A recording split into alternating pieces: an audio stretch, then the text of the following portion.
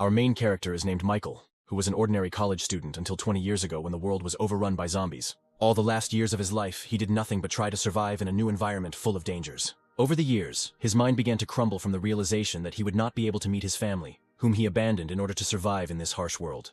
Being on the threshold of death, he was not afraid of it because he understood that his entire existence was meaningless. In the heat of battle, he finally found peace. But by some strange miracle, he found himself in his childhood room, thinking that his life was flashing before his eyes. Looking around, he cannot believe that he is in the very place that was destroyed exactly 20 years ago, when everything began to change rapidly. Looking at the photograph next to his bed, in which he is carrying his little sister in his arms, it seems to him that everything that is happening is just a figment of his imagination. Everything around seems quite real, because our main character feels the smells and touches of his body, which in the reflection reminds him of a young and stupid child.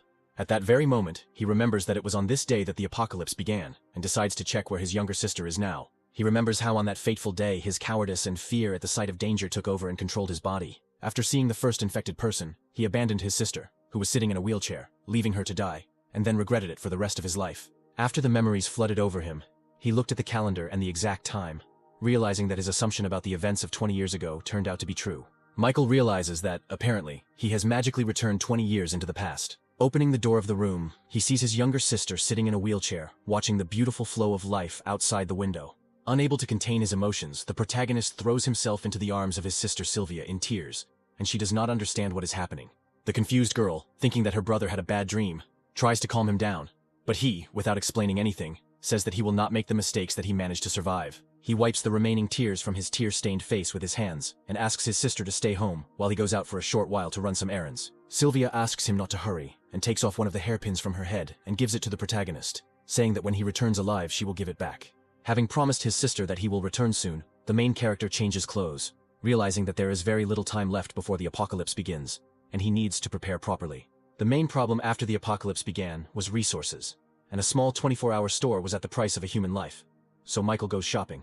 The girls working in the store are discouraged by the amount of goods that our main character buys and decide that he is out of his mind. Having collected almost the majority of all the goods from the store shelves, the main character asks if there is any more food lying around in their warehouse. When the girls asked him how he was going to deliver all these goods home, the main character pointed to a real van located near the store. After some time, having paid for all the purchases and loaded the contents into the car, even the driver is surprised why our main character needs so many supplies.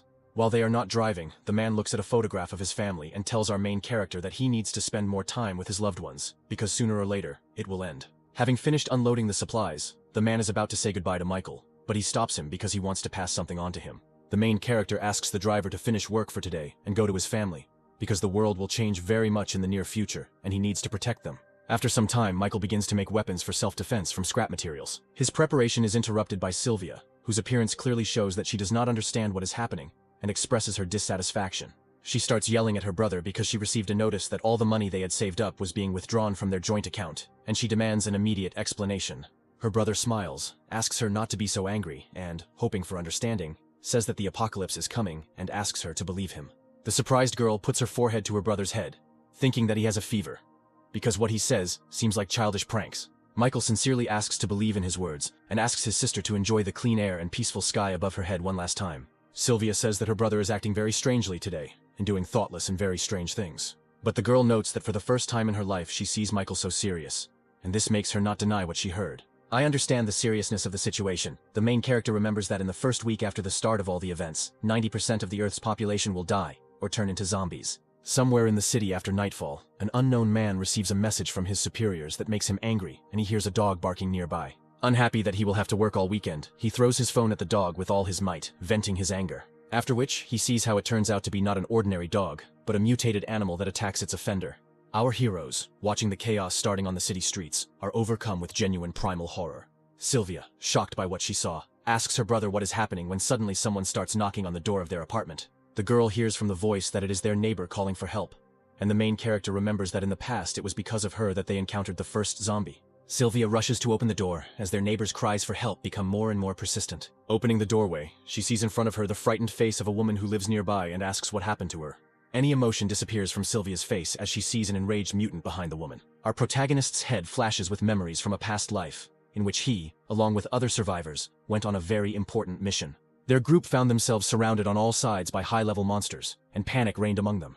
The protagonist tried his best to buy some time for his comrades to retreat while fighting against enemies that were superior in strength.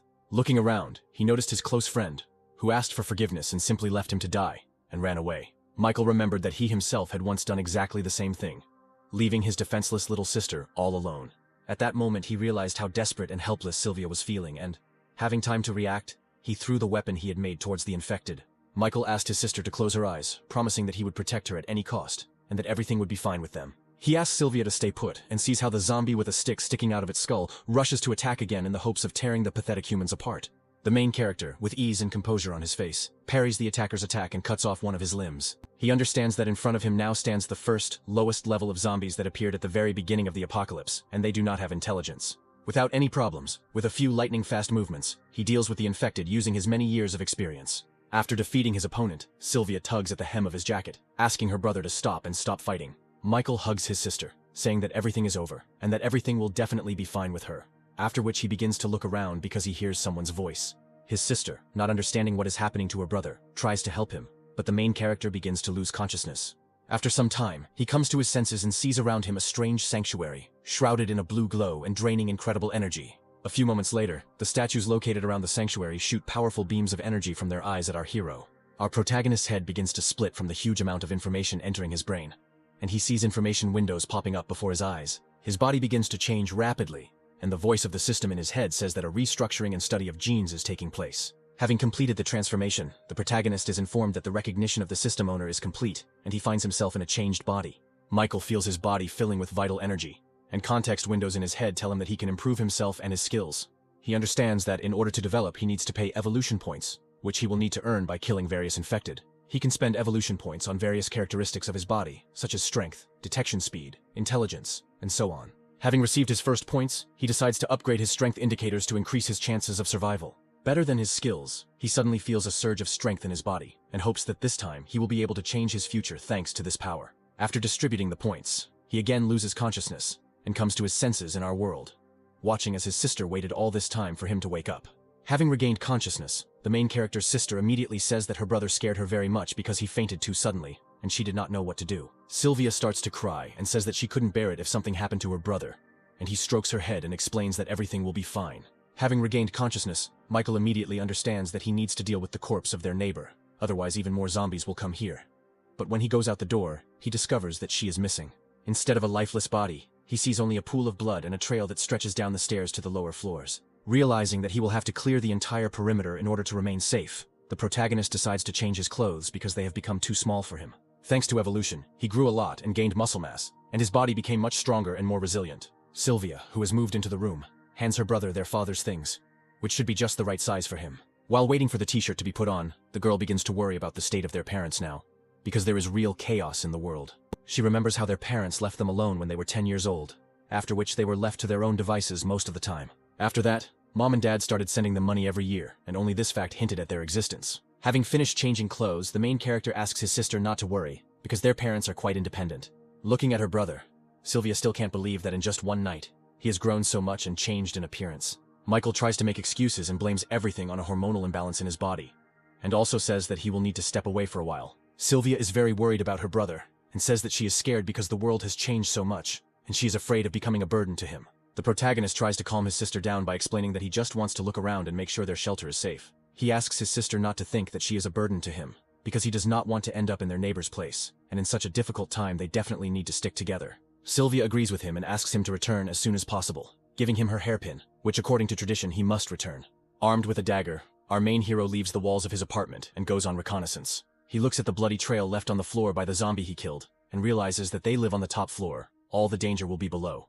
Michael begins to slowly descend the stairs, carefully examining each floor and checking all possible rooms until he stumbles upon new infected. As soon as the zombie notices our main character, he immediately begins to move towards him, uttering incomprehensible phrases. Having rushed to attack our protagonist, the infected suffers inevitable defeat, since Michael has more than enough skills and experience in fighting high-level enemies. The context menu informs the protagonist that for each entry-level zombie he receives 1 evolution point. Also, looking at the upgrade window, he sees that different skills require different amounts of evolution points to upgrade, and to upgrade the same strength he needs 6 points. The most expensive thing is to pump up the mental spirit, because in a past life he heard about people who had various mental spirit skills, and decides that this is perhaps the most important characteristic. Looking at his skills, he understands that to obtain the ability he needs the 10th level of mental spirit, and at the moment it is better to pump up other skills and leave it for later. Descending to lower and lower floors, our protagonist's main priority goal becomes killing as many infected as possible. While inspecting another apartment, he sees traces of blood on the walls and furniture, which indicates that a recent battle has taken place. Going into the bathroom, he sees the lifeless body of a woman who, apparently, did not have time to turn into a zombie. Michael understands perfectly well that not everyone is able to withstand such drastic changes in life, and it is easier to end their own life. At that very moment, his detection skills allow him to react to the infected behind him. Opening its huge mouth, the zombie is about to sink its teeth into our protagonist and bite off a huge piece of flesh. The main character manages to react and, using his dagger, pierces the skull of the mutant who attacked him. He must not let his guard down under any circumstances, because the Tree of Evolution did not make him immortal. After clearing the next floor, he decides not to delay and continue to inspect the building, since he doesn't have much time left. While inspecting the next floor, he is noticed by a certain woman who managed to survive and, apparently, is also one of the residents of this house. After knocking on the door and asking if there are any survivors, the woman looks out of the doorway and says that her apartment is safe and asks to be left alone. The main character asks to be allowed to personally verify the safety of her shelter because he does not want to use force. The woman nevertheless decides to let the main character into her apartment for a short while, where everything looks quite peaceful and calm. While looking around the room, Michael notices a photograph hanging on the wall and decides to ask where her husband and child are now. The woman replies that her son is at school and her husband went to meet him and they still haven't returned, and she is very worried about them. After which she asks him to leave her apartment because she is very scared, and as soon as our main character is about to leave, he hears strange sounds coming from the bedroom. He immediately decides to check what exactly is causing the noise, and the woman with a frightened look on her face tries to stop him, saying that there is no one else here. Michael begins to open the doorway, with blood visible on the other side, and the woman tries her best to stop him. Entering the room, he sees a small silhouette of a man holding a bloody corpse in his hand. This terrifying image, apparently, is the son of that very woman who turned into a zombie. He asks with a crazy smile to play with him. At that very second, the main character manages to react to the fact that the woman standing behind him is trying to attack him.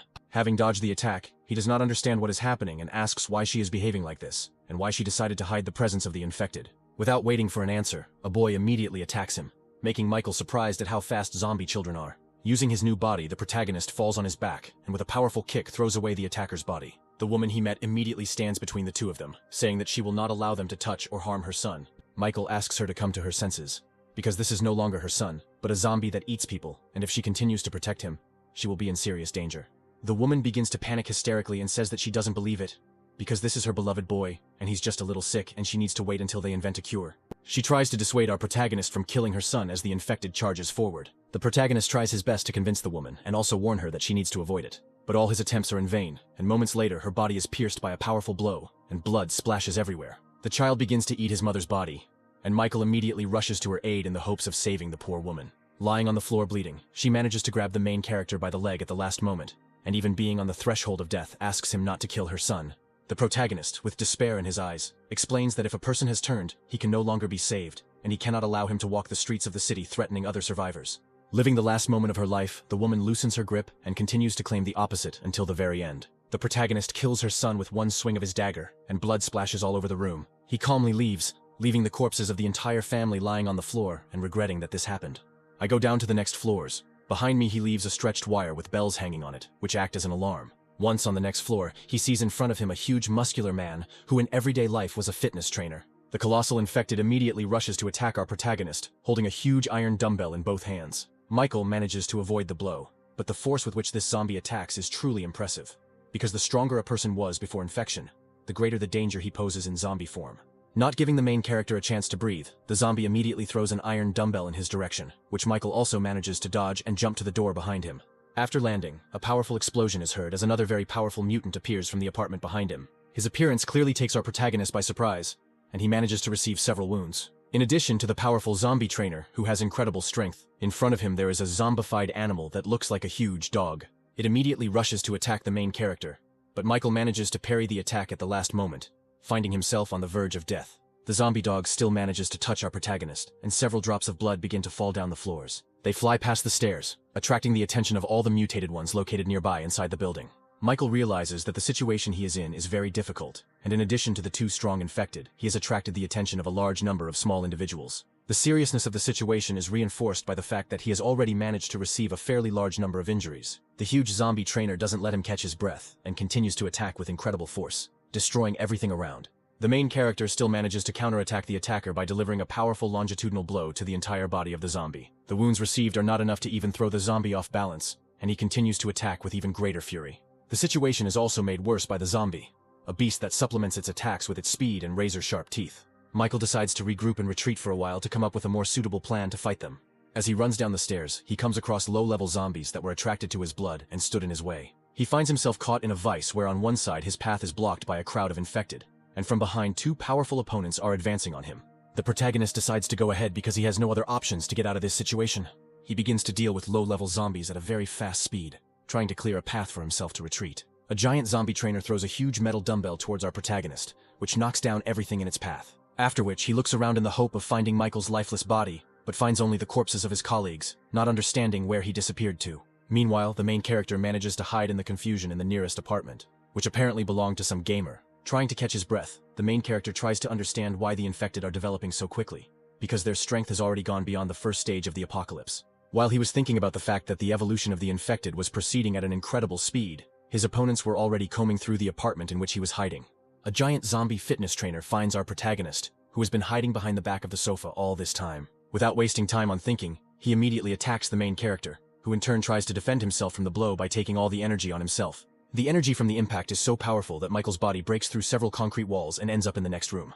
For some time he loses consciousness and, drowning in emptiness, he realizes that even after rebirth, he still remains a worthless and weak person, unable to change anything. Lying in a pile of concrete rubble, the sound of the bells he left on the upper floors breaking brings him to consciousness. He immediately remembers his younger sister, whom he promised to protect at all costs, and this thought gives him strength. Michael decides to immediately spend the points he has on upgrading his speed and strength, which allows him to get back on his feet. He rushes up to his apartment as quickly as possible, destroying all low-level infected with one blow thanks to the upgrades he received. At this time, Sylvia hears strange sounds behind the door and hopes that it is her brother and decides to open the door. Meanwhile, outside there are two infected people, on whose bodies light from our hero's apartment begins to shine. But Michael is already rushing to help. Having dealt with the zombie in an instant, he approaches the door and asks his sister if everything is okay with her, asking her not to worry because everything is okay with him. Meanwhile, a couple of powerful infected have already managed to reach their shelter, and he asks Sylvia to close the door and not open it to anyone at all costs. Michael points his dagger towards the zombies, saying that he will not allow them to take a step towards him. The zombie fitness trainer starts screaming furiously, saying the same phrase over and over, asking for a membership card to their gym. Having taken one extra step, the main hero immediately rushes into the attack, cutting off his leg, saying that he warned about the consequences. After which he immediately jumps up, soars into the air, and throws his dagger with all his might into the body of the zombie beast.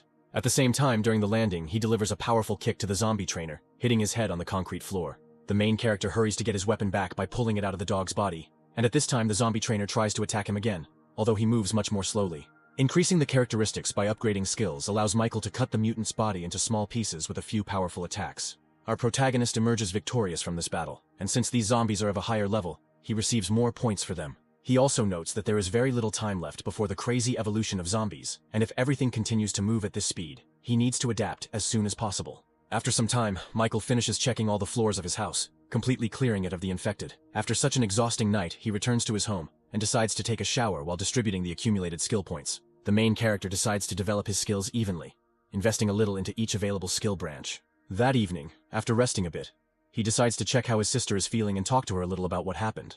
Sylvia says she watched the news and it was said that zombies had appeared all over the world, but the authorities assure that they will be able to cope with them completely. Michael promises that they will definitely be able to cope, because even in case of failure, he will always be there, and will definitely protect his sister. Sylvia says that today she was very scared, because she was worried that her brother would not come back if she could walk. She would make every effort to make their survival easier. The main character tries to encourage his sister by saying that she will definitely be able to get back on her feet, and she, in turn, asks not to feel sorry for her, because it is impossible. Reflecting on everything that happened, Michael hopes that there is a chance to cure his sister, because today, the meteor shower will begin, which became a turning point after the beginning of the apocalypse. After some time, a huge number of meteorites begin to fall from the sky, and Michael remembers that in his past life, this was the cause of the first evolution of zombies. Inside these meteorites are special cores that can strengthen both zombies and ordinary people. If he can get them in sufficient quantities, he will change the world. Together with his sister, they watch from the roof of the house as a meteor shower begins to destroy everything around, turning our civilization into stone ruins.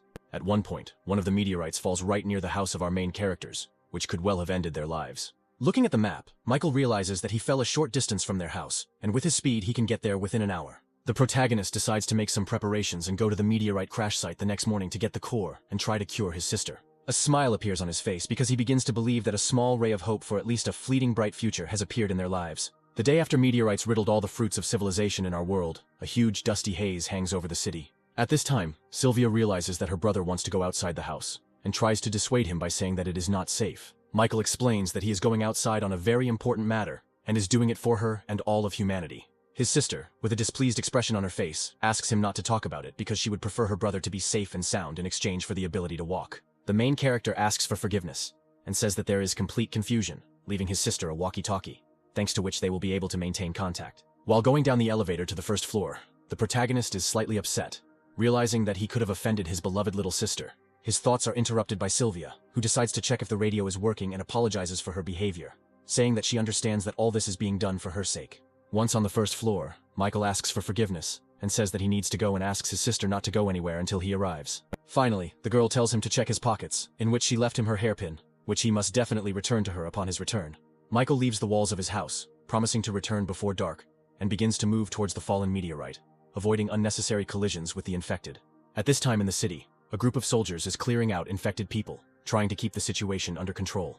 One of the soldiers reports to the commander that all the mutated in the western part of the city have been eliminated, and their numbers have noticeably decreased after the meteor shower. Meanwhile, a tall and stately woman named Megan receives the report from the soldier and becomes their commander. Her assistant, Lena, says that they need to give the soldiers new instructions and continue clearing the city. Megan orders them to continue patrolling the area and make sure they don't miss any infected. At the same time, their conversation is interrupted by a man sitting at the table, who jumps up and asks the woman to immediately accompany them to the company. Megan grabs him by the shirt, explaining that she is a police officer, not his personal bodyguard, and if he values his life, he must listen to everything she orders. Looking at him with a frightening gaze, the girl asks him to express all the complaints that do not suit him in the current circumstances. Fearing pressure from Megan, the man can think of nothing better than to agree and stop being nervous. Leaving the men in jackets alone, the commander asks Lena to contact Mr. Leonardo, who needs to be given some information. At the same time, the second man sitting at the table looks angrily at Megan, promising that one day he will get this fierce cat. After contacting Mr. Leonardo, Megan reports that all the zombies in the area have disappeared somewhere, and most likely this is due to yesterday's meteor shower, and for now, they will continue patrolling. Meanwhile, Michael moves towards the crater left by the meteorite, trying to minimize collisions with the infected so as not to attract unnecessary attention.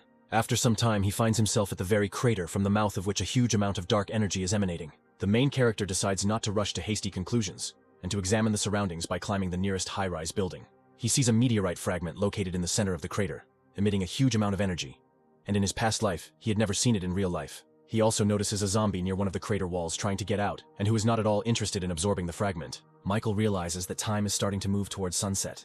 If he delays, the zombie can absorb the energy, and this will become a very big problem for him. The protagonist makes a decision to use his speed to avoid confrontation and simply take the shard and run away. Once he reaches the crater, he makes a lightning-fast dash towards the zombie in the hopes of catching it off guard and finishing it off quickly. When striking the infected's body, his homemade weapon breaks as if it were made of glass, and the zombie's skin turns out to be as strong as steel. The zombie girl turns to our protagonist and greets him, and her appearance clearly says that she is definitely not a weakling. Michael manages to notice her black eyeballs and golden pupils, as well as tattoos all over her body, and concludes that in front of him is a natural zombie. For a few seconds, he is overcome by a primal terror, as in their past life they were the ones who most terrified humanity and were stronger than anyone else. In an instant, the infected closes in on our protagonist, grabbing him by the remains of his makeshift spear and throwing him into the air with incredible ease. Trying to land on the ground, our main character begins to be hindered by vines shooting out from under the ground like bullets. Having managed to get his dagger, he manages to cut the annoying plants and remain safe and sound. Michael understands that the original zombies have special abilities, and their strength and speed are at a very high level, making them not the easiest opponents. While he tries to understand why such strong zombies started appearing so early, the girl does not give him a chance to think and attacks him again. The protagonist decides not to engage in combat and simply try to take the shard and run away, avoiding unnecessary damage. Numerous vines suddenly appear in his path again, preventing him from doing so simply. The native zombie smiles as if mocking our main character and is simply having a good time. The speed of her skills does not give our protagonist even the slightest second to think and make decisions, and he is forced to defend himself all the time. Their powers are at completely different levels at this point in time, and even trying to defend himself, Michael still takes a lot of damage. Realizing the sadness of his situation, he understands that events are developing much faster than in his past life and, apparently, history is changing. At the same time, Michael notices how the meteorite fragment and the zombie are connected by an invisible energy thread. He suggests that the native zombie, like all the others, arose from these fragments and act as his protectors. The protagonist assumes that in this case the infected will not be able to move far from the fragment, and decides to break the distance with her by going beyond the crater. The zombie girl tries to stop the protagonist with a vine branch, but he manages to defend himself and cut them into pieces. Once out of her reach, Michael manages to catch his breath for a while and decide what to do next. He decides to take refuge in a nearby building and use it as a temporary shelter in order to regroup and come up with a new plan. He takes out a red glass flask from his backpack and decides on an ambitious plan, saying that he will need the blood of a dead man. After some time, he is riding a motorcycle and leads a huge horde of infected that he managed to lure from all over the area. Finding himself near the crater where the original specimen is located, he throws a vial of blood into the air, setting his plan into action. The main character manages to break the test tube and all the contents fall out like a rain of blood. His plan was to use the dead man's blood as bait for a large number of low-level zombies that the primordial zombie would have to fight. Such impudence and insidious plan enrages the female, and she begins to attack with even greater speed and fury everything that tries to harm her. Michael begins to watch everything that is happening from afar, and hopes that his plan will have at least some effect. Even with an incredible advantage in strength, the primordial zombie is unable to deal with the horde of infected rushing towards it so quickly, and they simply overwhelm it with numbers. The presence of intelligence in the original zombie allows her to get out of such a difficult situation and use her vine to fly into the air. While out of reach of normal low-level zombies, she begins to attack them from a safe location. At this moment, Michael decides to get closer to the crater and try to steal the fragment while the original is busy fighting. The only thing that worries our main character in this situation is the large accumulation of mutants, because of which he himself can fall into a trap. The protagonist also understands that he cannot delay this battle, otherwise the fragment will have time to restore the energy of the female, and it will become even more difficult. Unexpectedly for everyone present, a very powerful and ominous roar is heard, which can only mean one thing. Looking around, Michael and the original zombie notice a huge and ferocious mutated beast. He immediately rushes to attack the female, as he perfectly senses her strength and understands that he needs to deal with her first. The beast manages to knock her to the ground, pressing her with his paw, intending to tear her into small pieces. The main character realizes the deplorable nature of the situation, but understands that the animal has every chance of emerging victorious from this fight. But looking at its fur, he understands that it will soon mutate. This will happen if the mutated beast manages to absorb a meteorite fragment, and in this case, trying to emerge victorious from this battle will be pointless. The primordial zombie, being in a less than favorable position, still manages to attack the beast with his strength, throwing it to the side. The mutant clearly doesn't like this, and with even greater animalistic rage, he attacks the zombies. Not having time to react and keep up with the reaction speed of the infected beast, he still manages to sink his knife-sharp teeth into the body of the female. Michael understands that the situation is taking a very unexpected turn and is already preparing to prevent the beast from finishing what he started, because if the original loses, the situation will become even more dire. At the last moment, the main character decides to stop, not believing that such a powerful opponent, possessing intelligence, lost so easily. At that very moment, a fountain of blood begins to spurt from the mouth of the mutated beast, and its body is pierced through by the roots of the vine. His body rises high into the sky, hanging from the spear-like branches of the vine, signifying his defeat in this fight. The protagonist realizes that this was all just a plan by the original zombie to lure him closer to itself, in order to deal with two opponents with one blow. The female starts to smile and praise our main character, saying that the pathetic little man was not so simple as to believe in such a trick. Michael also says that she is not the easiest opponent, and he will have to sweat a lot to emerge victorious. After which he descends down into the arena, causing surprise to the firstborn, who did not think that he would personally come to her to die and lose. The female decides not to hesitate and immediately tries to attack him with her roots. But Michael manages to defend himself once again. He continues to fight off numerous attacks with the vine, and notes that the fight with the infected beast and the huge number of low-level zombies has greatly exhausted the primordial. At her limit, she attempts to engage in close combat and personally attack Michael. This act turns out to be quite reckless, as the main character manages to easily cut off the attacker's hand with one deft movement.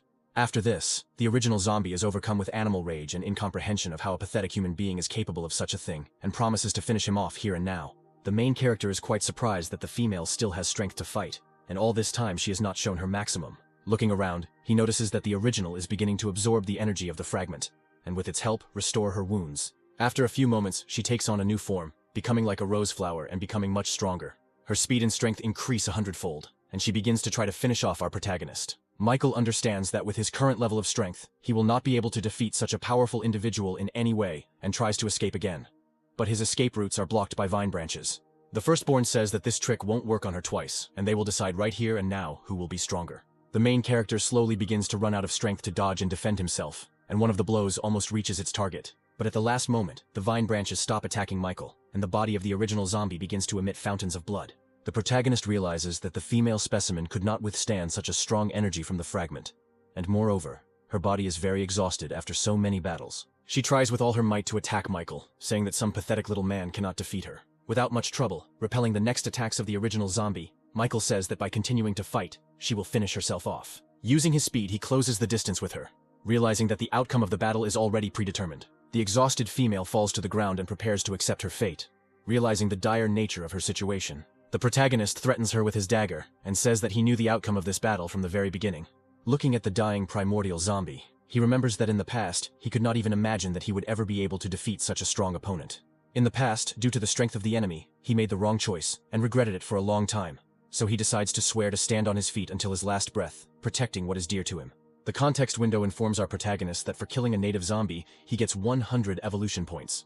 Michael couldn't imagine that he would get so many points for defeating her, and decides that he needs to be more careful with the other shards in the future. After his triumphant victory, he decides to take the meteorite and is surprised that he can calmly touch it with his hands. Touching the shard with his hand, he feels its energy begin to fill his body, restoring his strength. Michael is in complete shock when he realizes that all of his wounds have almost completely disappeared and hopes that his sister will also be able to recover and start walking. Just before leaving, he looks back at the body of the infected beast because he hears strange sounds and assumes that the monster is still alive. A huge amount of energy begins to emerge from his body, plunging the protagonist into horror at the fact that he is about to face another battle. His face shows incredible surprise at what he sees, and he cannot believe his eyes. A small puppy with yellow fur emerged from the body of a huge mutated beast. He picks it up and suggests that after the mother's death, the cub in her womb absorbed all of her powers and was able to survive because of this. Michael suggests that he can tame the newborn monster if he becomes the first thing it sees when it opens its eyes. The puppy begins to happily bark and lick our main character's cheeks, thinking that he is part of his family. The protagonist decides to name his new pet Goldie, and, having hidden it in his backpack along with a meteorite fragment,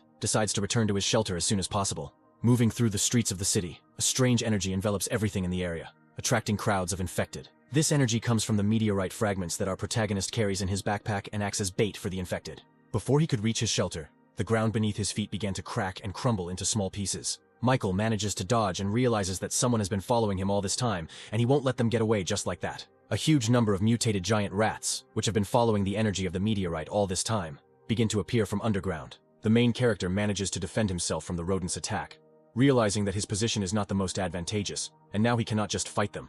At this time, Assistant Lena asks her commander to take a rest and at least get some sleep, because she has been standing on her feet for a very long time. Megan says she doesn't have time for this, and continues to observe the situation, and notices our protagonist running in the distance, and reporting that he sees a survivor. The girl is very surprised by the speed at which our main character is moving, and also notices that he is being pursued by a huge pack of giant rats. Although Megan is unable to comprehend how this man managed to avoid so many attacks from infected animals, she still decides to help him. Meanwhile, the protagonist moves towards their shelter, assuming that this building will be suitable for a temporary shelter where he can catch his breath. Once inside the building, the iron bars and concrete walls manage to hold back the mutants pursuing him for some time. Michael, having managed to reach the garage, sits down on the floor and tries to come up with a further plan for his actions, assuming that today he will not be able to get home and will have to spend the night somewhere else. Opening his backpack to check if everything is okay with Goldie and the meteorite fragment, he discovers that the crystal has simply disappeared. The first thing our protagonist managed to think about was that the shard was missing, or that his little animal had managed to absorb it. All these assumptions are immediately dispelled when the context menu of the evolution tree tells him that the absorption of the crystal is complete, and the process of restructuring has begun. At that very moment, the main character's body is enveloped in an incomprehensible aura, and he begins to experience a very wild pain that tears him to pieces. A moment later, his body begins to emit huge amounts and waves of energy, throwing back everything that was near him. At the same moment, the rats pursuing our main character manage to get through the concrete barrier and get into the parking lot. Michael realizes the deplorable nature of the situation, but he cannot find the strength to gather his courage and at least try to get up. And the Tree of Evolution is to blame for this. His eyes begin to close and he slowly loses consciousness, not believing that he will be dead here and now. At the last moment, Goldie manages to save her master by fighting off the rat's attack and standing up to defend him. The body of the small puppy becomes covered with a thin layer of electricity and begins to emit a large amount of energy. He places himself between the attacking rats and his master's body, ready to give his life to protect him. Goldie begins to fight off hordes of rats by attacking them with electric shocks and using her speed and size to her advantage. The number of infected turns out to be too great, and through a breach in the walls, even low-level individuals manage to penetrate inside and surround our main character. The faithful puppy can't keep up with such a number of opponents, and has to continue the battle with the rats located outside the building. Before attacking and finishing off our main character, one of the rats is met with inevitable death from a bullet from a gun. At that very moment, other surviving people appear in the parking lot, armed and arriving to help our main character. The gray-haired man asks Megan if they should have brought strangers to the shelter, because if he was bitten, they would have a very hard time. The commander replies that they cannot abandon the survivor, they need to isolate him and observe him. The survivors manage to take refuge inside the building, while Goldie remains outside to defend the shelter from the infected rushing towards it. At this time, Michael, being unconscious, wakes up in the sanctuary of the Tree of Evolution, which has noticeably changed. His body begins to be covered with clots of yellow energy, merging into one whole with the set of genes that he had. This process takes a very long time, but at some point our main character regains consciousness.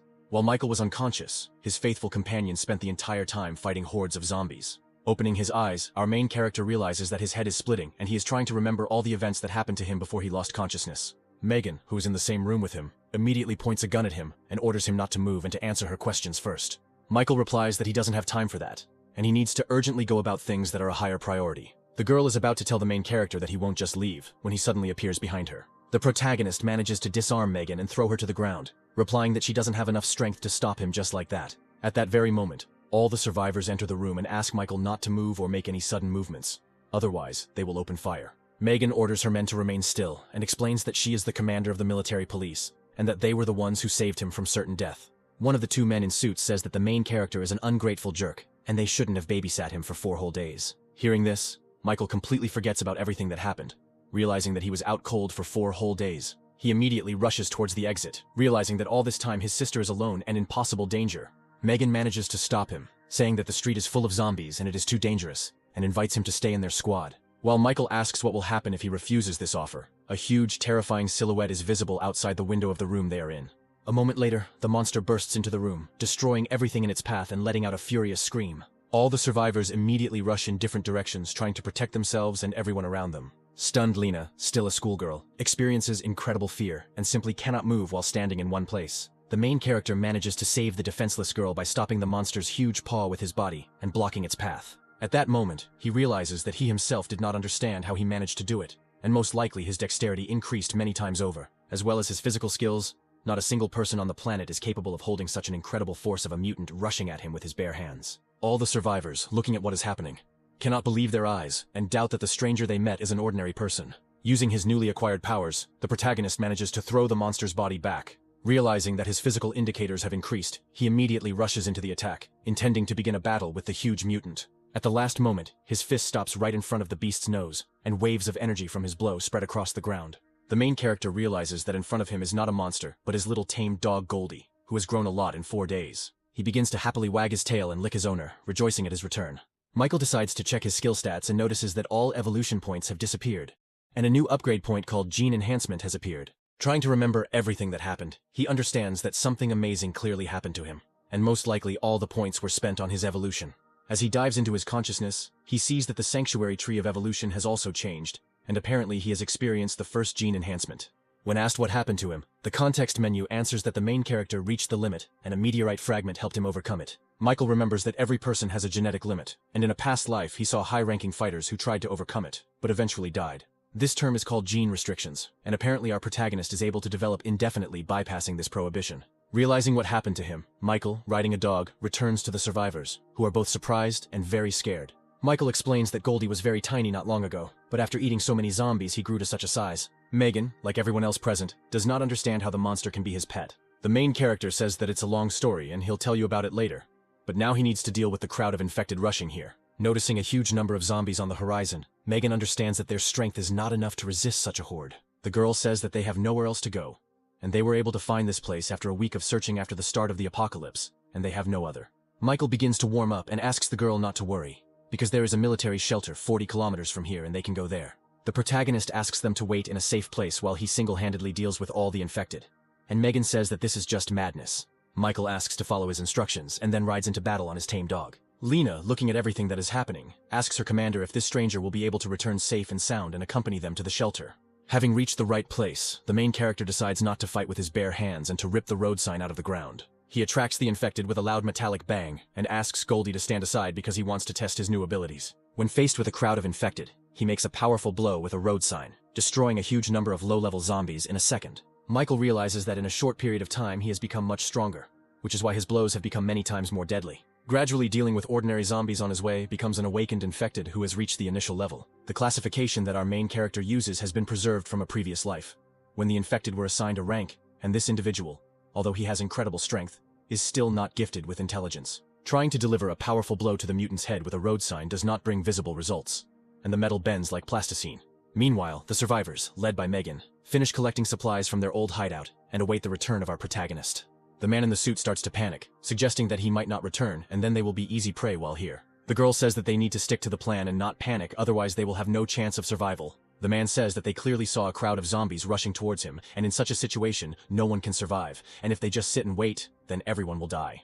He adds that if they hadn't saved this guy that time, they wouldn't be in this situation, and if he voluntarily decided to become bait, then they need to get out of here as soon as possible. Megan asks to stop panicking and acting recklessly by asking her friend Leonardo to stand up for her. The gray-haired man says that he also thinks that they need to leave because they don't know if the guy is alive, and they shouldn't take such a risk. For a second, there is a dead silence among the survivors, and the girl agrees to go and check how things are going at the front. Leonardo and Lena try to dissuade her, but Megan states that this is the best option she can take. At that very moment, their conversation is interrupted by a loud scream from a zombie who appeared behind them.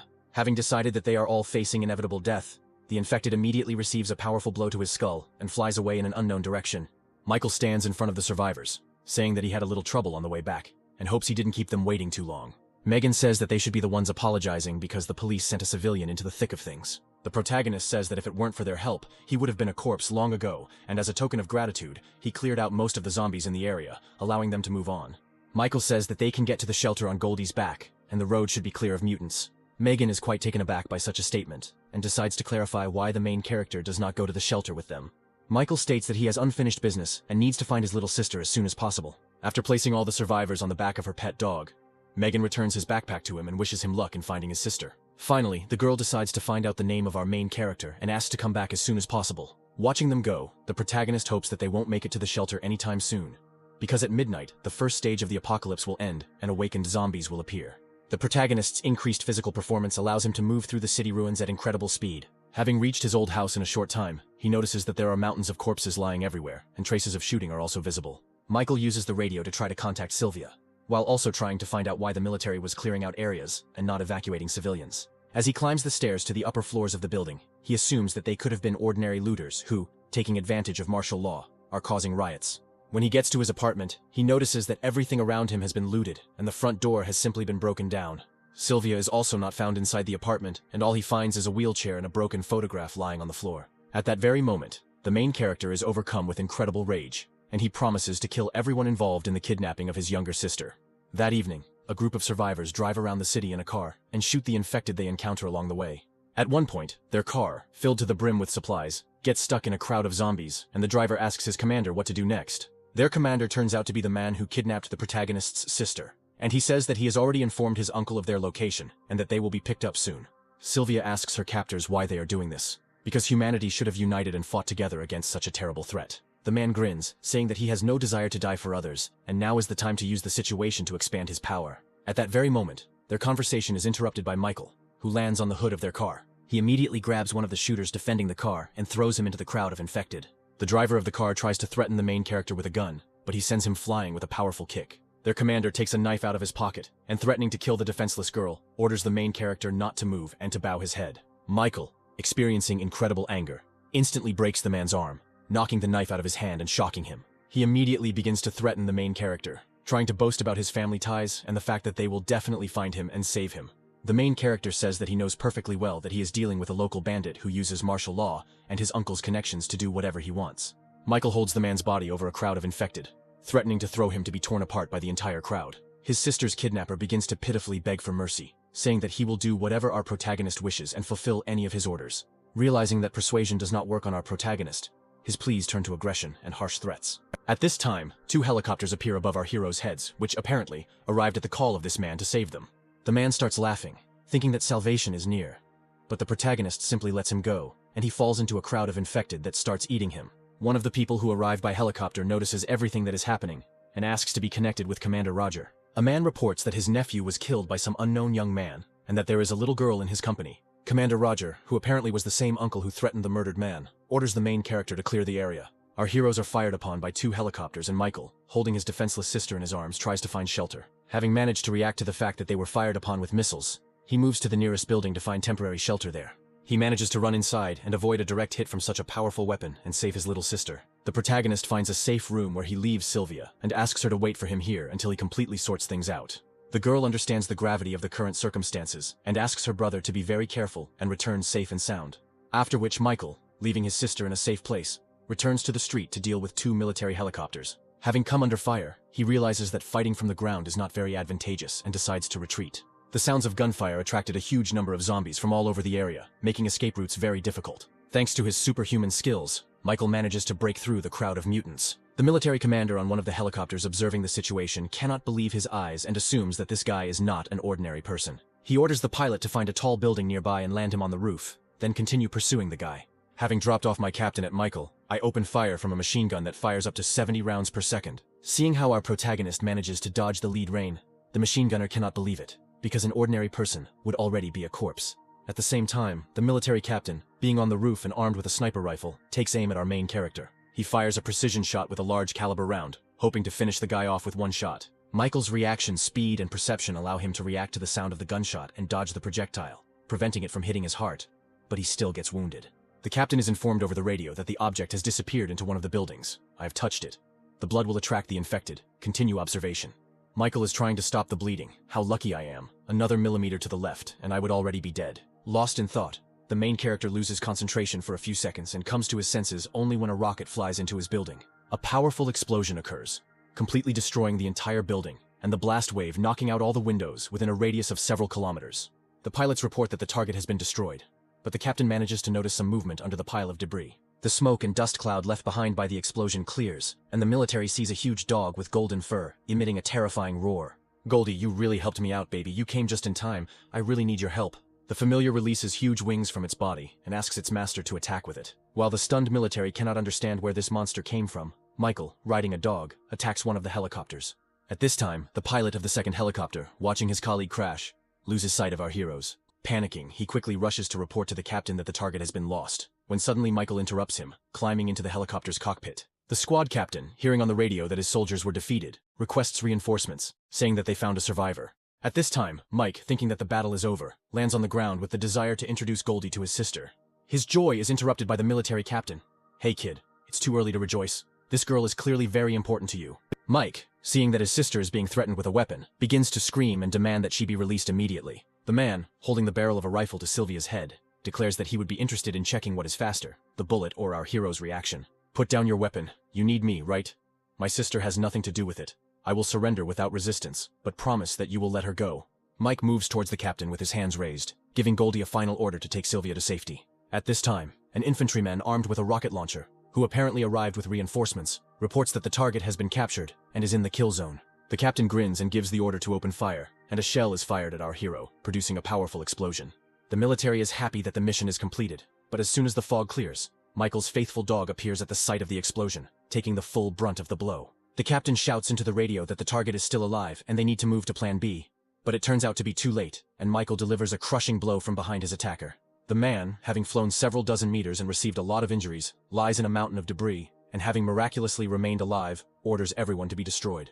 More missiles are fired towards Sylvia as Michael struggles to save his sister. A moment before the explosion, he manages to cover the girl with his body, taking the entire blow on himself. Falling to the ground, Sylvia looks at her bloody hands, hoping that her beloved brother is still alive. "Brother, don't scare me. Don't even dare fall asleep. What's wrong with you? Don't leave me alone." Meanwhile, the captain still manages to get back on his feet, while simultaneously rejoicing that all his limbs are intact and he will not remain a cripple. Michael, opening his eyes slightly, wipes the tears from Sylvia's face with his finger and asks for forgiveness for not being able to protect her. "Don't cry, Sylvia. I'm so glad I was able to look at you again. It all seems like a dream in which I want to stay forever." After these words, Michael's hand falls to the ground, and his sister begins to scream at the top of her voice, and waves of powerful energy come out of her body. The captain can't believe they fired so many missiles at this guy, and he's still breathing, but his thoughts are interrupted by the snow that starts to fall from the sky at such a warm time of year. Sylvia, in a fit of anger, stands up on her feet as a disabled person, and a huge force begins to accumulate around her. The military captain does not understand what the hell is happening before his eyes, because ordinary people cannot control the elements. The girl, screaming that it was her fault that this happened, and that her weakness led her and her brother to this, begins to freeze everything around her using the newly awakened power of ice. The captain's body quickly begins to turn into an ice statue, and his movements are frozen by ice and the fear of imminent death. At the same time, someone from an unknown control center is watching what is happening, and says that a source of power, Absolute Zero, an evolution of rank S, was discovered right above them. The girl named Juno is quite surprised. An S-rank warrior has already appeared, and this is a really big event. She asks her assistant Rabbit to stop the airship they are traveling on, as she wants to personally go down and scout out the situation. At this time, Commander Roger is playing shogi with his old friend Commander Winston. I started playing defense because your attacks became very aggressive, my old friend. They discuss the situation that is developing in the world, in which Roger does not intend to sit on the defensive, because if he does not start to hit back, all of humanity will sooner or later be destroyed. In such a situation, wasting time on protecting pawns is reckless. You have aged considerably, Winston.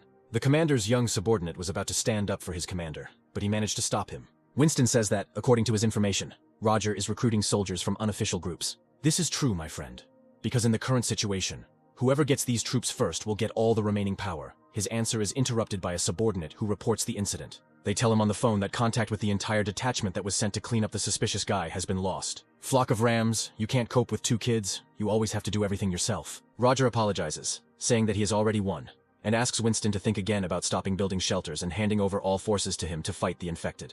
The old man leans back in his chair.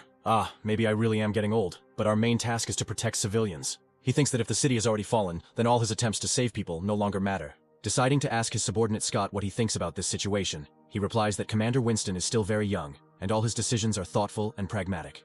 You're such a straightforward person. You're such a blunt person. I always liked that about you. I promise that as long as I live, I'll protect the common people. Now go and find out what Roger was talking about on the phone.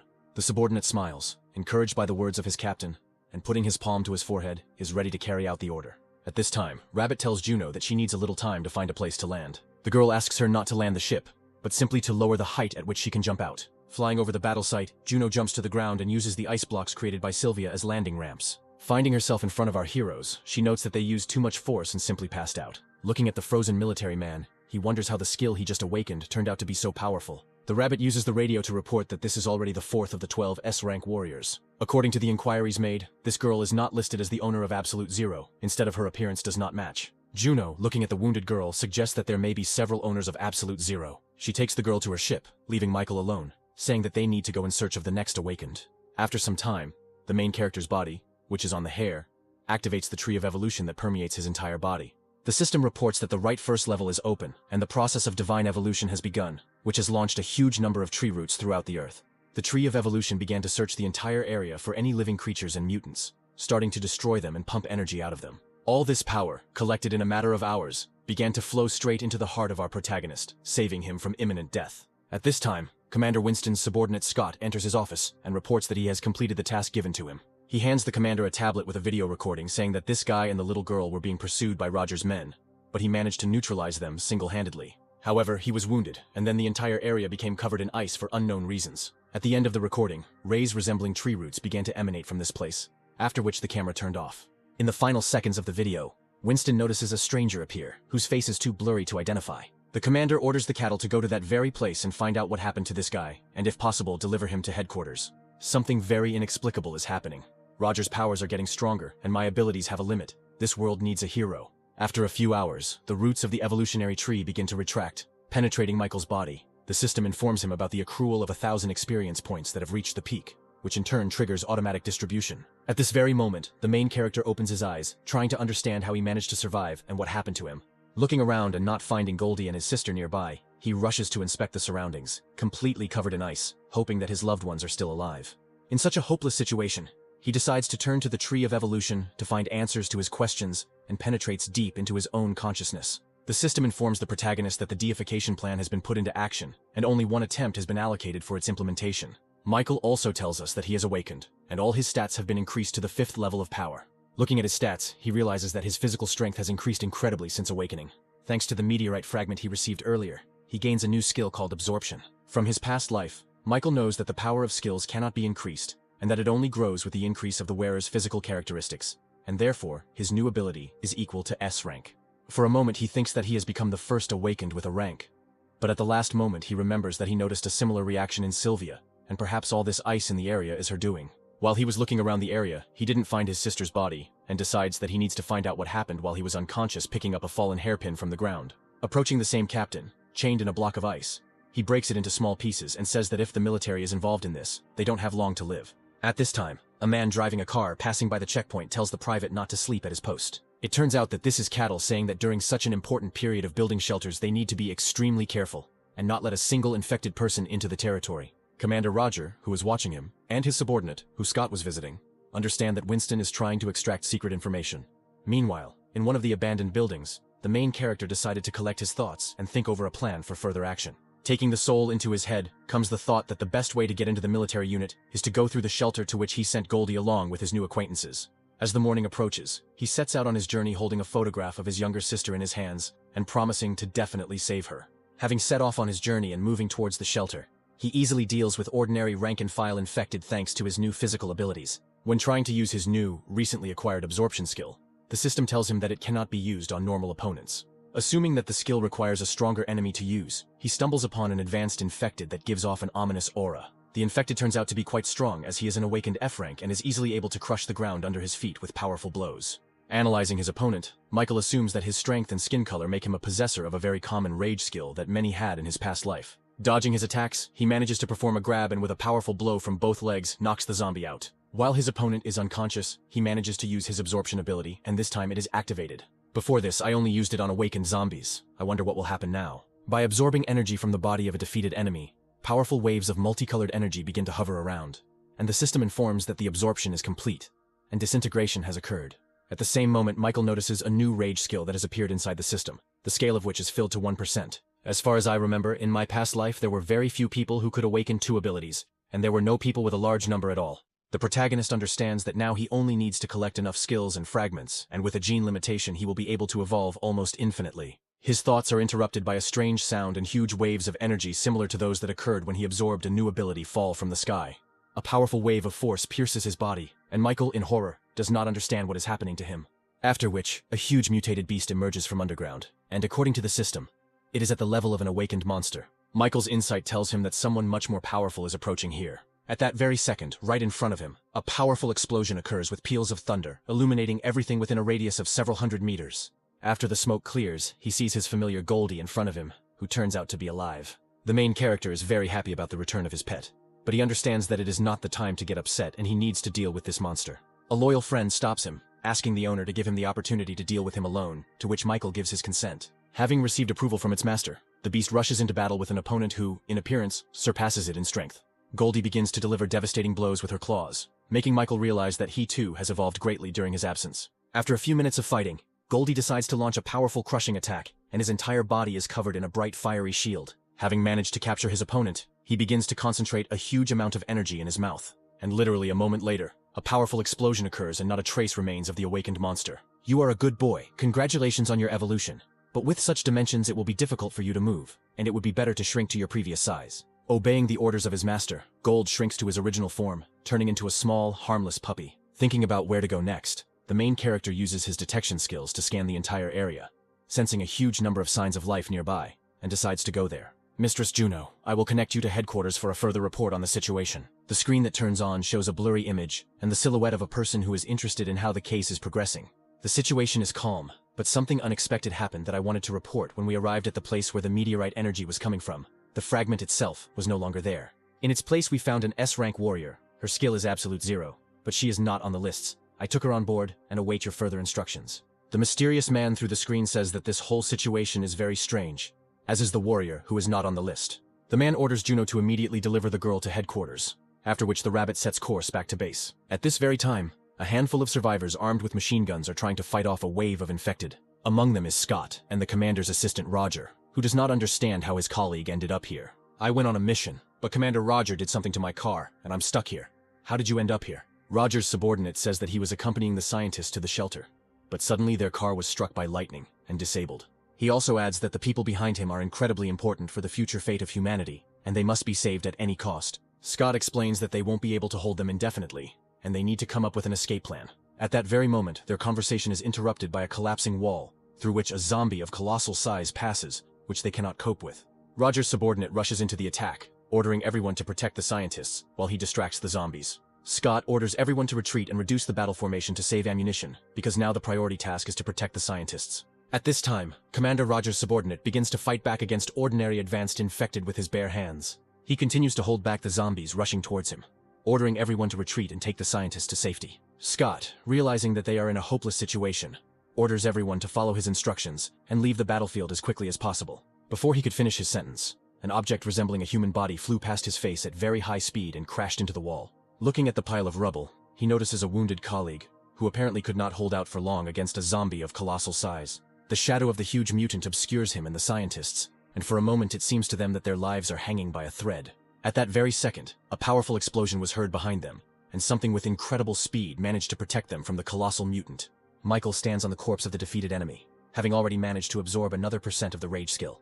Under incredible impression, Scott remembers that in front of him stands the very guy that Commander Winston ordered him to find. When he asks if you are the guy named Michael, the main character replies that it is him, indignant at how the military man knows his name. Scott understands that the goal of his mission is in front of him, and wants to ask the protagonist for some favor, but he is interrupted. First, answer my question. You're Commander Roger, right?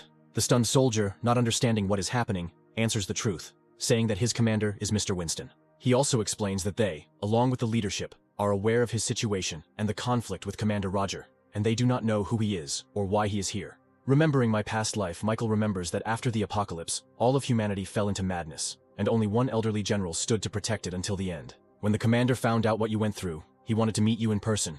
I hope you will return to the shelter with us. At that moment, their conversation is interrupted by a powerful explosion, and a mutant appears from the crowd of infected, his hands covered in lightning. Michael asks his new acquaintances to protect the scientists and wounded comrades while he deals with the enemy himself. Goldie, you also keep an eye on them just in case. But don't transform unless necessary, otherwise you won't be allowed into the shelter. Looking at the crowd of opponents, the main hero understands that only the one with lightning is awakened, and all the rest are low-ranking, and there is no need to use the skill. Before he could think of a plan of attack, a crowd of pawns immediately pounced on him, and it seemed to Michael that an advanced zombie was capable of controlling the weak. He uses them as a distraction, and while the protagonist is distracted, he tries to attack him with lightning bolts. The main character is surprised that the zombies have already evolved to a level where they began to develop intelligence, and, apparently, events are moving much faster than they did in his past. At this time, Commander Roger's wounded subordinate says that this advanced mutant is the one who struck their car with a bolt of lightning and knocked them out of action. During the battle, one of the electrical discharges hits the roof above our heroes, breaking the supports, and a huge number of fragments begin to fall to the ground. The falling pieces of roof and metal raise a huge column of dust, in the outline of which Goldie can be seen taking on her true form. After the smoke and dust clears, all survivors are found to be unharmed, with no idea how they managed to escape harm. The girl scientist says that she imagined and saw a huge dog with wings that saved them, while simultaneously looking at the little puppy. Goldie's mind flashes back to the time he was ordered not to take on his true form, or he would not be allowed into the shelter, and he is overcome with fear. The little puppy starts rolling around on the floor, pretending to be a harmless and weak creature so as not to arouse unnecessary suspicion. Meanwhile, another colossal fat zombie intervenes in the battle between Michael and the advanced mutant. Looking at him for a second, the main character thinks that his opponent has the skill of controlling awakened individuals. He immediately rushes to attack him, deciding that he needs to get rid of one opponent as quickly as possible, because together, they will become much more dangerous. The survivors and scientists watching the battle cannot believe that an ordinary person is capable of fighting off such formidable opponents alone, having exhausted the colossal mutant. Michael manages to use the absorption skill on him, and receive another percent of rage, after which he tells the electric zombie that it is his turn, and apparently this does not make him very happy. Ultimately, having chosen a convenient moment, the main character manages to get close to the enemy and use his ability on him. The enemy is defeated, and the evolution tree informs that a new lightning skill has been unlocked and 1% of its abilities have been received.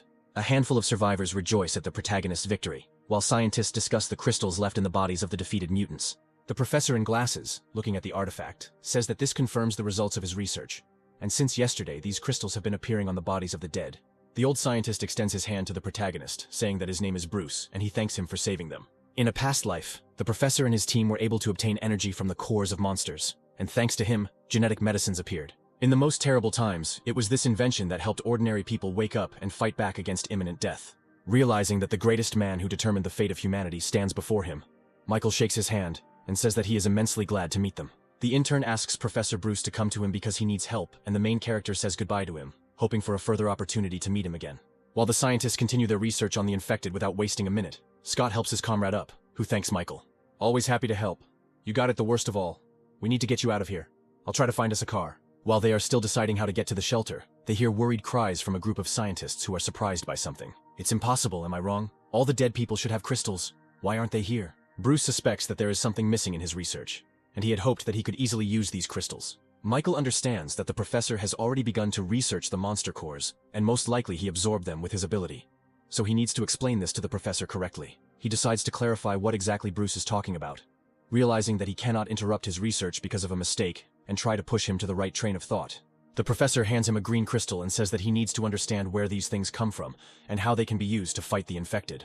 Michael says that it is unclear why they are called genetic cores, and he has already managed to eat several of them, after which he became stronger.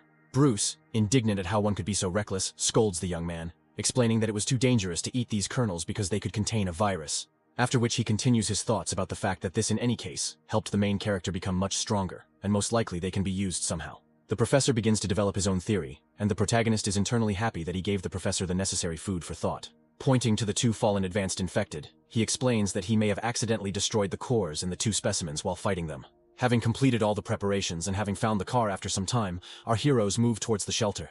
And Scott, while driving, asks Michael about how he ate the cores. The main character says that the zombie cores he ate were the first to awaken, and he was just lucky, but it would be too dangerous for ordinary people to eat them.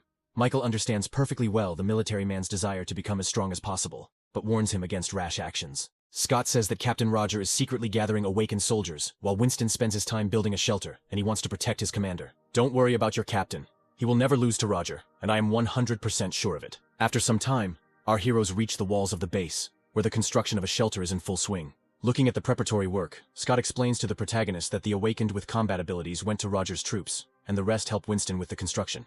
Getting out of the car, Michael notices a red-haired girl driving towards him at high speed and asking him to get out of the way. Having lost control, the girl falls off the scooter, and the main character manages to catch her in his arms. Realizing the situation she found herself in, the girl immediately begins to bow to our protagonist, asking for forgiveness for the inconvenience caused. Standing nearby, Scott realizes that his friend Olivia is in front of him and asks the girl what she is doing here. Captain, we are so glad you are alive. Commander Winston was unable to contact you and we thought you had died on the mission. Scott hits the girl on the head saying that's not what he asked, to which Olivia replies that she came to meet the new survivors. Michael, I'll report everything to the captain for now, and you go through the verification procedure along with the other survivors, and I'll try to arrange a meeting for you with Winston as soon as possible. Watching the scientists and his new friend, Michael understands that it is better not to rush into trouble until he gets used to the new environment. Meanwhile, Olivia asks all the survivors to line up for further testing to see who among the people may be infected. The protagonist understands that Commander Winston is doing everything right, because in his past life he knew many cases of terrible tragedies after security measures were violated. After filling out the form given to him, after some time he passes by a familiar girl who is accepting forms from other survivors. It turns out that it is the girl he saved earlier, Lena, who is very happy to meet our main character, and that he is safe. The girl rushes to thank our protagonist for recently saving their entire group from certain death. Michael is very glad that they managed to survive, and also that the girl joined the medical team. Lena reports that their squad captain Megan holds a much higher position, and has recently had problems. At this point they are interrupted by the cries of a disgruntled crowd of survivors, who ask the two lovebirds to quickly finish their dialogue. The girl says that she needs to work, and Michael finally asks Lena to look after his puppy. The girl is very happy to meet the little puppy, realizing that this is the same familiar that helped them get to the shelter. Alina agrees to finally suggest that Michael have dinner together today because she is very happy to see him. After some time, the protagonist finishes taking tests, and the nurse asks him to go to the waiting room where he will be told the test results. After some time, a menacing-looking man enters the room where all the survivors are gathered and asks the name of one man. A voice of a man is heard from the crowd, who is immediately grabbed by two soldiers who say that he is infected and must be immediately quarantined. The survivor tries to say that there is some kind of mistake here, but the commander immediately shuts him up, saying that this is not a kindergarten, and the situation is very serious. The man, realizing that he has no choice, stops resisting, and traces of a spreading infection are visible on his neck behind his shirt. All the rest of the uninfected, the man named Michael must stay here, and the rest can go rest, and tomorrow they will begin to help build the shelter. The survivors leave the room looking at our protagonist, assuming that he was very unlucky, and that the same fate awaits him as the stranger who was just taken into quarantine. The commander says that he was informed about a certain important person by his name, and asks to follow him to a special room. Michael sits down on the bed where he is asked to wait for a meeting with Commander Winston, and all the while he looks at a picture of his little sister. At this time, somewhere in the laboratory, Sylvia is in a strange capsule, and people nearby are discussing the fact that her blood test did not show the result they needed. After some time of waiting, there's a knock on our protagonist's door, and someone asks his permission to enter. Lena enters the room, greets Michael and asks him to come with her to dinner, saying that she will take him to the dining room. They walk together through the corridors of the shelter, and Michael compliments the girl that he did not recognize her in different clothes, and that she looks very cute. Lena suggests visiting her commander Megan and giving her a surprise, because she would also be very happy to meet him. The girl also says that the problems she spoke about are related to the fact that Megan has awakened, and Commander Roger is trying with all his might to lure her to his side. This information begins to anger the protagonist, realizing that this willful warrior is trying to stick his nose where it doesn't belong. Their conversation is interrupted by an alarm, which informs that a conflict situation is occurring in the dining room on the 3rd floor. The girl assumes that most likely this is connected with her commander, and Roger's subordinates are again trying to bother Megan. At this very time, the mustachioed man tells Megan that Roger greatly appreciates her abilities, and once again asks her to come over to their side. The girl says that she will not back down from her principles for any money or values that they offer her, because she is disgusted by Roger's policies. Megan is about to leave, but she is stopped by two men who were saved by Michael along with her and block her path. One of them says that they don't want to work for old man Winston all their lives. And since she is a very capable girl, they don't just remind her that she needs to choose the right side. Megan begins to lose her temper, and her body begins to emit a huge amount of energy, and her eyes begin to glow red. Everything around begins to tremble, and the man notices that the telekinesis that the girl possesses is incredible, and now he understands why the captain needs her so much. After which he says that not only she awakened her powers, and they both have F-rank abilities, fire element, and metal transformation. A man throws a ball of flame at a girl and says that today she will go with them no matter what it costs them. Michael, who appeared at that very second, manages to repel the attack with his bare hands, reflecting the flying fireball. Everyone present understands that standing in front of them is the same guy who was able to single-handedly save them a few days ago. At the same moment, a mustachioed man behind them asks where this boy came from and why he dares to interfere with their conversation. The awakened man with the power of fire asks his commander not to worry because now he will teach this young boy a good lesson. Preparing to reflect in such two awakened people, Michael thinks about whether it is possible to use absorption on people, but at the last moment stops realizing that this could lead to their death and attract unnecessary attention. Already familiar with a large number of skills awakened from his past life, he understands that half of his strength will be enough against the metal transformation. After he dealt with one of the awakened with one blow, he asks his friend why exactly they went over to Roger's side. Not receiving a constructive answer to his question, and only listening to pleas for mercy, he knocks out the second attacker with one blow. Megan, standing behind him, is surprised at how the guy managed to defeat two awakened ones in just 2 hits. Moving towards the mustachioed man, he tries to intimidate Michael by telling him not to approach him because he directly reports to Roger. Without listening to the end of his hysterical screams, the main character grabs him by the head and lifts him up on an outstretched arm, forcing him to shut up. Megan tries to stop the main character, the pig, from letting the mustachioed man go, because if he dies, they will both be in big trouble. At that very moment, armed infantrymen climb the stairs to the 3rd floor, asking everyone to calm down immediately. The soldiers surround Megan and our protagonist, and their commander orders the rebels to surrender immediately. Michael is already starting to accumulate energy in his hand. I'm going to fight back against the military, asking if they are too weak to raise their hand against him. How dare you threaten us? We are the law here. If you do not follow the instructions of the authorities, we will take you out of the shelter on it. Megan manages to stop the main character, asking him to calm down. Otherwise they, together with Commander Winston, will suffer greatly. Our heroes are handcuffed and taken to another room while the mustachioed man continues to behave defiantly, looking down on them.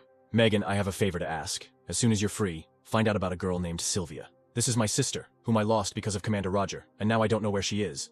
So if you can, try to find out. While our heroes are being taken to another location, a crowd of ordinary survivors discuss the Battle of the Awakened, not understanding how one boy was able to defeat 2 of Roger's subordinates. Standing nearby, Lena and Goldie are worried about our main character, hoping that everything will be fine with them. Moving along the corridors, the mustachioed man stops next to the punishment cell, saying that the girl should be taken to the commander, and the guy should be left here. Michael completely obeys the orders of his willful commanders, fearing for Megan's safety, and is sent deep into the punishment cell. Once at the bottom, he sees in front of him a huge number of muscular men, creating a frightening appearance. The mustachioed man orders everyone to make this impudent boy understand why they can't go against him, and even if he dies here, no one will remember him. Michael easily breaks the handcuffs, realizing that Megan is no longer here and he can stop holding back. He can take out a dozen trained fighters with incredible ease using simple blows. You understand that the situation is not going well. The mustachioed captain, fearing for his safety, once again tries to threaten the main character and asks him not to come too close. His vile and mean behavior begins to cross all boundaries, and he holds a test tube with a virus from the laboratory in his hands, saying that if something happens to him, his subordinates will poison the young girl Lena. At that very moment, their conversation is interrupted by Scott, who, along with other armed soldiers, goes down to the punishment cell asking his colleague for an explanation. The mustachioed man points towards the defeated fighters and says that this young man wounded 6 officers and should be punished. Scott grabs the man's hand, asking what the vial of virus is doing in his hands and where he got it. He orders the man to be immediately delivered to Captain Winston, saying that now no one will save him and that a cruel punishment awaits him. Michael thanks Scott for saving him and wants to ask for something, but he interrupts him saying that first, they need to leave this blood-smelling room. After some time, they both go up in the elevator, and when Michael asks where they are going, the cattle answer that he will soon find out everything himself. Having climbed to the top floor and opened the door, Michael sees Commander Winston in front of him, who greets him and asks him to sit down in a free seat. The main character is very surprised by the long-awaited meeting with the commander, because in his past life, he only saw his statue, and now he can talk to him like an ordinary person. Dear Michael, I'll tell you straight. I think I can guess your purpose for coming to the shelter. Commander Roger sent a squad to kill you and your sister, and after the battle, your sister disappeared. The protagonist is quite shocked by old Winston's knowledge, and asks how he found out about it. And after a few seconds he adds to his answer that since he knows the reasons for his appearance here, he must guess that his main goal is revenge. When the apocalypse started, Roger and I were military men, but he only cared about power and wealth, not other people. I know about all his plans and that he wants to take over the shelter. Listening to Commander Winston's speech, Michael decides to ask directly if he is ready for an open confrontation with Roger.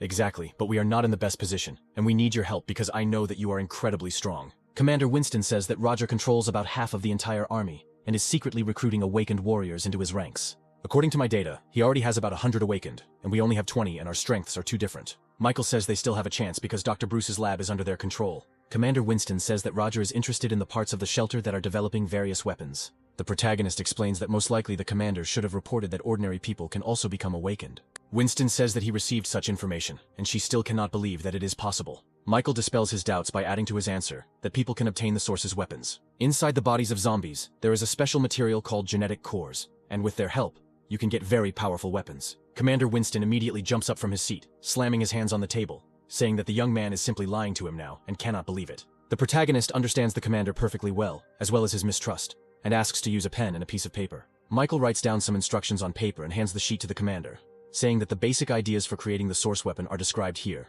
He also says that if this information falls into the hands of Professor Bruce, he will be absolutely delighted. Winston understands that before him is a difficult young man, who was a university student. After all, not even a week had passed since the apocalypse, and he knows so much. The main character is very happy that the old man does not ask him where he knows all this information from and allows him to keep the secret.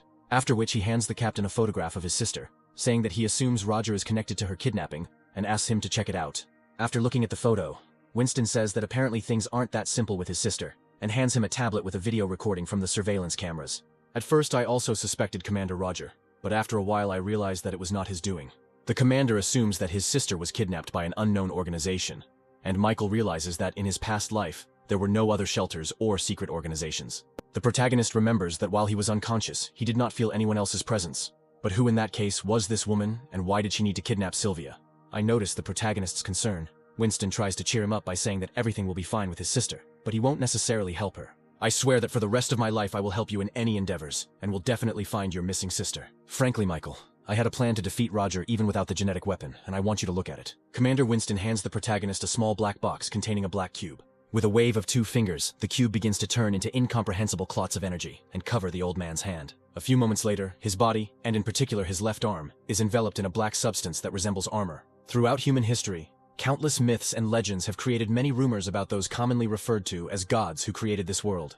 Left behind evidence such as these relics are proof of the existence of a higher power, and they possess mysterious powers. After humans reached the peak of their development, they learned about hidden places on this planet called ancient ruins. The small cube I have with me is a relic of an ancient civilization, the armor of the sky god. Michael is very surprised that myths and legends are not fiction, and decides to ask if Winston knows where the ancient ruins are. The commander replies that he was appointed to his position more than 40 years ago, and his main motive is to protect this secret. He says he only has one relic in his possession, but with their current technology, it's difficult to obtain them without resolving the ancient ruins. Michael remembers that in his past life, the commander had to reach the 2nd floor of the ancient ruins to defeat Roger. Young man, I hope that you can help increase the rate of ruin mining and speed up the opening of the 2nd floor. And as a reward, you can choose any relic there is. The main character thanks the old man for his help, clarifying that he needs help in finding his sister. Winston gives his consent and also wants to discuss ideas and directions in building a shelter, hoping for help from our protagonist. Having finished the negotiations, Michael leaves the commander's office, and at the exit Scott is waiting for him, asking how everything went. On the way to the living quarters, he says that the meeting went well, and that things will only get better in the future. Commander Winston spent the entire night in his office, pondering the information he had received from Michael, and solving organizational issues. Already in the early morning, he decides to contact Professor Bruce to pass on to him the information he received about a powerful weapon. While the professor explains that he is busy with research that was prompted by a young man he met recently, Winston says that he also received some information from him. They are both surprised that one young guy has had such a strong influence on the course of their common confrontation in the fight against the apocalypse. Bruce says he never thought that 2 old men who were almost 200 years old would be helped by some young guy and forced to move forward. Winston suggests that Michael's appearance in their hideout is not a mere coincidence, and that he may be a new hope for them. Our main character is met by Megan and Lena, who are happy to see him, and that everything is fine with him. Megan says that after she was captured, Commander Winston immediately sent several people to her who managed to save her. After which, our heroes understand that the situation is gradually improving, and go to the canteen to have a little snack. Meanwhile, Commander Roger is beside himself with rage, realizing that Michael, whom he sent to kill his people, has come to the shelter. In a fit of rage, he orders the recruitment of Awakened to continue, and the training of their special unit to be intensified. Assuming that Commander Winston is trying to strengthen his position, he is in no way going to give in to him. That evening, 2 sentries stationed on the walls of the shelter take turns at the observation post. While one of the soldiers looks around through binoculars, the second reassures him, saying that there has been no danger for several weeks and there is nothing to worry about. Suddenly, the man notices a huge crowd of zombies moving straight towards them, and the entire shelter becomes alarmed. All people are informed that 15 kilometers away from them, a large group of infected has appeared and is moving towards their base, and according to rough estimates, there are more than 10,000 individuals there. This can't be. Our base is still under construction, and we are completely unable to cope with such a number of enemies. Winston immediately contacts Commander Roger, who says that he is aware of the situation and that if they do nothing, the walls will be destroyed. He also says that his awakened squad is the only one capable of fighting back against such a number of infected, and he has one condition. Roger asks in return that Winston hand over all his military powers to him and resign. In the commander's rage, Winston does not understand how, in such a hopeless situation, when the lives of other people are at stake, Roger cares about gaining power and authority. My dear friend, I have told you long ago that in an extreme situation only with absolute power can you rule as a king. Winston does not understand what to do in such a hopeless situation, when the lives of tens of thousands of people are at stake. The commander gives his consent, after which the cattle immediately begin to try to stop him, saying that under no circumstances should power be transferred into Roger's hands. We have no choice but to ask him for help. I can't look for profit when the lives of my people are at stake. At this very time, Roger orders all their forces to be transferred to the front lines to fight the zombies, and also immediately start mobilizing their awakened squad, because he doesn't want his shelter to be damaged. Meanwhile, panic and rumors begin to spread among the military about what is happening outside the shelter walls. Commander Winston comes down to the people, asking for silence and reporting that a huge horde of infected is moving towards them. He asks people to remain calm because they should not be afraid, and let everyone be ready to defend this place at the cost of their own lives. Right now, more than half of the shelter's forces will be sent to the front, along with Commander Roger's advance party, to protect all of humanity. The old man gives a fiery speech trying to raise his fighting spirit and inspire the soldiers to defend all those remnants of people for whom all this was started. Meanwhile, panic begins to break out in the corridors of the residential sectors, and Scott rushes to meet with Michael. He informs him that the shelter is currently being attacked by more than 10,000 zombies, and Commander Winston was forced to turn to Roger for help. He also reports that the commander was forced to make a deal, which included the conditions of a complete transfer of power and command over the shelter. Michael can't believe it, saying that this can't be done and asks to tell him where the commander is now. Scott says that Winston has already gone to the front lines, and he also needs to hurry, after which he hands the main character a map indicating the escape routes. Finally, he asks not to worry about Megan and Lena, and promises to take care of them. The protagonist understands that the wave of zombies moving towards them should have appeared only after a month, as it was in his past life, but everything is going much better.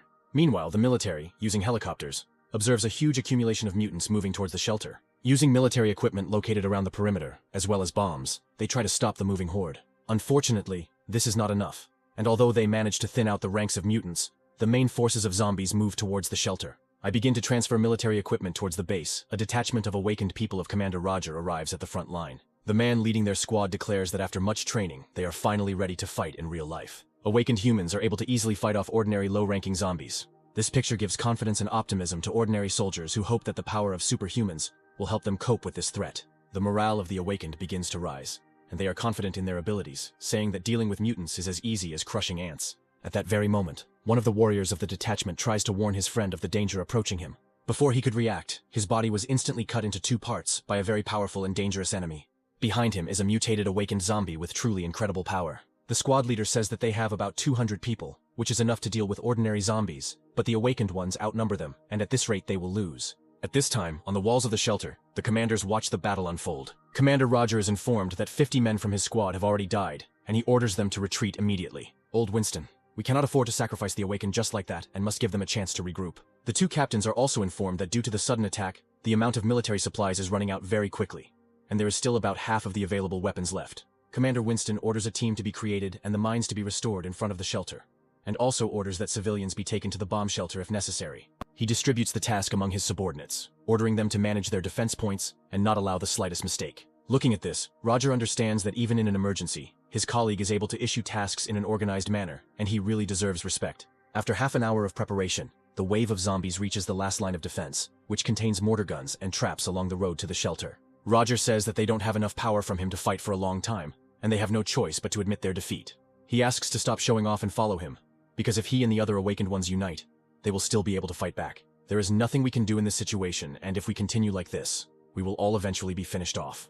Scott, realizing that the situation is becoming hopeless, wants to take Commander Winston to a bomb shelter, because it is becoming too dangerous on the front lines.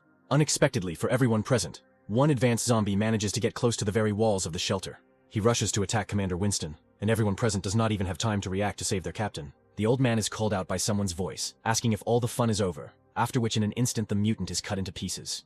In front of our heroes stands Michael, armed with several katanas, who apologizes for being late, as he spent too long looking for the armory. The old man is surprised by the appearance of the main character, and he, in turn, asks the commander to be a little more trusting and not doubt that he will leave them. Michael asks everyone to remain calm, promising that nothing will happen to the shelter and that he himself will be able to deal with this whole crowd of infected. The protagonist jumps off the walls of the shelter and in mid-flight, his faithful familiar Goldie transforms into a colossal beast, taking on her true form. At this time, all the people present on the walls are surprised by the behavior of the young man, considering him a complete madman who just jumped off the high walls and is now going to die. A powerful and colossal column of fire flares up in front of their faces, rising into the air in front of their faces. They look up to see Michael riding on Goldie, not understanding where this lion-like creature came from right under their noses. Looking at everything that is happening, Commander Winston catches himself thinking that Michael can actually defeat the zombie horde on his own. Our protagonist, without wasting a second, goes on an attack on the front lines, demolishing everything in his path. He splits up with his familiar, who begins to hold off most of the low-ranking infected, while our protagonist is busy clearing out the stronger ones. Michael finds himself thinking that from a close distance the wave of zombies looks simply monstrous, and in his past life he was never so close to the epicenter of the battle. Making his way through the crowd of mutants, an advanced beast infected with snake skills stands in his way. Dodging this monster in this way, he understands why the squad of awakened ones suffered a crushing defeat, because among the crowd of low-ranking mutants there are truly powerful opponents. Trying to attack an advanced snake zombie, his katana simply breaks on its thick and impenetrable skin. Our protagonist tries to regroup and retreat for a second, dodging attacks and thinking about a new plan of action. Realizing that conventional weapons cannot harm advanced zombies in any way, he decides that it is necessary to use supernatural abilities. His body is covered in a powerful purple aura, and he charges forward, his evolution tree informing him that he has already killed over 800 infected. The technique that our main character used bears fruit. He manages to defeat the zombie snake, as well as absorb 1% of his skills. Michael is well aware that he has only dealt with 1,000 mutants, and that he still has a very long battle ahead of him. He continues to chop up the flesh of the dead with even more pain in his heart, as if he were cutting vegetables for a salad. In the heat of battle, he thinks that activating the ability to devour with bare hands is rather inconvenient, and it would be nice to come up with another way. He suggests that it is possible to activate the ability to devour energy by transferring some of one's powers into the weapon. His katanas become covered in a bright purple glow, and he uses them to strip down hordes of zombies. His theory turns out to be correct, and the experiment bears fruit.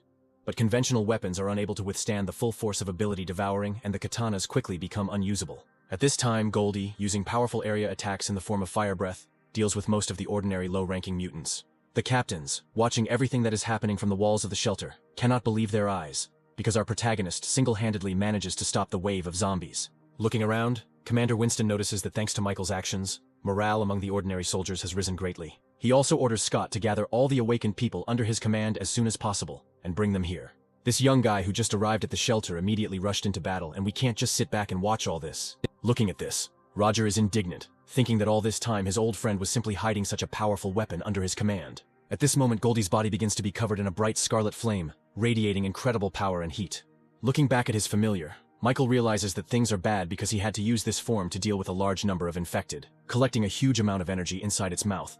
The faithful dog shoots a powerful beam of flame, burning everything in its path. The commanders, watching everything that is happening from the walls of the shelter, are amazed by such a destructive force that even rocket artillery is not capable of. After such a devastating, powerful attack, Goldie, having spent all her strength, takes her original form and can barely stand on her feet. Looking at the scorched earth, Michael notices that the genetic cores of the zombies that his dog destroyed are scattered throughout the area. The body of the little familiar immediately begins to absorb all the cores, absorbing a huge amount of energy. Having absorbed such a colossal amount of nuclei, his body wraps itself in a cocoon, and Michael realizes that he is beginning to evolve. However, the energy released during evolution attracts all zombies nearby, and the evolution itself leaves the body too vulnerable to attack. The main character immediately rushes into the attack, protecting the body of his partner. Realizing that his strength is irreplaceable, and he evolves into an E-class, which will significantly increase his strength. Michael spares no effort in trying to protect Goldie, realizing that this is the very first wave, and the subsequent ones will be much more terrible, and the help of such a powerful partner will always come in handy. Having killed most of the low-ranking infected, only the awakened ones remained before him. But if the protagonist continues to fight, his psychological state may collapse. He remembers that in his past life he put all his strength into the final battle and died in the process. But this time everything is different, and it is too important for him to protect what he wants. Michael, realizing with all his might that he cannot give up right now, continues to protect the body of his faithful partner, fighting to the end. In the heat of battle, he is suddenly attacked from behind by a monster's hand. But a boulder that comes out of nowhere saves his life. Behind him, there is a squad of awakened ones led by Megan, who threw this boulder with the power of her telekinesis. The girl says that they all came to his aid because they are also ready to give their lives to protect the shelter. Having also managed to observe how the battle was going, she managed to take with her several swords that would help our protagonist in the battle. Commander Winston, watching all this, looks around, trying to tell Roger that the tide of battle is changing in their favor. Realizing that Commander Roger has disappeared somewhere, a soldier calls out to him, reporting that someone has left the shelter in a helicopter and taken with them a powerful weapon from the warehouse.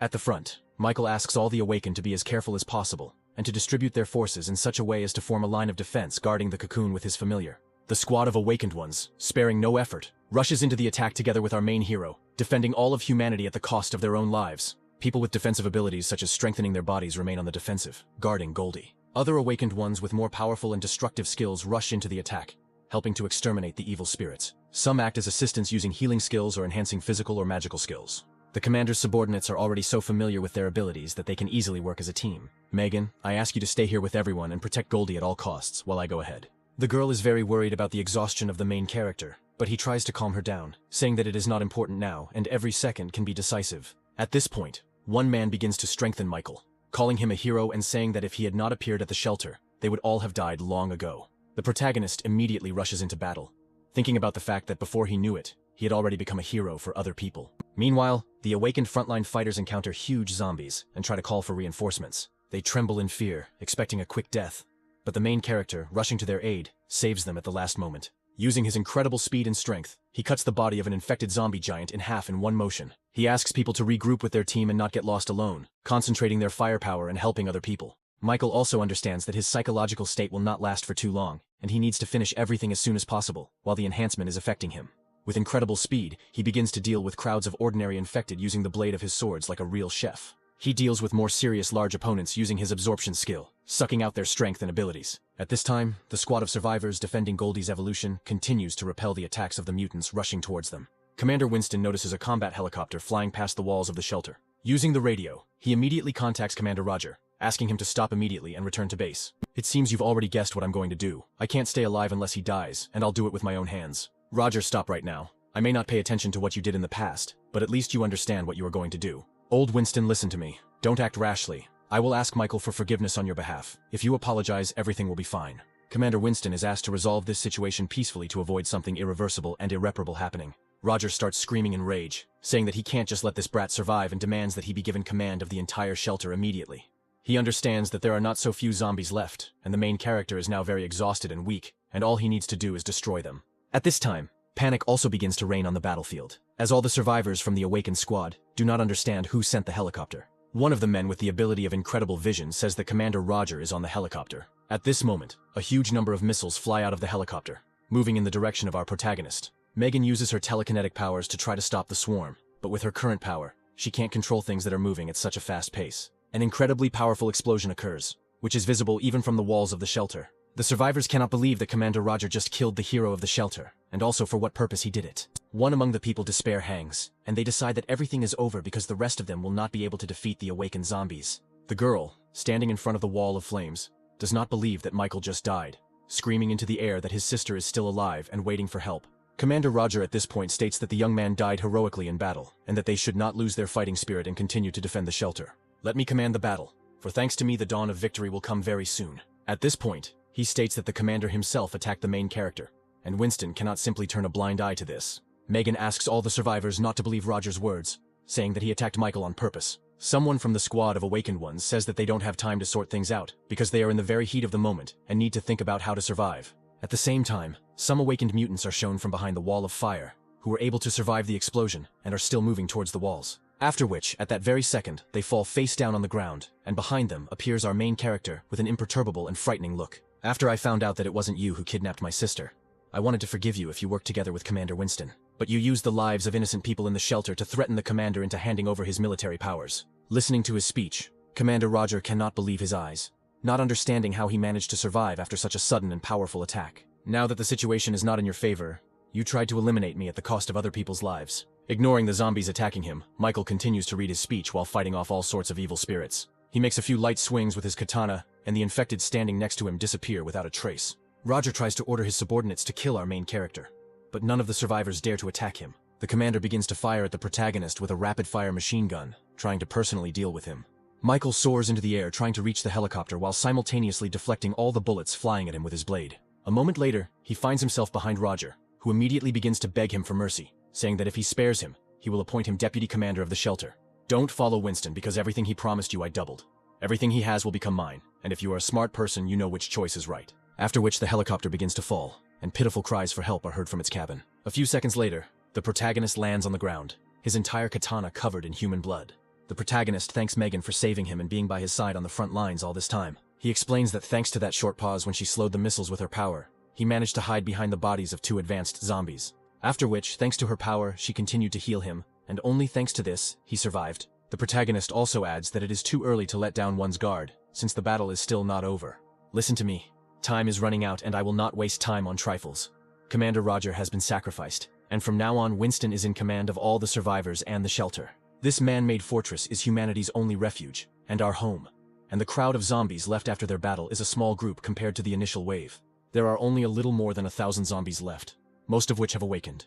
And although there are much fewer of them, we must definitely cope. Our only advantage is Goldie and I will spend all my strength to win at least a few more minutes of time for him. After such an inspiring and fiery speech, all the survivors immediately rush to help the main character, defending the cocoon with all their might. Michael goes ahead to fight the awakened while the group of survivors tries to buy time. The main character, having much more potential in combat skills, begins to destroy more powerful enemies by fighting them alone. If a wave of zombies breaks through my line of defense, Goldie and the entire shelter will be destroyed. In the heat of battle, the protagonist's weapon cannot withstand such a powerful onslaught, and once again breaks into many pieces. Trying at that very moment to come up with a plan on how to continue the battle, a new blade flies behind him at breakneck speed using telekinesis. He immediately catches him in mid-flight, and in the blink of an eye, destroys the 2 awakened mutants standing in front of him. Michael understands that Megan helped him and hurries to thank her, but at the same time, someone is moving underground at breakneck speed in their direction. The survivor, who has the power of the stone and the fortification, asks to give it to him and tries to stop the underground enemy with his powers. For a few seconds, everything is quiet, and they are happy that their friend managed to stop the attack, and it was just incredible. But a moment later, the mouth of a huge mutated beast appears from under the ground and swallows the cocoon with Goldie. All the survivors watching the situation realize that Goldie has just been absorbed, and things are getting pretty dire. The zombie beast's huge body begins to emit a colossal amount of energy, becoming covered in a shining golden aura. After which, 2 huge wings, which Michael's faithful familiar once possessed, grow from his body. The protagonist is immediately overcome with fear, because in his thoughts he is thinking that Goldie has just been absorbed, and his strength can no longer be counted on. He sinks into despair, not understanding how he allowed this to happen, and once again faces the fact that he is losing someone who is very close and dear to him. His thoughts are interrupted by a powerful explosion, which resounds throughout the area, leaving only a huge column of dust behind. When the smoke clears, a huge golden dog with glowing red eyes and black wings appears. Megan and everyone present smile and rejoice that their baby has woken up and is still alive. Michael is glad that his partner is still with him, and immediately jumps on his back, realizing that he has fulfilled all the conditions for evolution. He asks everyone to stay put because they have almost exhausted their reserves of strength, and asks them to leave the rest to him. His loyal familiar has evolved to E-class, so it should be able to defeat all the remaining mutants. Once near the infected, Goldie begins to concentrate a huge amount of energy in her mouth, preparing to attack her opponents. After a few seconds, it spews out a huge stream of fire, destroying and incinerating everything in its path. Turning back, Michael notices that another crowd of evil spirits has crept up on them from behind, and tries to warn his partner about the danger. A huge zombie with a bull mutation, possessing very high strength and defense, grabs Goldie by the tail. The dog immediately manages to react and, turning his head 180 degrees, attacks the offender with a powerful energy beam. The enraged bull immediately rushes to attack, but Goldie manages to block his attack by grabbing him by the horns. He then throws the bull to the ground and takes off into the air using his giant wings. While in the air, he begins to accumulate a large amount of energy, and all survivors immediately rush away, realizing that a powerful attack is about to occur. Goldie releases a huge beam of fiery energy onto the ground, destroying everything within a radius of several hundred meters. People looking at the huge wall of flame understand that if they had delayed even a few seconds longer, only ashes would have remained of them. Scott, along with Commander Winston, watching from the walls, rejoice, realizing that their main ally Michael turned out to be a very reliable and first-class warrior. Thanks for your hard work, buddy. You've dealt with a lot of monsters, so you can head down to the ground. At the same moment, Goldie manages to react to the sharp spears of energy flying at him, and manages to dodge. The survivors on the ground also manage to notice strange rays of light that were released in the direction of the main character. Michael looks around trying to see the remaining infected survivors, as he no longer senses the presence of monsters. From the dissipating fog emerges an E-class zombie with a bat mutation, whose attacks contain a powerful poison. At the same moment, one of the squad of awakened ones comes to the aid of the main character, saying that there is only one zombie left, and suggests that Michael take a rest and leave all the work to him. The protagonist tries to stop the naive man, telling him not to come closer to this person. because she is different from ordinary zombies. The man assumes that this is usually a low-ranking infected who doesn't even have time to take a few breaths before his body is torn into several small pieces. All the survivors are in shock, realizing that their friend was just destroyed in 1 second, and they are paralyzed with fear. Everyone step back immediately. She is on a completely different level. If you get too close, you will simply die. Goldie, this concerns you too. You were poisoned with a strong poison. If you strain yourself, it will start to act faster, and this should not be allowed under any circumstances. Megan tries to stop Michael, saying that going alone and fighting such a powerful enemy is pure suicide. The protagonist explains that it is useless, and if they go with him, they will simply be a burden. After these words, he immediately rushes into battle, hoping that his absorption ability will help him deal with such a powerful opponent. In his current state, being almost on the verge of exhaustion, he still tries to attack the infected individual head-on, but she blocks the attack without any problems. The E-class zombie turns out to have very powerful defense, and after blocking it, immediately counterattacks our protagonist. Trying to defend himself from her furious and powerful attacks, the main character catches himself thinking that his consciousness is gradually beginning to switch off, and his eyes are simply closing on their own. At one point, the mutated zombie grabs the main character by the neck, intending to tear him into small pieces. Michael decides that this is the right moment to activate his ability, and grabs the zombie's hand and tries to suck all the energy out of it. The infected immediately understands the danger of this ability, and throws the main character's body in the opposite direction. The evolution tree informs Michael that since the target is too strong to activate the absorption, the ability must be maintained for 1 minute. The protagonist is unhappy with this turn of events, realizing that after the zombie saw him, his trump card would increase his defense several times. Realizing that there is no way out of this situation, he continues to rush into the attack, trying to come up with a more cunning plan on the fly. Michael decides to limit her mobility in order to buy time to activate his ability while simultaneously trying to attack her. The zombie girl, continuing to avoid direct confrontation, activates her ability, releasing a huge swarm of bats from her body. These small animals begin to fly all over the area, covering a huge area around the battlefield. All the survivors left behind the main character begin to fight off a huge flock of bats. Michael realizes that thanks to these creatures, she is absorbing energy from all living beings at an incredible rate. He immediately rushes into the attack, realizing that he cannot give her much time to replenish her strength, because in this case, he will 100% lose this battle. He understands that he is superior to her in physical strength, and he just needs to find a gap in her defense and put all his strength into one blow that will turn the tide of the battle in his favor. He rushes into the attack, activating his ability to devour, putting it into the blade in his hand. The survivors, watching the battle, manage to notice that the bats have stopped moving, and the course of the battle has most likely changed. The zombie girl managed to block Michael's attack, and his blade only slightly scratched the skin on her face. At the last moment before the strike, she managed to use all of her bats as a living shield to block such a powerful attack. After which the mutant immediately counterattacks the main character, who is trying with all his might to defend himself against an enemy superior in strength. Using his speed and stealth skills, he tries to find a weak spot in his opponent's defense and attack him from behind. The zombie girl also successfully parries this attack, and she and the main character continue to exchange series of blows. During the battle, Michael comes to realize that the fear of death is what is holding him back, and that he has never tried to be cautious before and put everything on the line. He begins to think that he remains as useless as in his past life, despite the fact that he now has access to the incredible power of the Tree of Evolution. At that very second, something very strange happens, and he manages to turn the tide of the battle by grabbing the mutant and throwing her very powerfully to the ground.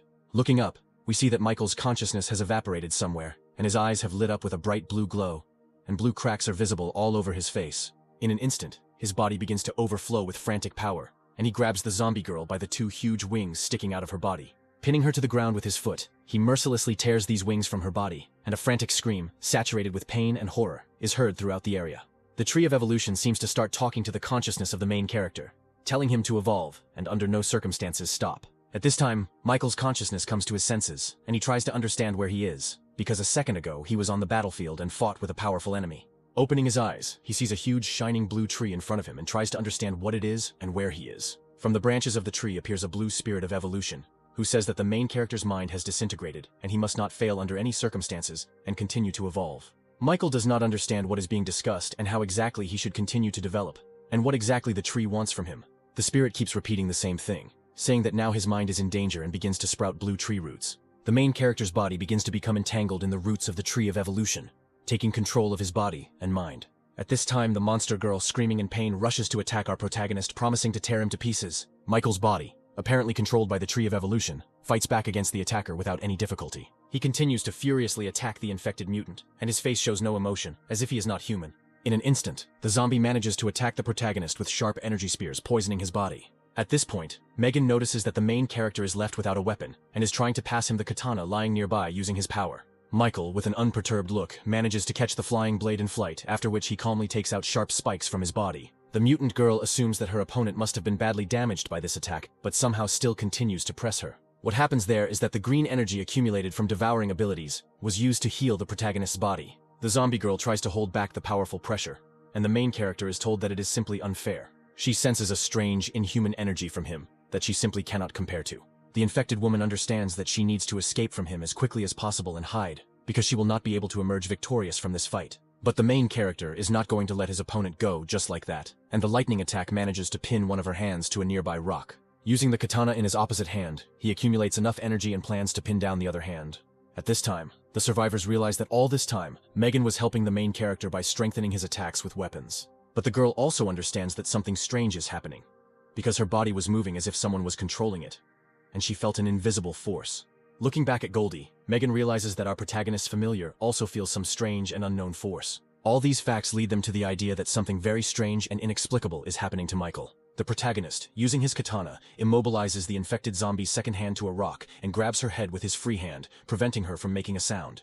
After which, with an unperturbed face, he begins to activate his absorption ability, and the evolution tree begins a countdown. The survivors, watching everything that is happening, as well as Captain Winston, freeze in anticipation of the end of this fight. The evolution tree informs us that the absorption has been completed, and the vampirism ability has been unlocked, and for killing an E-rank zombie, 500 evolution points and a mysterious energy sphere have been received. In the hands of the main character, all that remained was the body of a once harmless girl, dried up to the last drop. The night gradually gives way to dawn, and Michael, standing over his defeated enemy, gradually begins to regain consciousness. Having managed to open his eyes for a moment, he immediately begins to fall to the ground because he is still not ready to accept the current state of affairs. A few seconds later, his consciousness again finds itself in an incomprehensible place, and he tries to remember everything that happened to him over the past few hours. At some point, someone's voice calls out to him and, turning around, he sees his younger sister Sylvia in front of him. He immediately tries to start talking to the girl, and also to get closer to her. But his legs are enveloped in the roots of the tree, preventing him from moving further. Sylvia apologizes to her brother and says that she cannot go with him yet. "I ask you not to go. Do not leave me alone. At least tell me where you are, and I will immediately rush to your aid. I'm sorry, but I can't. The current you is not strong enough and must become much stronger, and I will wait for you." After these words, Michael immediately regains consciousness, and looking around realizes that he is in a hospital ward. Remembering that the battle with the zombie horde was successful, he sets himself a new goal to find the very person who kidnapped his sister, and deal with the evolution tree. He immediately transfers his consciousness to the temple tree from which his path to becoming a hero began. After a long time of sorting through the trophies obtained during the battle, he finally finished distributing his skills. He sees 3 new types of notifications in front of him. The first is a kill, because a crowd of zombies allowed him to get more than 10,000 evolution points. The second is the ability to devour, which at some points can take quite a long time and informs about a large number of abilities. Thirdly, it is a treasure, because killing a rare monster gives a certain chance to get a rare energy source, which in this case was obtained after killing an E-rank zombie. The Tree of Evolution offers to open the energy sphere, and after agreeing he receives a fragment of a universal ability that can replenish 20% of any skill. This is quite an unexpected gain, and this way I will be able to collect and accumulate abilities faster. Initially, the protagonist assumed that he would be able to develop to E-rank, but the absorbed gene core has several garbage substances that will be removed. Looking at his body's indicators, he understands that strength, speed, and detection are at level 5, and intelligence is at level 3, and to increase the first 3, he needs 1,000 evolution points. The system offers him to perform a reactive gene process and spend all the accumulated points, but Michael decides to stay at his current level for now, until he evolves to C rank. Strength and dexterity are important for battle, so I'll raise them to level 6 first. Mental spirit also cannot be neglected in the horde of monsters. Instant spirit, there are problems, so the remaining points can be spent on improving the mental spirit. After successfully distributing the upgrade points he had accumulated, the protagonist decides to go out onto the balcony of his room and admire the sunset. He is interrupted by Megan, who asks how long ago he regained consciousness and what he is doing here. The girl says that now, for all the survivors of the shelter, he is a real hero, and some even call him the God of War. Michael says that he is not worthy of such a title because he could not even protect his little sister, and he does not have the qualifications to become a real hero. The girl says that the main character was unconscious for 3 days, and every morning Commander Winston came to visit him in the hope that you would regain consciousness as soon as possible. Looking at Michael's thoughtful face, Megan assumes that he wants to leave the shelter's walls and decides to ask him about it directly, after which she receives an approving answer, marking the beginning of a new chapter. Before setting off, Michael decides to look in on the commander, who is very happy that he has regained consciousness and is doing well. They both sit down, and the old man asks if the main character's body has completely returned to normal and stopped after the injuries he received. "Commander Winston, I'm here to ask you about what happened today and how the genetic medicine research is progressing. When you were in a coma, I went to the research lab. The creation of gene medicine is almost finished. We are preparing for injections to people. Michael smiles as he is very happy with this news, and he says that in this situation, he can calmly leave the walls of the shelter. Winston can't believe his ears and asks our protagonist why he decided to leave them and for what purpose. You must know why I came here.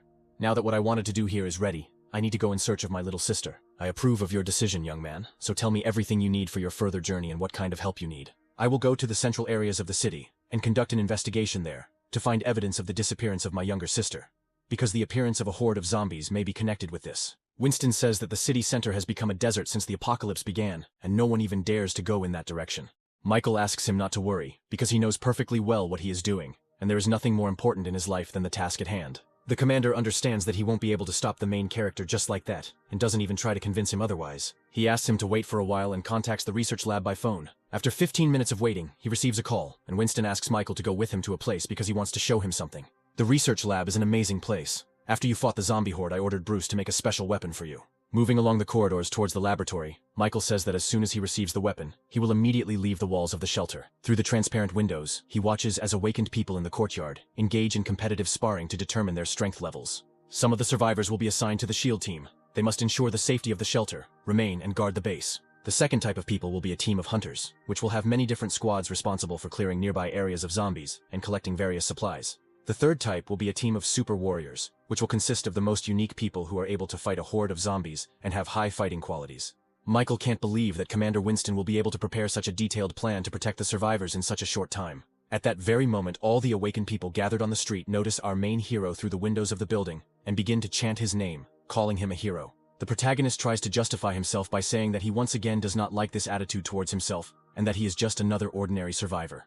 After some time, they reach a secret elevator, which takes them down to the lower underground floors where the laboratory is located. You saved everyone, I'm not exaggerating. Without you, the shelter would have been destroyed, and your departure will be a serious blow to us. Michael already wants to start making excuses, but the old man hits him on the back and says that he is just joking and understands perfectly well the situation he is in. Finding himself at the huge and fortified walls of the laboratory, he asks Bruce to open the gates as they have come to obtain a new weapon. At the entrance, they are met by a professor who asks them to follow him quickly because he still has a lot of work, and time is limited. Bruce opens a huge armored capsule containing a small cube, and he says that it is a metal with a memory effect, and is made according to the model of the armor of the heavenly god. He hands it to Michael and asks him to test it, and he in turn agrees, and begins to pour some of his power into the metal. The mysterious cube quickly begins to absorb energy and takes the form of two incredibly sharp and strong daggers. Bruce says that thanks to Winston's observation, he combined the fighting method and combined it with the sky god's armor, which resulted in a similar material. Its original state can change into the form you want. Try to put your ability there. Michael tries to transform the metal again and the blades turn into a ring that envelops his index finger. For now, I'm considering this as a weapon. When the second layer of ruins is opened, I'll let you choose a new one. Michael thanks the professor and says that he is immensely happy with such a generous gift, after which he hurries to leave the laboratory as quickly as possible. Finally, Michael asks Winston where his partner Goldie is now, and he replies that he saw him in the company of Lena. After these words, Michael hurries to leave the shelter walls as quickly as possible, and the professor asks his friend if he is worried about the young man. Until now, I didn't believe that this guy could really handle more than 10,000 zombies, and suspected that he would replace not only Roger, but also me, and use the shelter's resources. While collecting all his things, Michael visits Lena thanks to her concern for Goldie, and the girl asks him to be careful and return back as soon as possible safe and sound. At the exit from the shelter, our protagonist is met by Megan, who does not believe that he will simply leave the walls of the fortress and leave them alone. Michael says that he is simply not used to this kind of thing, and he cannot leave his sister alone waiting for her to show up. In that case, let me go with you. The city center is too dangerous, and perhaps I can provide you with acceptable assistance. I thank you, but it's too dangerous. I don't want you to risk your life. The shelter just survived a zombie outbreak and you all need each other. Finally, Megan screams and asks Michael if he will come back to them, and if they will be able to see each other in the future. The main character says with confidence on his face that he will definitely return, and they will see each other soon. After several hours of flight, our heroes find themselves near the nearby quarters of the place where they were heading, and observe a huge accumulation of mutated zombies there. All this time, while the main character was in a coma, some zombies managed to evolve to C rank and pose a very serious danger to him. Since the evolution tree reacts this way, and I feel a lot of energy is accumulated there, I definitely need to go and check that place out. At this moment, Goldie does not feel any fear because he wants new adventures, and also to sort things out as soon as possible and return to rest. While combing through one of the buildings from which a huge amount of energy is emanating, he does not feel the presence of zombies. Goldie's sense of smell is stronger than mine.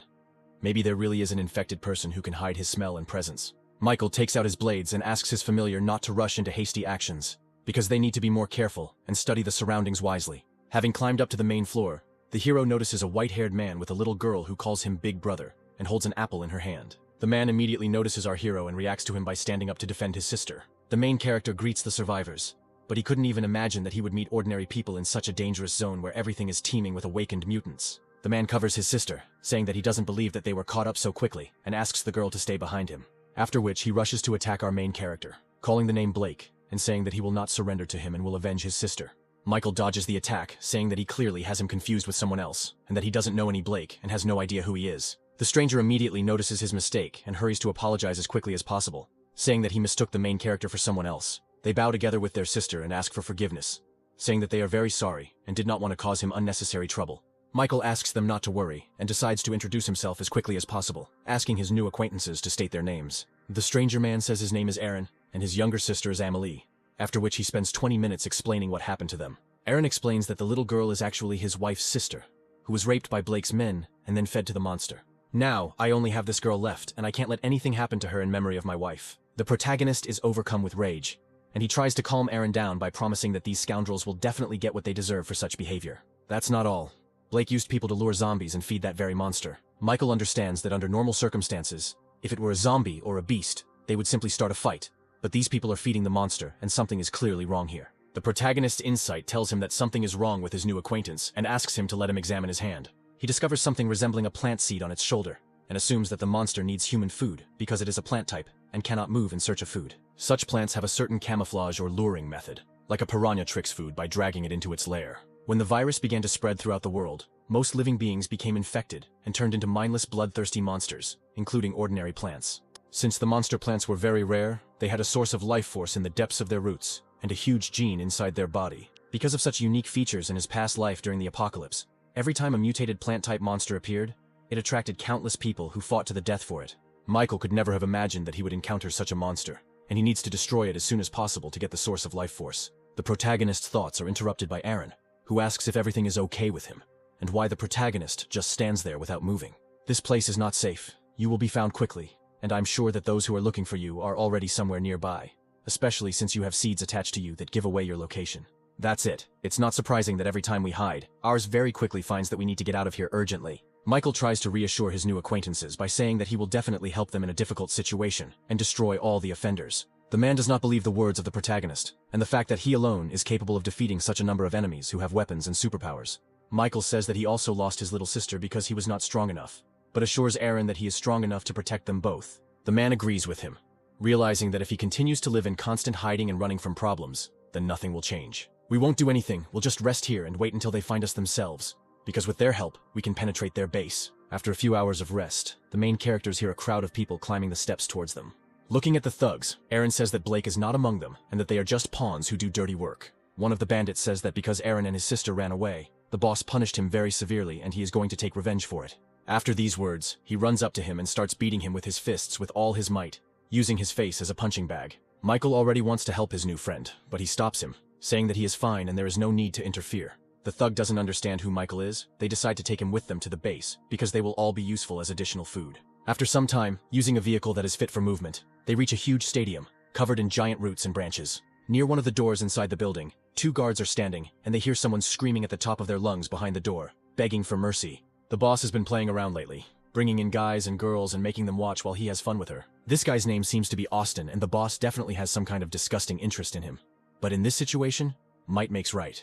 Inside the room, we see a guy sitting and tied to a chair with a gag in his mouth, and a man getting dressed, zipping up the fly of his pants. On the bed in front of him lies a disfigured and beaten girl who has just been abused, and is asking Austin for forgiveness. Having finished dressing, the man moves towards the tied-up guy, asking him if he liked the performance. Why are you angry? You should be grateful to your girlfriend, because if it weren't for her you would have died long ago. Blame yourself for being weak and worthless. He then tears off a piece of tape covering Austin's mouth, saying that he is interested in hearing his thoughts after watching this spectacle. The guy immediately starts screaming at the top of his lungs to the point that the capillaries in his eyes start to burst, promising Blake to kill him at the first opportunity. He in turn immediately delivers a powerful blow to Austin's stomach, causing him to writhe in pain and stop screaming throughout the room. He starts kicking him, mocking him and saying that he will not stop until he becomes crippled, and then uses him as bait. The girl lying on the bed asks Blake to stop, saying something about promising to let her boyfriend go if she agrees to his request. Blake says that she turned out to be a naive fool, because he had no reason to just let them go and lose valuable ingredients for the plant. At that very second, a powerful explosion occurs, and a huge hole appears in one of the walls,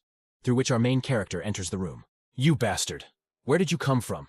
You want to become a hero, Do you at least know who I am, and what will happen to you after such impudence? Michael is behind Blake in an instant, saying that he doesn't need to know the name of the man who is going to die in the next few minutes. He gives the girl his jacket, asking her not to worry about anything and to find a safe place to hide. Blake immediately starts screaming at the top of his voice, telling the guards standing behind the door to immediately go inside and grab this insolent fellow. At that moment, the rest of the team members appear and ask him to save his strength, since they have already dealt with his henchmen. Austin, who had been tied to a chair the whole time, notices Michael and calls him by name, saying that he knows him. The protagonist remembers that once in elementary school he was bullied for not having parents, and Austin was the guy who always protected him. Blake's body begins to change, and he apparently activates his ability, saying that after such a heartfelt meeting between his classmates, it's time for them to die. He attacks the protagonist with a huge mutated hand, and Michael realizes that he has the ability of the Beast Claws, which is too weak at this stage. Unless the claws have a strong nerve-paralyzing poison, this is one of the most useless abilities. The main character, without any problems, inflicts a huge amount of damage on Blake in a few seconds, forcing him to retreat. His opponent, realizing the seriousness of the situation he found himself in, begins to beg for mercy and asks not to kill him. At the last moment, Austin and Aaron stop Michael and ask him to give them the opportunity to deal with him themselves. They say he should know how badly he treated them, as well as their girlfriends and wives, and they want to pay him back. Looking at them, Michael feels the presence of a small part of the potential of the awakened bodies, and decides to give them the opportunity to realize it. He agrees, but asks them not to force the issue and to be wary of the poison of his sharp claws. Blake realizes that these two guys clearly want to die and he can use them as hostages to escape from here. The boys immediately begin to attack Blake using steel bats as weapons and try to overpower him. You want to kill me, but you are just a worthless piece of trash who can't even protect your own women. Blake doesn't understand how these guys have so much confidence after everything they've been through. He begins to get furiously irritated by the fact that some worthless people like them look down on him, and he promises to destroy everyone who is here. Even though Blake is seriously injured, he still manages to hold his own against two opponents, keeping up with each one's movements. The girl, watching all this from the side, asks the main character to help her boyfriend, because they could die in battle with this villain. I understand their pain. They hate him because they are weak and desperately trying to protect what they love. They try to atone for their guilt, and in search of change and strength they take unprecedented risks, putting their own lives at risk. The girl continues to beg the protagonist to help them, but he does not dare, hoping that in a critical situation they will still be able to awaken their potential.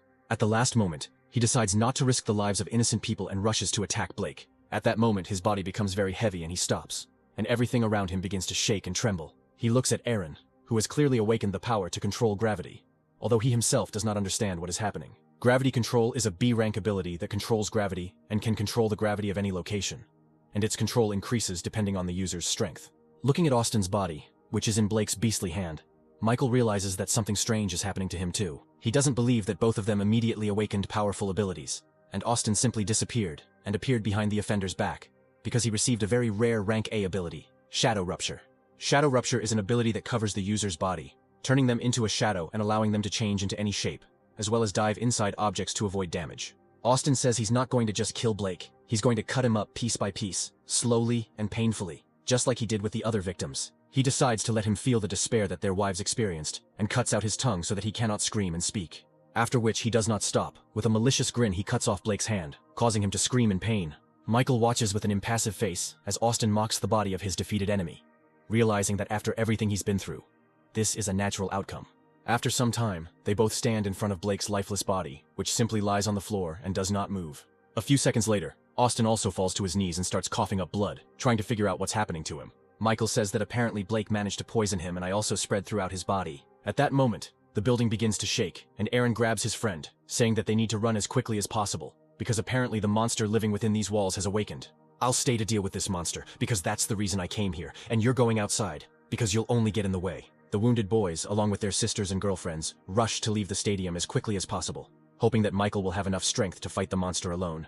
Austin notes that he has known the main character since elementary school, and, although a lot of time has passed since they met, he has changed a lot. That weak look that was in his memories has completely disappeared, and in front of him stands a real mature man, who can really be relied upon and believed in. Meanwhile, the plant's roots begin to penetrate every centimeter of the building, demonstrating all of its monstrosity. Outside the stadium, huge roots begin to rage from side to side, and the real body of the monster is revealed. It can't be. This is the monster that Blake fed, and we live next to him all this time. Tyrant King Flower is a large size. In my previous life I heard about a raid on an S-rank monster. That battle was won with many losses. The system informs Michael that at this stage of development the flower is only D rank, and its energy is very unstable. The monster says that the main character is very strong, and he, in turn, is amazed that the plant can talk and has already acquired its own consciousness. You have destroyed my puppet and now you must take his place and be the source of food for my development. I'm not going to do that. If you're trying to scare me into becoming your puppet right now, then stop talking nonsense. Michael orders Goldie to stop the flower's body while he goes inside its torso and tries to finish it off. The protagonist activates his absorption ability and then begins to cut the giant vines of the flower in hopes of destroying it and absorbing its ability. The system says that the enemy's body is too large and its ability cannot be absorbed, and therefore Michael needs to destroy the plant core himself. Meanwhile, Goldie is frantically fighting the plant's roots, trying to stop it and minimize the destructive damage. Finally, Michael asks his familiar to be careful, as these vines are very poisonous inside. Why are you helping a person work with me and absorb him? I feel a huge unimaginable energy in his body. Goldie replies that no one wants to make money with an ugly plant like you, and is simply making fun of it. Meanwhile, the main character penetrates deep into the roots of the plant, where everything is covered in mucus, and there is an incredibly rotten smell. It looks like the entire center has merged with it, and this must be its inner region. The core is located somewhere nearby. Michael hears the voice of a girl who asks to save her because she is very hungry, and there are other survivors here. She continues to insist that she is very hungry. She attacks him, and he sees that it is in fact the mutilated body of a former human. He notices a huge number of dead people who have merged with the plant's roots and are now his puppets. The plant claims that these people were absorbed by it, and it specifically copied their appearance and voice to use for further purposes. I don't have time to look at your perverted tastes, these scenes of fighting and killing each other. I've seen it too many times and I don't want to look at innocent people killed anymore. The monster tries to attack him with the help of his puppets, trying to awaken a feeling of pity and compassion in the protagonist and undermine his fighting spirit. At one point, he even uses the body of a little girl, calling the main character his brother, and trying to awaken warm, loving emotions in him. Michael claims that this is not his real little sister, but he still can't just cut into pieces what was once an ordinary person. The protagonist is overcome with incredible rage, and he, emitting a huge amount of energy, prepares to finish off this annoying creature. The plant grins and says that Michael wants to die as soon as possible, and now it will strangle him to death with its own body. The main character activates his absorption ability by soaking his blades with it, and begins to chop up all the plant roots that come his way with furious speed. This causes incredible pain to the monster, and the protagonist manages to break through a huge layer of thickets to the mutant's core. The plant is indignant and furious, not understanding how an ordinary person is so sure about where the core is located. Michael could never have imagined that such a huge monster would have such a small core resembling a human eye. He asks the monster not to be afraid of death, because ultimately he is an ordinary infection that needs to be eradicated from this planet. Trying to touch the core and use the absorption ability, blue roots suddenly shoot out of his hand, and the protagonist does not understand what is happening. The tree of evolution located inside his body actually begins to absorb the remains of the plant monster. What is happening to me? Why does your human body have such a pure plant source? Who are you anyway? Michael is immediately transported to the Temple of Evolution and asks the tree why it absorbed the flower of the Tyrant King before him. The tree replies that since it is the same type of plant as itself, it can absorb its essence to obtain a purer source. Michael finds himself quite stunned that all of his subordinates are evolving and developing much faster and earlier than he did. The evolution of the tree opens a contract for the main character, the abilities of which can be concluded in order to obtain the abilities of other people without killing them. The essence of the contract ability of the equivalent skill level, the ability to devour, can absorb fragments of abilities so that the contract ability increases.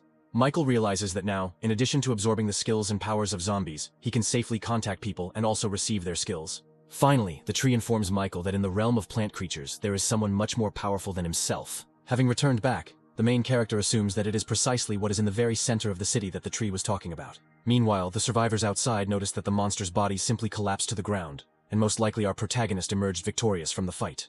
Austin asks his friend to go and check the situation, and also to find out if everything is okay with Michael and what condition he is in now. Meanwhile, the main character still manages to find a source of life force, thanks to which he can heal himself, as well as strengthen his current skills. At this moment, Aaron finds him, holding little Goldie in his arms, and he says that they were very worried about him.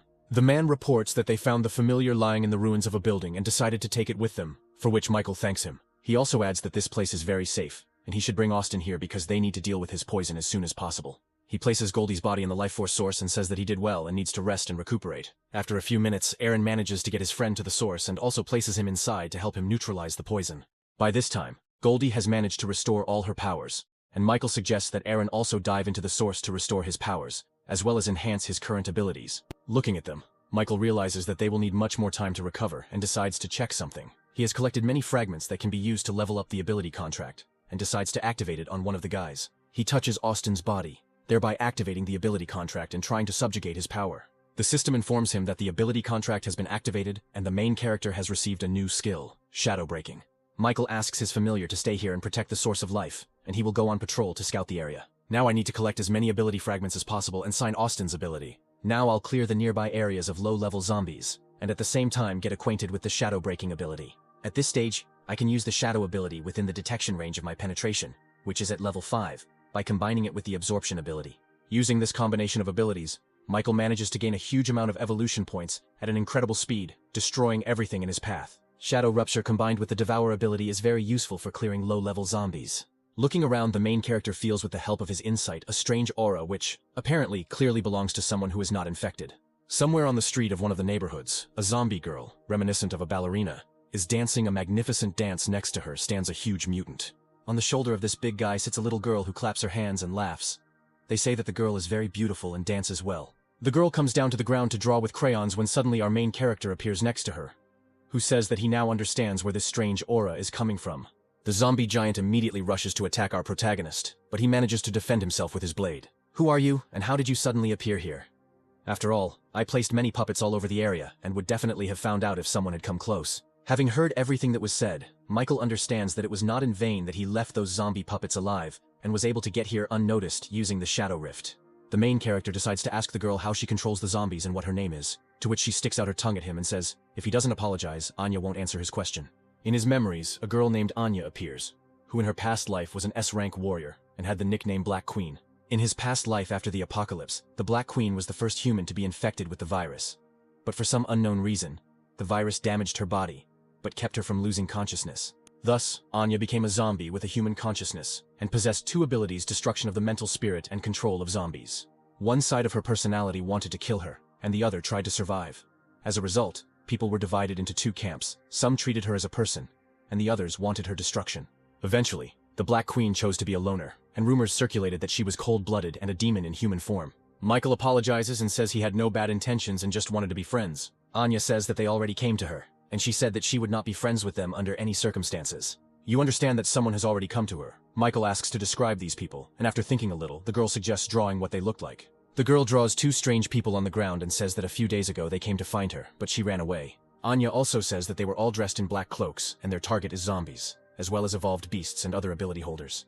At that moment, the earth under their feet begins to crack, and the main character manages to grab the little girl and save her. A huge mutated beast rushes at them from underground, and Michael asks Anya to hold onto it as tightly as possible. Using a combination of his abilities, as well as incredible strength, he destroys the monster in one move, cutting its entire body in half. Anya is very surprised by the protagonist's strength, and begins to think that there is a prince in front of her, who simply shines and sparkles. Michael promises to take her to a safe place, and the girl calms down, realizing that the main character is not like those evil guys, and most likely will not cause her any harm. After some time, they return to the place of the Source of Life where Austin and Aaron finished their recovery, and all this time were waiting for his return. Michael says he found this girl while he was on patrol and decided to take her with him.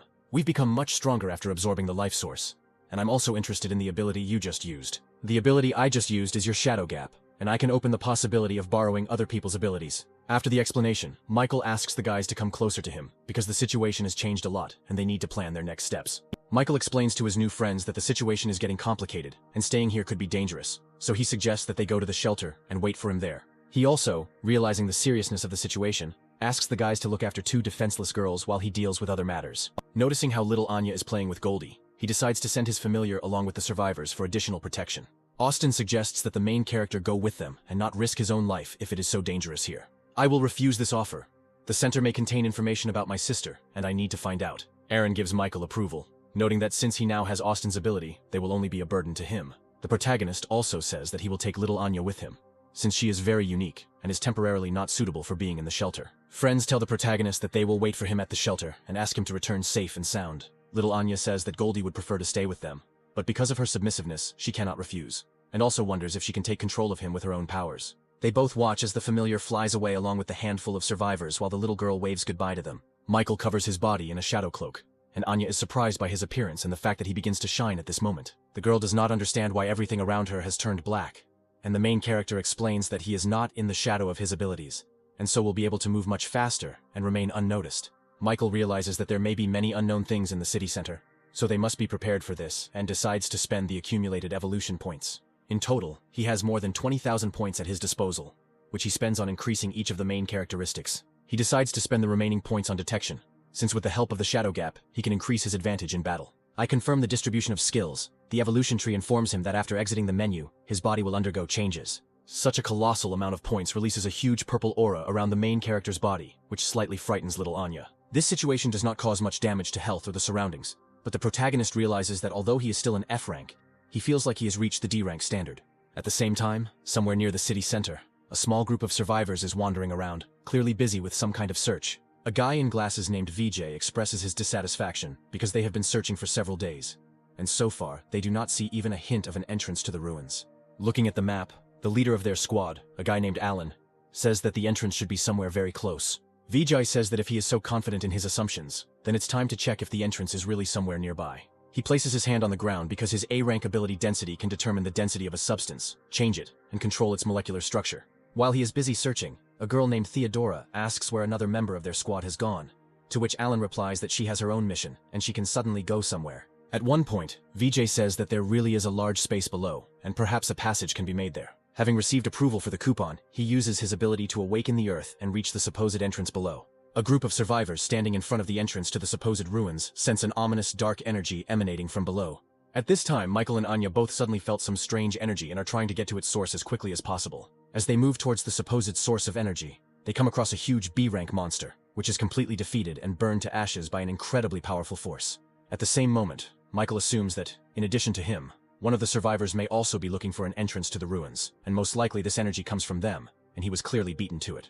After 10 minutes of searching, our heroes manage to find the very hole made by the search party, which leads to the entrance to the ruins. Michael begins to worry about what might be waiting for them downstairs, so he tries to warn Anya and asks her to stay outside. The girl begins to get indignant and says that she also wants to go to the ruins with her older brother Michael, because she is very strong and can also be useful in battle. Having succumbed to the persuasion of little Anya, he nevertheless takes her with him, and they descend into the depths of the ruins, beginning to move along their dark and narrow corridors.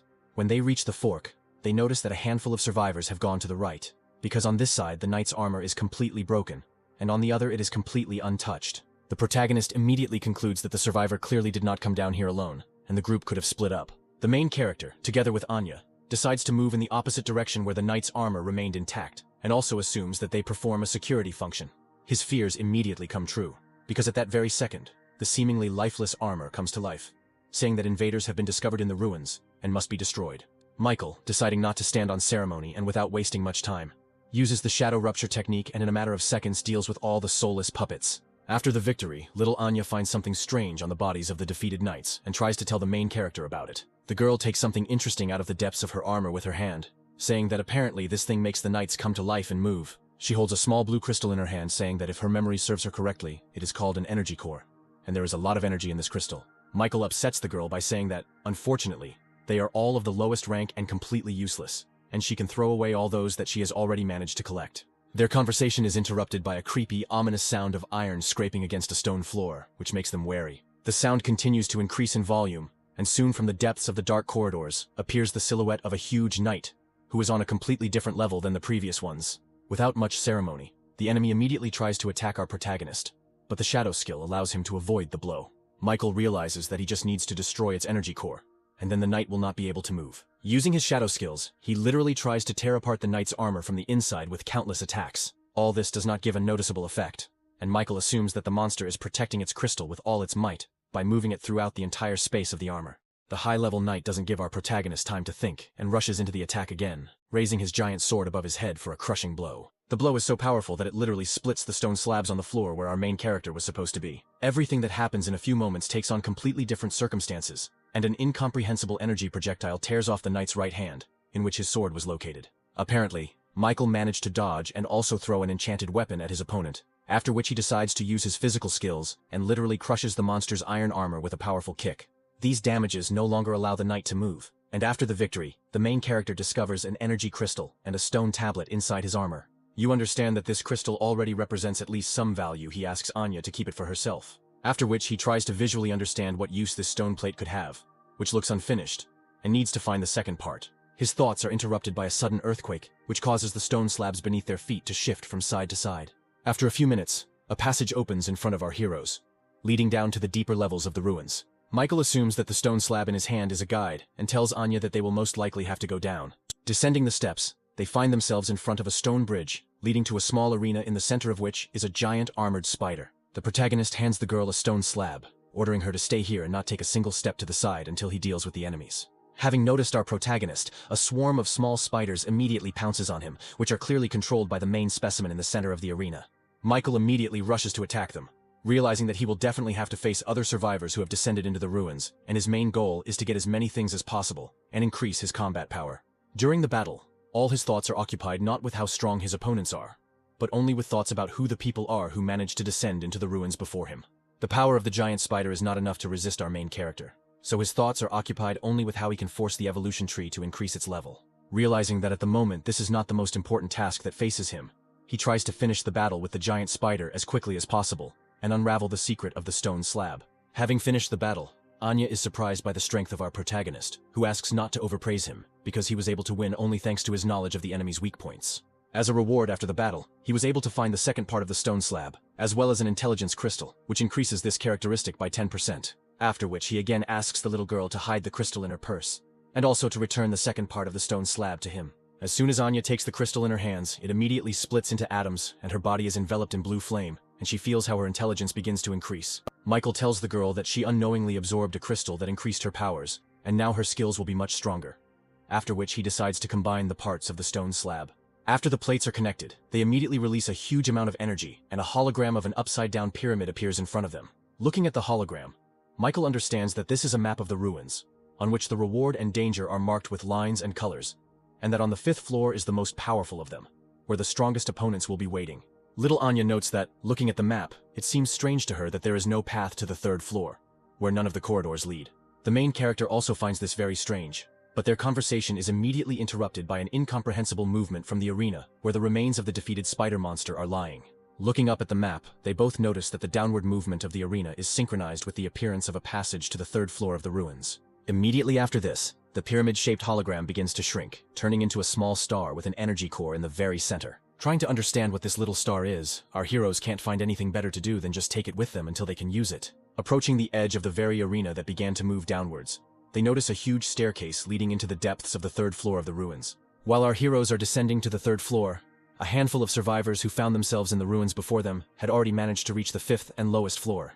Moving along the only corridor leading to the chambers of what our researchers assume to be the main boss, they try not to make noise. Looking at the mysterious stone statues that look like knights, they hope that at least they do not live at one point and will not have to fight with them. The girl in the squad points out that it is just a pile of stones, not a helmet and armor, and most likely they are physically unable to move. Once in the main hall of the group, the researchers look around trying to find the dungeon boss with their eyes, because they can't wait to show off their skills. In the center of the hall, they see a crystal coffin suspended by golden chains from the ceiling, inside which is a stone slab in the shape of a circle, which is the broken divine hand they are looking for. Inside the coffin there is also the body of a white-haired girl, who is clutching this very stone slab with all her might. Alan asks a fat guy named Hans to take this slab and to be extremely careful because anything can happen. He asks everyone else to take a fighting stance, because he senses the presence of other opponents who should soon be nearby. He decides to directly ask those who all this time simply watched from the depths of the shadows as they moved through the floors of the ruins, to come into the light. Behind him, several mysterious cloaked figures immediately appear from the shadows, whom he calls Disaster, and who he believes are a bunch of rats. The silhouettes in cloaks say that the researchers have betrayed the true god, and will be punished for such a rude act. The organization that hides in the dark also claims to be traitors.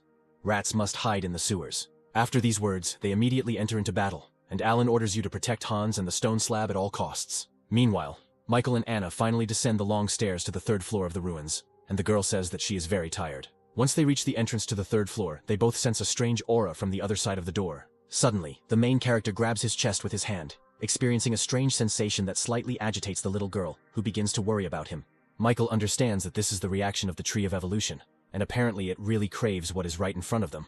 He guesses that right at the entrance to the 3rd floor, there is a plant of a higher class than the flower of the Tyrant King that they encountered before. Upon entering the room, he notices a plant-type energy core and assumes that he can absorb it very quickly and safely, without having to fight it. Once I obtain the energy core of the evolution tree, it can evolve again, allowing me to increase my strength.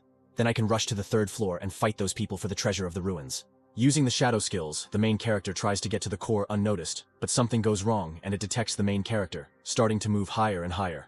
Rising higher and higher to the ceiling of the hall, our heroes discover a huge, colossal-sized knight made of stone, with whom the plant core begins to merge into one whole. The plant grows into the stone knight's helmet, and its vines take control of his entire torso. Michael understands that nothing is as simple as he thought, and asks Anya to hide in his shadow once again, and give him the opportunity to figure everything out himself. The girl tries to scream that she can't see anything, and the main character, using his abilities, takes her to the other end of the hall. He understands that the Tree of Evolution may appear to reabsorb the energy core, and he cannot allow Anya to find out his secrets, so it would be better to hide her. This energy core uses vines to control the statue. I just need to extract it and victory will be inevitable. Trying to use his physical skills, Michael tries to make a direct attack on the Stone Knight's body, but his durability is different from everyone else's, and this attack does not bring the desired results. Realizing that the weapon is powerless in this situation, he continues to dodge the attacks of the giant stone statue and decides to limit its mobility and then try to destroy the core. I'm trying to come up with a plan on how he can do this. Moving along the edge of the arena, he stumbles upon long branches of a vine growing along the entire wall. Grabbing one of them with his shadow skill speed, he wraps it around the Stone Knight's body, trying to create a kind of trap. Let's see how long you can last when faced with my level 8 power. Michael pulls hard on the makeshift rope, allowing him to bring the Stone Knight down to the ground and knock him off his feet. The speed of movement and immobility of the statue is not enough to quickly and lightning fast get back on its feet, and during this time the main character gives the evolution tree the opportunity to finish this battle. At that moment, Michael is surprised that the tree, unlike the previous time, decided to personally go outside to beat the energy core. It releases its roots, digging into the eye of a defenseless plant, and beginning to suck out all the juices from it. After absorbing the core, the tree of evolution begins to shine and change, and in front of our protagonist appears a tall, slender girl, who all this time was the tree of evolution. At the same second, a context window appears in front of him, which informs him about the possibility of evolving and increasing his rank, for which it is necessary to have a certain set of skills that the main character already possesses. I accept the offer of the tree. Michael feels how his body begins to overflow with energy, and all his characteristics begin to noticeably increase. Once promoted, all of his skills also level up, and the tree informs him of the required levels of dexterity, intelligence, and detection strength to advance to the next rank. Thanks to the tree with a brush, the upgrade is much faster and more convenient. Remembering the past, to increase the level I ran like crazy killing a cloud of monsters. Looking at the girl, the protagonist decides to clarify whether he should still call her the Tree of Evolution, to which he receives consent. Michael also asks why his evolutionary tree chose him as a victim for revival, to which he receives the answer that she cannot answer his question right now, and she does not have a memory of all the events. My evolution is the key to solving my past life. It's no wonder you helped me during the attack of the horde of infected and allowed me to continue to evolve. My memory seems to be linked to your evolution, so your growth is very important for both you and me, and the discovery of additional information. After these words, the Tree of Evolution disappears again, going into the system, and Anya appears behind the main character, who rejoices at his victory.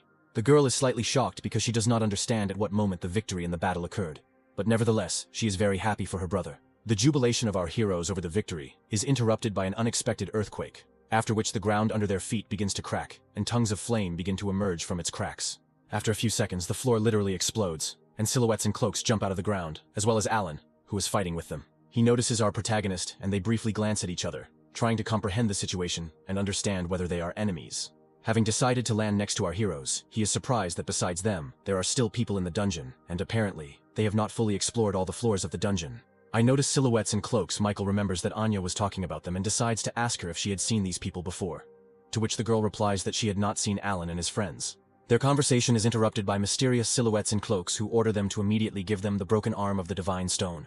And he says that he is not going to give them the artifact he found under any circumstances, even taking into account the fact that 2 of his squad have already been seriously injured. Watching their conversation, Michael realizes that they were apparently fighting for the treasure found on the 5th floor of the ruins. Having learned the name of our protagonist, Alan apologizes for dragging him into this story, but really hopes that he can help him deal with these enemies. Vijay tries to dissuade his friend by pointing out that the stranger is only at E rank, and there is no point in asking him for help. At this time, the silhouettes in cloaks who are D ranked begin to laugh, saying that no matter how many scum you recruit into your team, you will all die.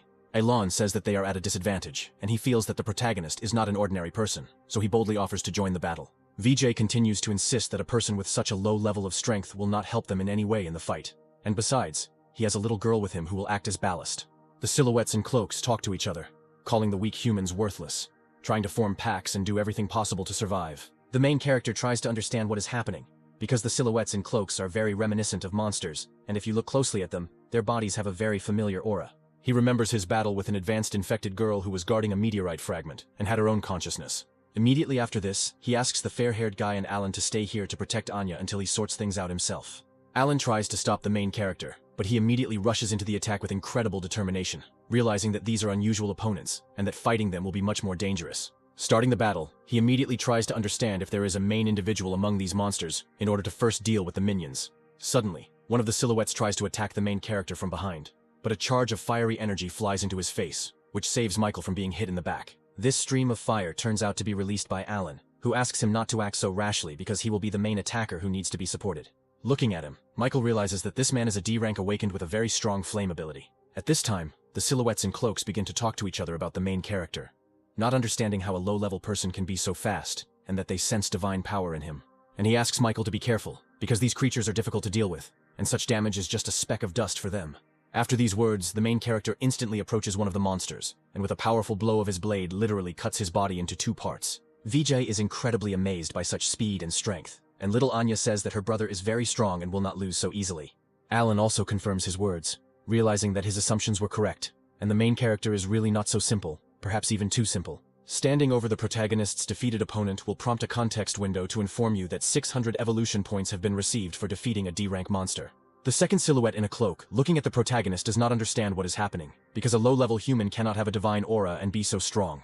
Michael says that from his words, one can conclude that they also call themselves divine, in which case he must be a deicide. At that moment, the monster in the cloak starts screaming, saying that this simply cannot be, and that he is not going to be the loser in this battle. Screaming that all humans will be destroyed, he begins to prick himself with needles sticking out from behind his back, and begins to transform. Michael says that he has already encountered this type of enemy, and apparently he begins the transformation in order to fight with all his might and asks everyone to run away from here as quickly as possible. Vijay immediately grabs little Anya in his arms and says that this is complete madness, and that ordinary people definitely won't be able to cope with this. And he says that he is not going to just run away because this monster injured his comrades and he cannot just leave. Looking at the monster, they realize that it has completed its transformation and is now somewhere around C rank in strength. He immediately begins to attack our heroes with a spear covered in vines, which after the blow rush after Michael and Alan, reflecting attacks with a vine, Alan tries to understand who Michael really is. Because, having only an E rank level, he is able to resist monsters much stronger than him. At the same time, he charges a huge fireball in his hand in order to assess how powerful the enemy in front of him is. Trying to attack the monster standing in front of him, he realizes that his attack doesn't even leave a scratch on his body, and this is very sad. Taking advantage of the moment of confusion, Michael at this moment finds himself behind his opponent, trying to attack him with his daggers. The monster manages to react to this by defending himself from the attack, and they say that such a pathetic nothing will never be able to defeat him. The protagonist realizes that this native type of monster is much stronger than what he has encountered before, and it seems that they continue to evolve at a breakneck pace. He also realizes that he himself is not the same as he was a few days ago, because, like other survivors, he is evolving. But he still needs to restrain himself because there are strangers nearby.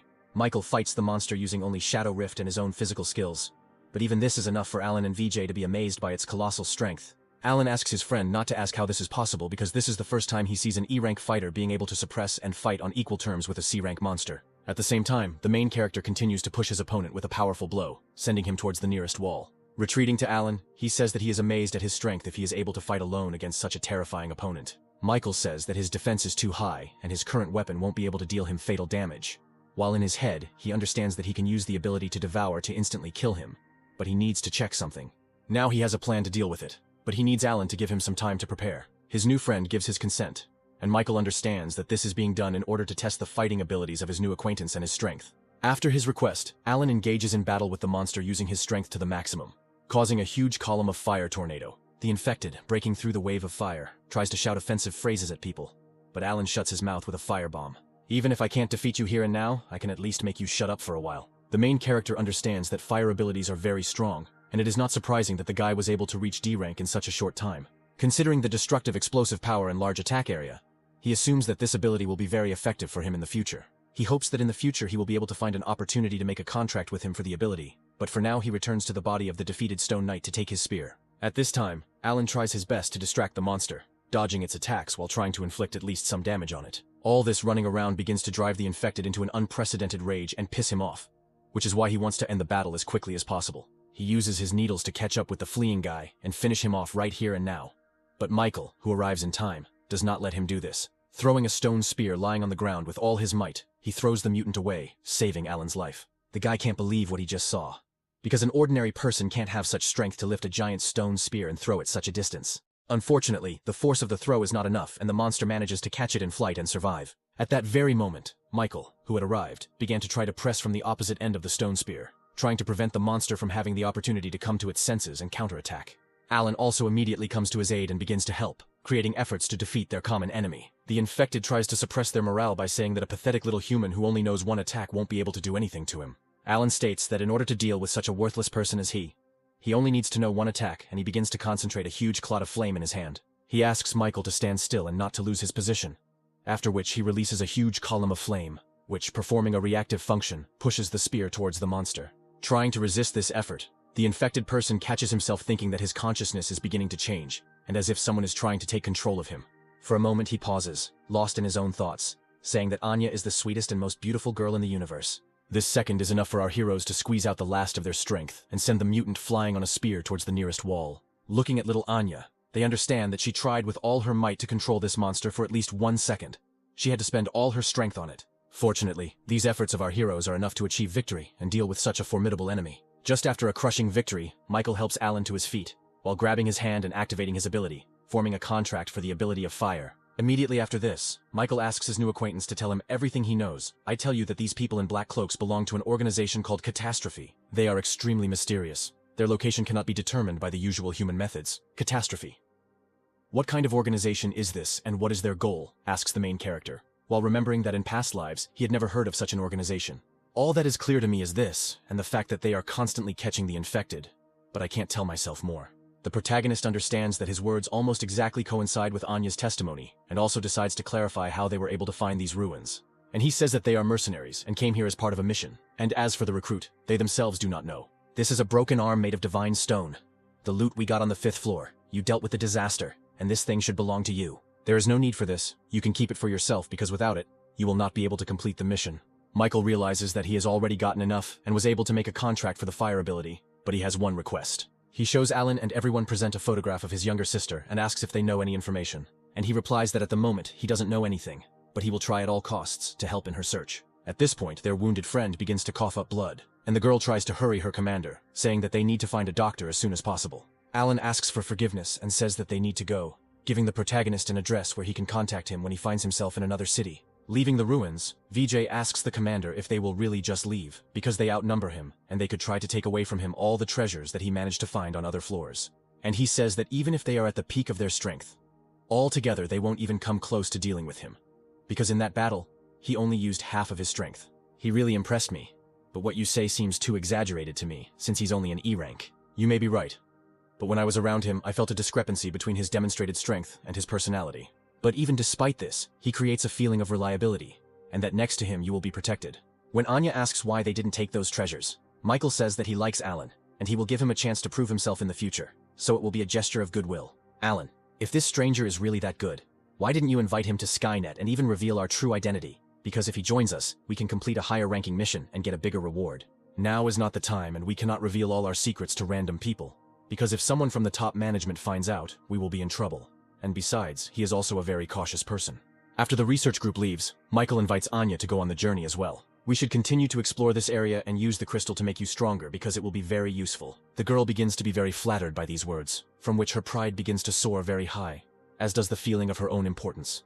The main character suggests going to the 4th floor and clearing it out, in particular so that Anya can gain experience and become stronger. On the 4th floor, there is a huge number of mid-ranking puppets that he met at the entrance to the 3rd floor. Michael decides to test and try out his new fire abilities, which he gained from contact with Alan. I rush to attack the rest of the knights. He easily dodges their slow attacks by flying into the air. The protagonist remembers that fire can be used as an accelerating force, and thanks to this, he is able to move through the air for a short time, increasing his mobility. From now on, he will be able to fight in the air in addition to group damage, which has increased significantly with the use of firepower. I want to finish them off in one move, so I need to concentrate as much fire energy as possible in one point and throw it out. Having finished accumulating his strength, Michael launches a huge stream of flame at the knights, burning everything in its path. After such a powerful attack, only melted armor remains from the knights, and the main character realizes that this ability has a purely destructive nature, after which he asks Anya to collect all the crystals. Starting the collection, the girl asks her brother to forgive her because the red crystal that Michael gave her for safekeeping has disappeared somewhere. The protagonist suggests that Anya could have absorbed it and asks to take another red crystal and split it as he did with the crystal of intelligence. The girl takes one of the red crystals left behind by the knights and is surprised that it can also be absorbed. With a little effort, it also crumbles into particles, causing the girl an incorruptible shock. Michael realizes that Anya doesn't kill zombies but captures them so she can't get energy to level up. But in return, she can directly absorb energy from items to evolve. He offers the girl to absorb all these crystals so that she can become stronger and improve her fighting skills. Having collected all the available crystals on the battlefield, the girl begins to emit a huge amount of energy and her body begins to evolve. Having completed the evolution, Michael congratulates little Anya that she has now reached the status of an E-rank warrior. Next, our heroes go to clear the corridors of the dungeons and eventually find themselves on the 5th floor in the very hall that the researchers visited. They see a crystal coffin in front of them and assume that inside it there must have been the treasures of this floor, which Alan and his friends had already managed to take. The little girl suggests that apparently the coffin contained the protector of these treasures, and it seems that the atmosphere around becomes piercing.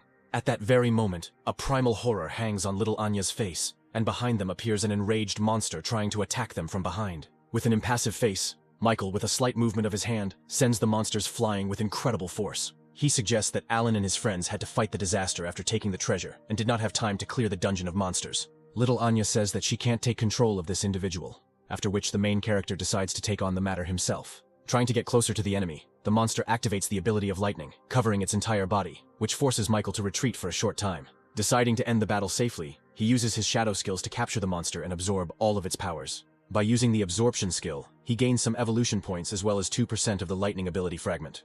After defeating the floor's defender, the round stone slab in front of our heroes begins to rotate. Immediately after this, little Anya draws the protagonist's attention to a strange depression in the center of the slab, which is very similar in shape to the token they found. After inserting the token into the correct slot, it immediately begins to glow, depicting the silhouette of two triangles that activate the hologram of the dungeon, reflected vertically. After which, immediately behind the round stone slab, a passage opens leading to deeper floors of the dungeon. Moving down the stairs and exploring the ruins, little Anya asks Michael if she can fight, to which she receives the answer that when they encounter stronger zombies, they can fight together.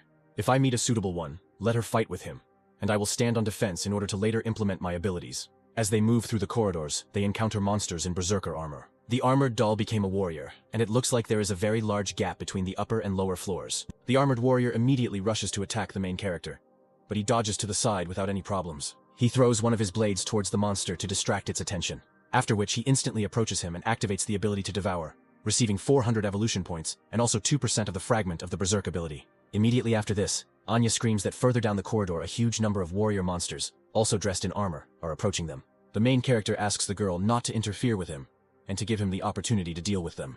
After a long period of time, the battle finally ends, and Michael realizes that using several abilities at the same time is draining him of a lot of energy. They were also finally able to reach the next floor in preparation for the next boss fight. Having opened the doors, a flock of angry birds immediately rushes at our heroes, which apparently are the defenders of this hall. Michael realizes that these are mutated owls, and tells Anya that the plan has changed, and because there are too many of them, he will immediately send her into the Shadow Rift. The girl expresses her dissatisfaction, saying that she doesn't want to constantly hide behind his back, and that if she is now evolved, she will be able to stand up for herself. While dodging an attack from one of the birds, the girl tries to use her control skills and manage with a few words. Taking control of one of them, she manages to cause a small stir in the enemy ranks, and also begin to fight. Looking at everything that is happening, the main character understands that Anya really increased her powers, and he should not worry so much about her. Unconsciously, he treated Anya like his own sister and tried to overprotect her and defend her from any danger. At this time, the little girl is attacked by a swiftly diving eagle owl with bright red eyes from the sky. She still manages to dodge the attack, as at that moment another bird's fiery feathers fly at her. An argument begins between the two owls about who attacked the girl first and who should get her. Michael suggests that Anya take control of Phylan, saying that he is very strong and apparently is the leader of this small group. The girl says that she is not going to do this because she does not like him and she will not make him her companion. She also looks at the small white owl, which seems to be emitting S-rank ability energy, and its overall combat power is the strongest among everyone in this building, but he can't use it yet. The girl says that she can help him awaken his powers if she manages to enter his mind, but for this, she needs a little time. I try to take control of the white owl, and barely manage to dodge the attack of two angry owls, as she still manages to take control of him. Little Anya starts laughing, declaring that she never doubted for a second that she would have enough time, and she would get the greatest familiar of all time. At this time, all the other owls in the room look at the little familiar and call him a traitor. Little Anya gives a name to her new pet, calling him Bugu and giving him confidence in victory. He immediately goes on the attack using his S-rank ability called Absolute Wind Tornado, which allows him to quickly deal with his opponents. Anya hugs little Buga with all her might, amazed at his strength, and saying that from this moment on they will become best friends. Michael congratulates the little girl, but asks her not to lose concentration, because now they don't have time to relax. Watching the behavior of a flock of owls, he assumes that the main owl, who is the boss of the floor, should appear soon. His assumption turns out to be correct. After a few seconds, a magical beast with the ability to increase its size appears in the center of the arena. Overflowing with energy, Anya asks the main character to let her deal with such a formidable opponent herself, because this will be the first fight for little Buga. Michael gives his consent to the little girl, telling her that he will be there to help and give her the opportunity to concentrate on the goal. The little familiar doesn't really like this whole idea, but Anya takes control of him, and he understands that he is once again no longer in control of his body. Immediately after this, the giant owl tries to attack the little Buga, but he easily dodges the attack due to his size. Meanwhile, Michael protects the little owl from being attacked by other owls using his shadow ability. He asks Anya not to rush and do everything in a measured manner, because she must trust her companion and not just control him. Anya understands that when she first entered little Booga's consciousness, she felt that he was cowardly and unsure of himself, and she thought that if she forced him to fight, he would regain his confidence. From childhood, he was treated as a different species and was often bullied and mistreated. Gradually, he began to fear those around him and stopped trusting others. And Anya understood this perfectly well, because she was the one who also had no parents and was constantly bullied. The girl says that at one point she still managed to meet her older brother Michael, and he treated her with all kindness.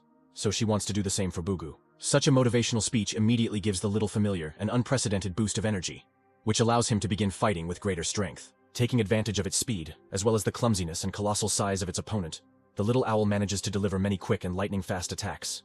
Michael realizes that this little owl that Anya chose, although it doesn't seem that strong, can still be useful. At this time, the battle with the floor boss drags on, and he continues to grow in size, slowly starting to destroy the entire floor of the dungeon. The protagonist realizes that the situation is becoming more serious, and asks Anya to let him finish the battle. Meanwhile, baby Bugu continues to dodge the hail of pointed feathers flying at him. I understand that it is impossible to delay. The girl activates the ability of her familiar Tornado of Absolute Wind.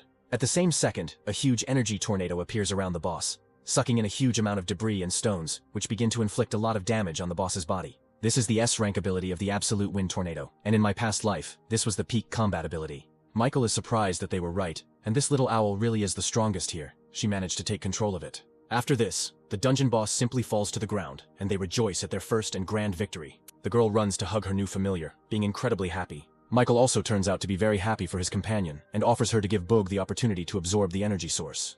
The familiar goes to absorb the boss's body, and the protagonist asks the girl how she was able to assess his potential. Anya says that when using mind control, she can see the abilities of monsters and determine the strongest one, and then control him.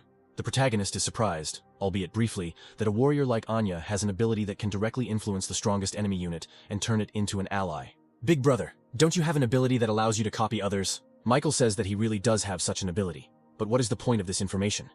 Anya suggests taking and copying her power. The girl says that after everything that happened, she trusts the main character very much, and wants to let him also get her ability to become even stronger. Michael realizes that he must have enough points to develop another ability, and tries to make a contract with the little girl as well. The evolution tree cancels this request, informing that concluding a contract with a monster is simply impossible. Anya asks if everything went well and if Michael can control the opponents from now on, to which they receive a negative answer. By this point, Bugu has finished absorbing the boss's energy and evolved to E-rank. Little Anya rushes to her familiar to congratulate him on his new level of evolution, which is why it was not possible to conclude a contract with Anya. He remembers that the girl is not human, but is also a monster that resulted from the apocalypse. But during the time spent with her, he had already begun to forget about it. He promises himself that this time he will not allow society to do to her what happened in his past life, and invites her to move on. Making our way further into the dungeon, our heroes think over further plans for the battle, because their forces have already been significantly depleted. Even if Anya didn't show it, this little girl has been through so much with me and is most likely holding on with all her might. Michael activates the Shadow Rupture ability to get the most out of this place to level up, analyzing this evolution tree about the required levels of power, intelligence, agility to level up. He realizes that he needs about 150,000 evolution points, and at the moment, he only has 40,000. At this time, somewhere within the walls of the shelter, a small commotion begins to reign in connection with an unexpected guest. Some stranger tries to pick a fight with every survivor in the shelter, trying to find a worthy opponent, and also wanting to see the god of war. Megan notices panic within the shelter walls, not understanding what is happening, receives information from one survivor that people from another shelter have appeared and want to fight us to determine our strength. Meanwhile, on the third mirror floor of the ancient ruins, Michael and Anya feel a strange, mysterious energy. The main character suggests that the girl move forward because soon they will meet their last enemy. After passing the third, fourth floor, I received 90,000 evolution points. The fifth floor gave me 20,000 as a backup. First, I better improve my combat abilities. Michael spends almost all the points he has collected to upgrade his skills, after which the evolution tree informs him about the transition of the strength skill to a higher level of power. The only skill that remained at a lower level after distributing points is intelligence, to raise which the main character needs to accumulate a few more points. After distributing the skills, the increase is so great that it causes a severe attack in the body. Little Anya decides to check if everything is okay with the main character, as she is very worried about him.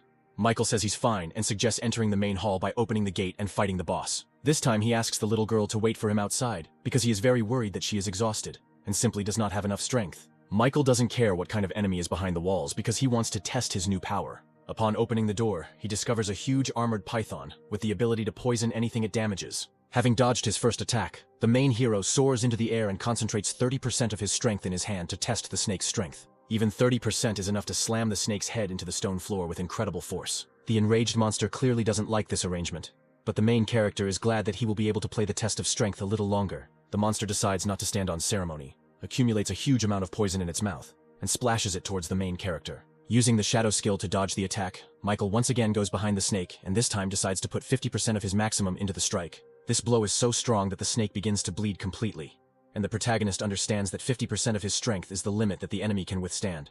Realizing that defeat is inevitable, the snake tries to carry out its last attack, putting the rest of its life force into it. Michael activates his Devour ability, and unfortunately for his opponent, he ends up being the winner in this battle. At this time, Anya, waiting outside the doors of the boss's chambers, feels that there is no movement inside, and hopes that everything is fine with her brother. She decides to ask little Booga if they should go inside, to which Phelan replies that they are both intellectuals and won't be able to just open the stone door. After a few moments, the door finally opens and an unharmed Michael emerges, asking for forgiveness for the wait, since everything ended much earlier than he expected. He also looks at the little girl and says that he has a gift for her, which makes her sparkle with all the colors of the rainbow. He hands Anya a small gold medallion, saying that it will suit her very well and that she needs to try it out. The girl says that this icon is very beautiful, but she still doesn't know how to test it, and Michael asks to simply activate it like the energy crystals.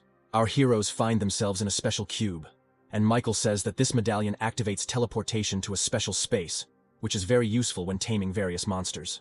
The protagonist says that this medallion has similarities with his shadow abilities, but unlike the medallion, it can move, and Anya will be able to leave the real world for her own safety. Okay, I suggest we leave these ruins, because we've been wandering for a very long time, and I'm very hungry, and it would be nice to find something to eat. Once on the surface, Michael says that he used to store all his food nearby in the nearest supermarket, and suggests going there. Having reached the store, he suggests that Anya go in search of food while he clears the streets of zombies, who have changed greatly during his absence. Even after killing this python from the ruins, I still don't have enough points to increase detection to level 9, and need to get another 3,000.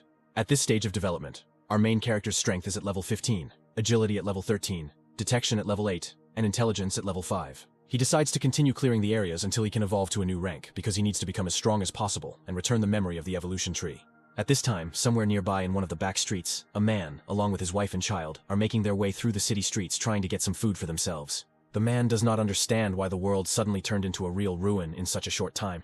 But remembering the words of one young man, one must always look for resources for survival. At that very moment, the foot of a huge monster appears above the car in which he was trying to find some supplies, about to crush him. His wife, standing nearby, tries to warn her husband of the danger, and that in just a few seconds he will be dead. I think that he has already ended up in the next world. He is unexpectedly saved by our main character, who orders him to get out of here as quickly as possible, otherwise next time he might not be around. After which an E-rank monster falls to the ground, for which Michael receives 400 evolution points, as well as a fragment of the ability to increase. The man, seeing death flashing before his eyes, thanks him, and also hints that he has seen him somewhere before. He remembers that they saw each other on that fateful day before the apocalypse began, and he helped him deliver groceries from the store to his home. He also says that he took the guy's advice and managed to save his wife and daughter, but unfortunately now they have to look for resources to survive. They are interrupted by the appearance of the horde of infected, and the protagonist asks them to retreat for a moment and continue the conversation after he finishes the cleanup.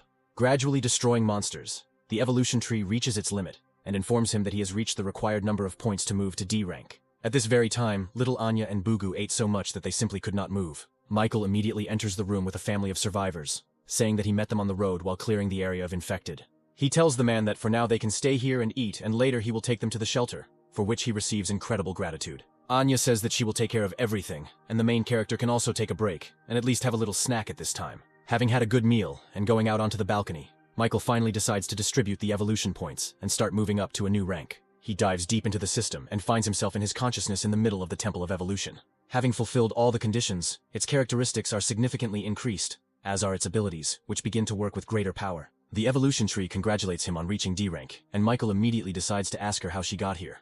The tree says that so far all she knows is some scraps and fragments of memories from a past life, and the time in which they are now located is different from the one that was before. The main character immediately tries to ask what exactly she means and what kind of world she implies, but his questions are immediately interrupted by his sister's voice, which is heard in the air. All this turns out to be just a figment of his imagination, and in fact it is Anya's voice, who calls him on urgent matter, and the tree suggests that Michael discuss this next time.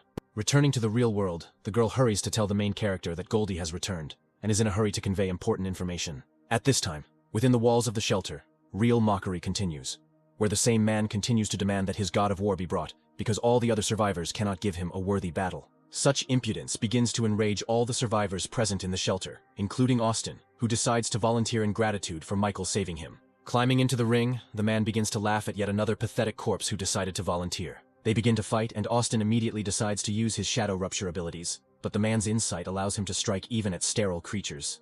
You are all fools here who rely only on your abilities while your technique and physical strength are very poor. After these words, he throws Austin out of the arena, hoping that there will be more daredevils ready to compete with him in strength. His speech is interrupted by Megan, who says that there are still awakened ones that he has not fought, and that she will act as a candidate.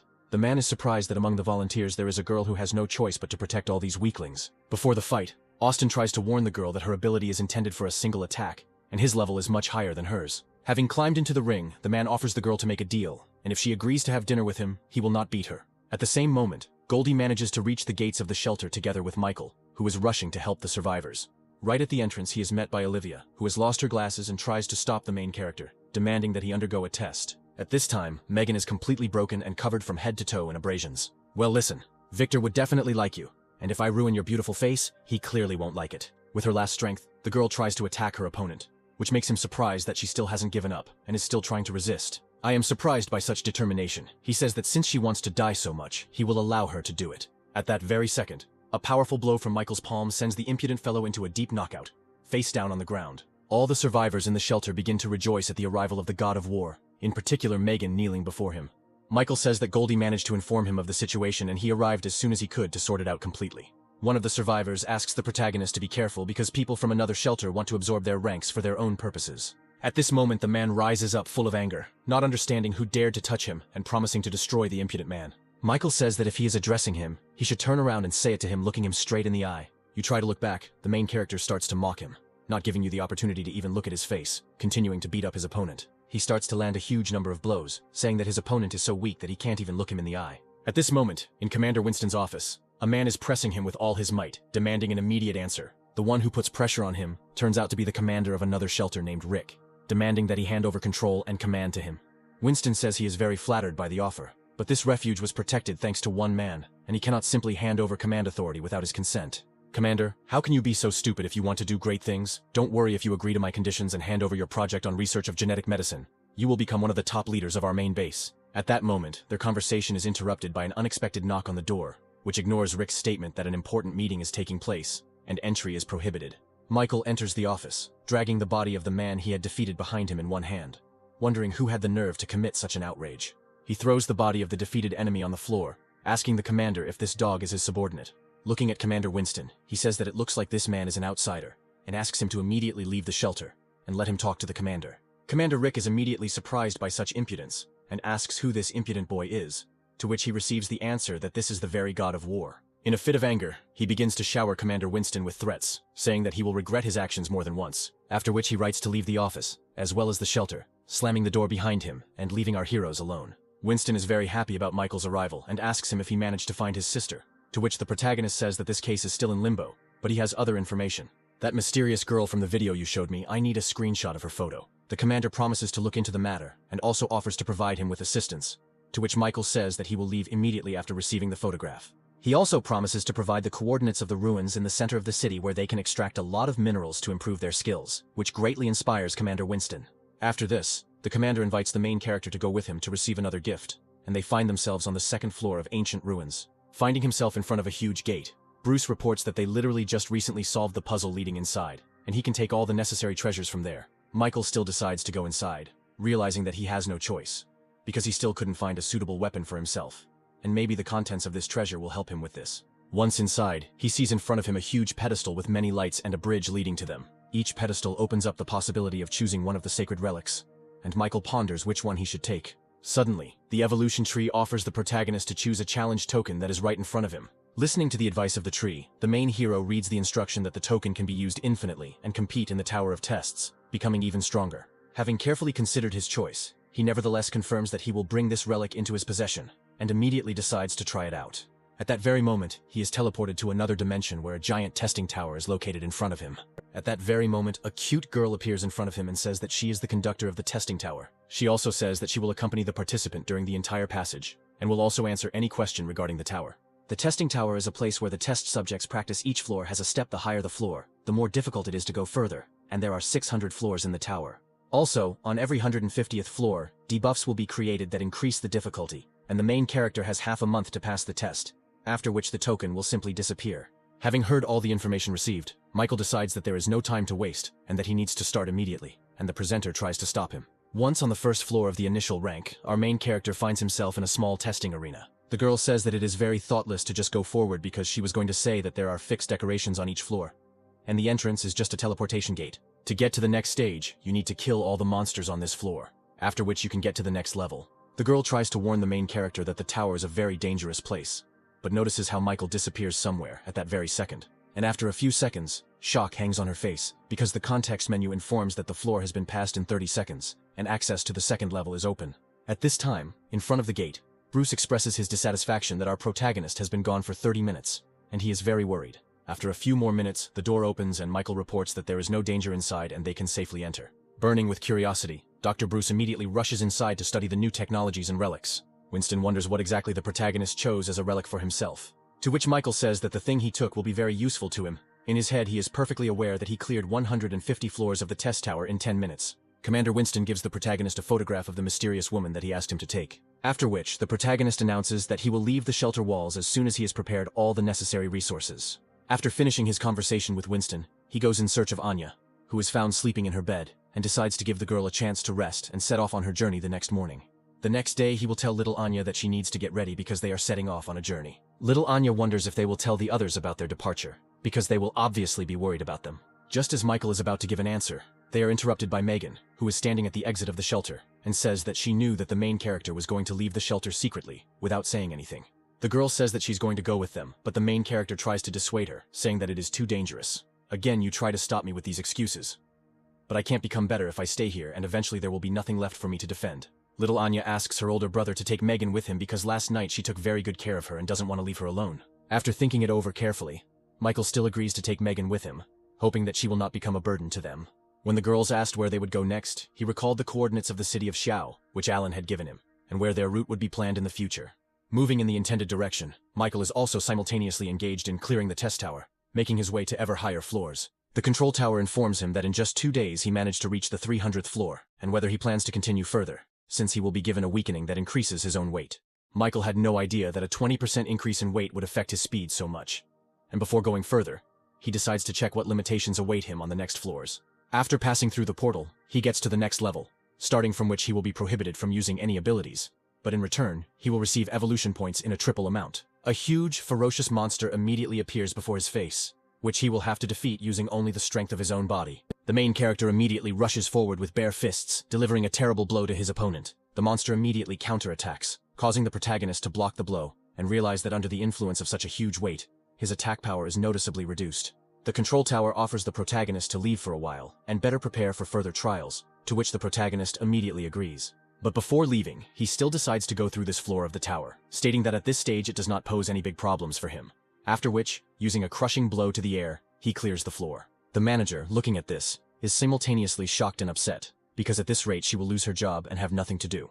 After clearing the floor, Michael returns to the temporary base in one of the abandoned multi-story buildings where his comrades are located. He is immediately met by Megan, who is sitting at the table and asks if everything went well in the testing tower. The girl points to the map and says that after 2 days of travel they are already very close to the neighboring city.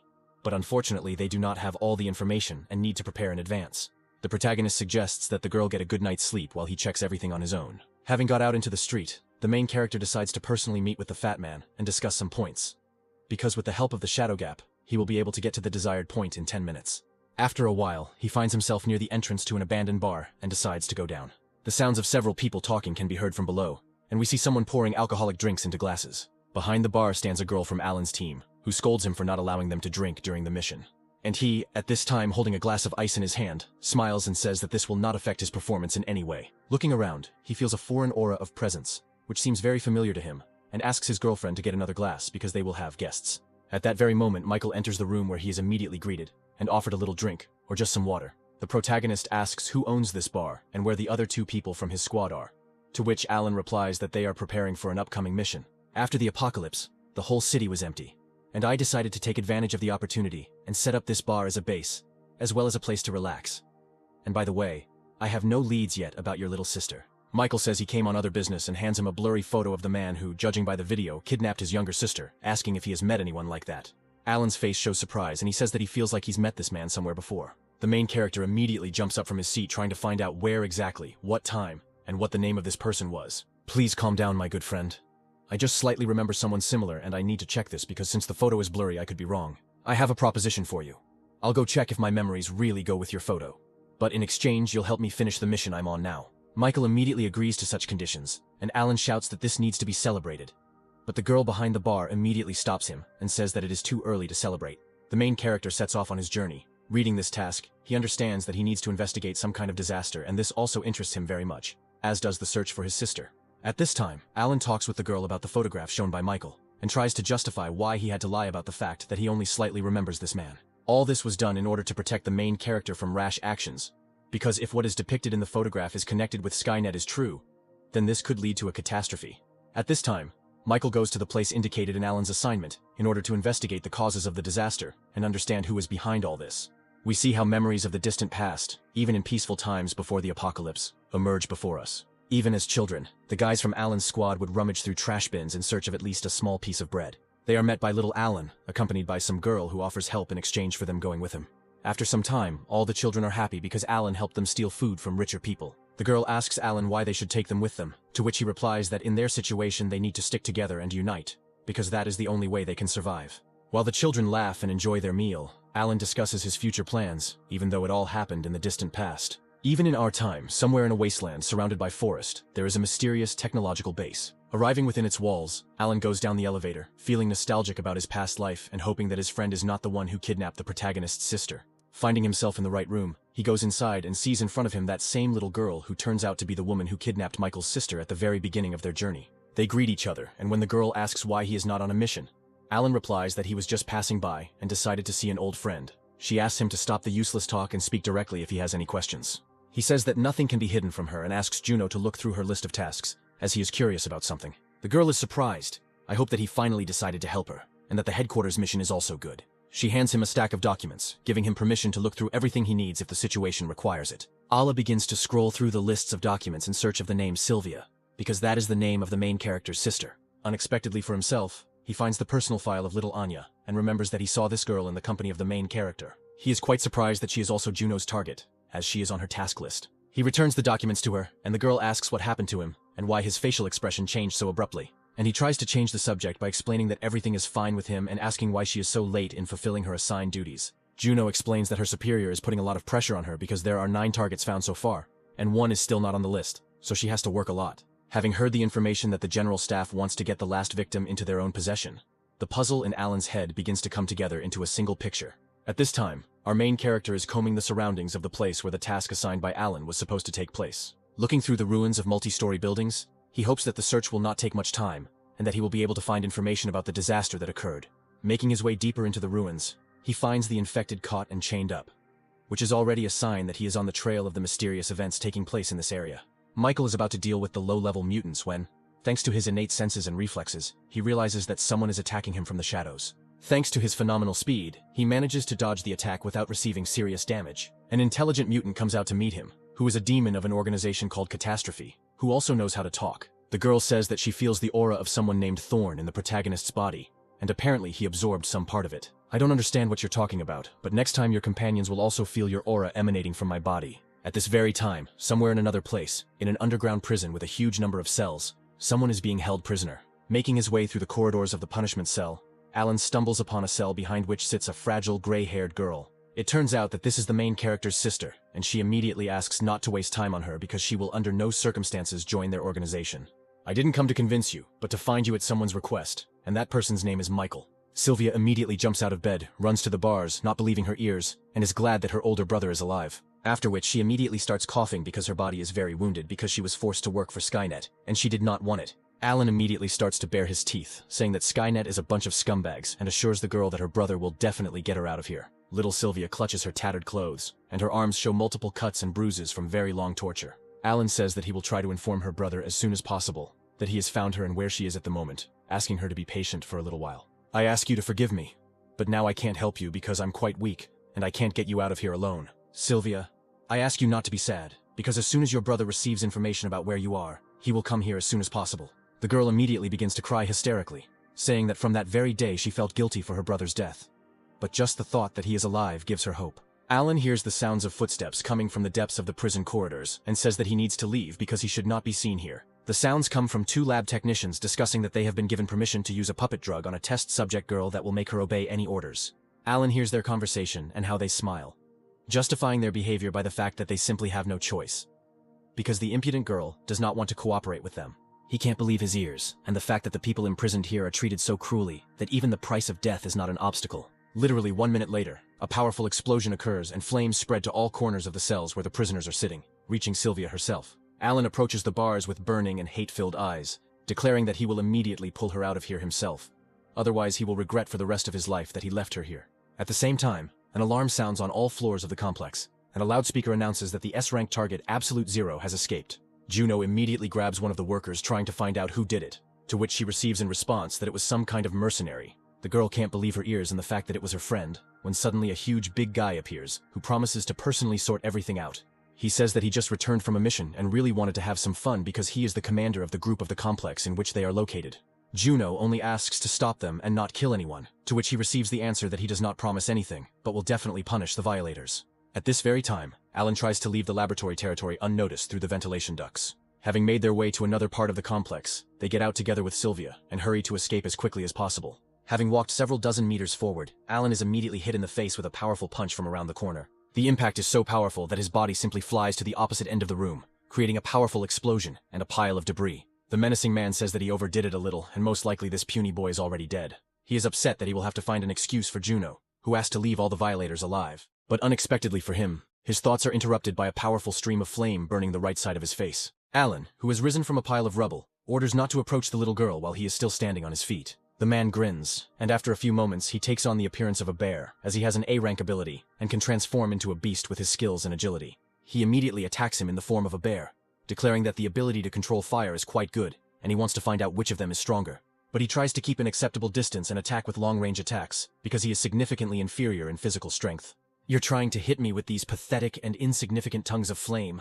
Let's see how long you can hold out." When in a confined space, the Alan still has to use brute physical force to defend himself from enemy attacks. At the same time, he uses the flame power of a long-range attack to knock the enemy aside with a powerful explosion. A squad of fighters comes to the aid of the commander, who is rushing to help, but he asks not to interfere, as he wants to deal with him himself. The soldiers who arrived in time could not believe their eyes that someone inside the headquarters dared to start a riot. "I repeat for the last time, don't even dare to get involved in the battle, because none of you have the right to go after my glory." From the conversation of the laboratory workers, he also understands that before becoming captain, Alan had applied for his place, but for some unknown reason, decided to leave the organization. He immediately rushes into the attack with even greater fury, leaning his entire body and pushing away the ranged fighter. Alan's body begins to give out, and he begins to cough up blood, since close combat is not his specialty. Without thinking twice, he immediately uses his speed and reaction to step back in order to close the distance. Sylvia asks if everything is okay with Alan's condition, to which she receives the answer that everything is fine, and she needs to find a safe place and under no circumstances get into trouble. Having gathered his strength, Allah's body begins to emit a huge amount of energy, and his flame takes on a completely different form. One of the fighters says that since Alan was applying for the role of commander of the headquarters, he had incredible strength in the past. After these words, they see him concentrating a huge amount of fire energy in his hands, about to launch a powerful attack. This information infuriates the group's commander, causing his ability to transform into a beast to reach a new level, due to the desire to prove his invincibility. The half-human, half-beast form evolves, and he completely transforms into a huge, enraged mutant. In this form, his skin becomes much thicker and stronger, and Alan's fire does not cause him significant damage. The strength and power of the attack after evolution also increased significantly, and Alan barely manages to dodge the attacks. You understand that he cannot avoid close combat.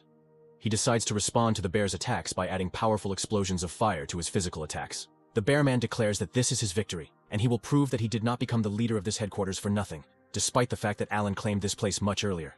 After these words, a powerful explosion occurs that throws the bear's body to the side, causing him to be surprised. In front of him stands a completely wounded and bloody Alan, whose blood begins to turn into fire, making him much stronger. He says that it is his turn to show his true strength and reveal to him the technique of furious fire. The headquarters commander rushes to attack him, sincerely not understanding why such a powerful gifted person decided to leave them and become a mercenary. And he produces a powerful flame attack, explaining his actions by the fact that Skynet only disgusts him with its goals and methods. A mysterious man watches their battle through CCTV cameras, smiling at what is happening. The white-haired man orders the subordinate standing next to him, calling him the King of Swords, to go there and end this mess. Taking advantage of the short respite after the battle, Sylvia uses her ice powers to try to freeze Alan's bleeding and wounds a little, thereby helping him. He thanks the girl for the fact that, being in such a wounded state, she still uses her powers to help him. Grabbing her hand, he runs with her through the corridors and complex, trying to get to the nearest exit as quickly as possible to leave this ill-fated place. While there is still time, Sylvia decides to ask why Alan decided to risk his life to save her at this very moment. Because Skynet is starting to get on my nerves, and if something bad happens to you, I won't be able to resist Michael. I am so grateful. When we meet Big Brother, we will thank you properly. After some time, they still come across a strong iron door, behind which there should be a building leading directly to the exit from the laboratory. Alan hurries to try to open the door as quickly as possible, but in an instant, a sharp blade passes through it, cutting through the steel and piercing the body of the wounded Alan. Behind the door is the same subordinate saying that he is one of 12 warriors with S-rank abilities called the King of Swords, and since they betrayed Skynet, they must die. Try your best to stay on your feet. Alan says he couldn't imagine that such a powerful warrior would be sent here to capture them. I advise you not to make unnecessary movements. At least I can allow myself to die with less pain. Please forgive me, I can't die. I have to take this little girl to her older brother and get out of here. At that very moment, the red-haired man appears behind the wounded Alan, declaring that he is too confident in himself. Even though it's funny to you, in your current state I don't even need to use my abilities. Alan immediately tries to react and attack his opponent, who just by looking at him, is incredibly stronger and faster than he is. Using only one blade, the King of Swords inflicts a huge number of dozens of small cuts, causing colossal damage to the body of his opponent. From such a number of blows and improved rolls, Alan almost loses consciousness, but at the last moment he barely manages to stay on his feet. Sylvia, watching the whole picture that is happening, cannot just stand aside and using her ice abilities, tries to help her new friend. The attack turns out to be not so powerful considering the girl's condition, and the King of Swords manages to cut through the blocks of ice flying at him without any problems. I'll give you one more chance to join Skynet. Think about it carefully before you finally die. I have already said a million times that this will not happen under any circumstances, and even if I die, I will not join this organization. Well, in that case, I will also regard you as a traitor, and after these words, I will be forced to eliminate you. Having completely forgotten about Alan, the King of Swords is distracted, and does not notice how he approaches him point blank, and his body is again covered in scarlet flame.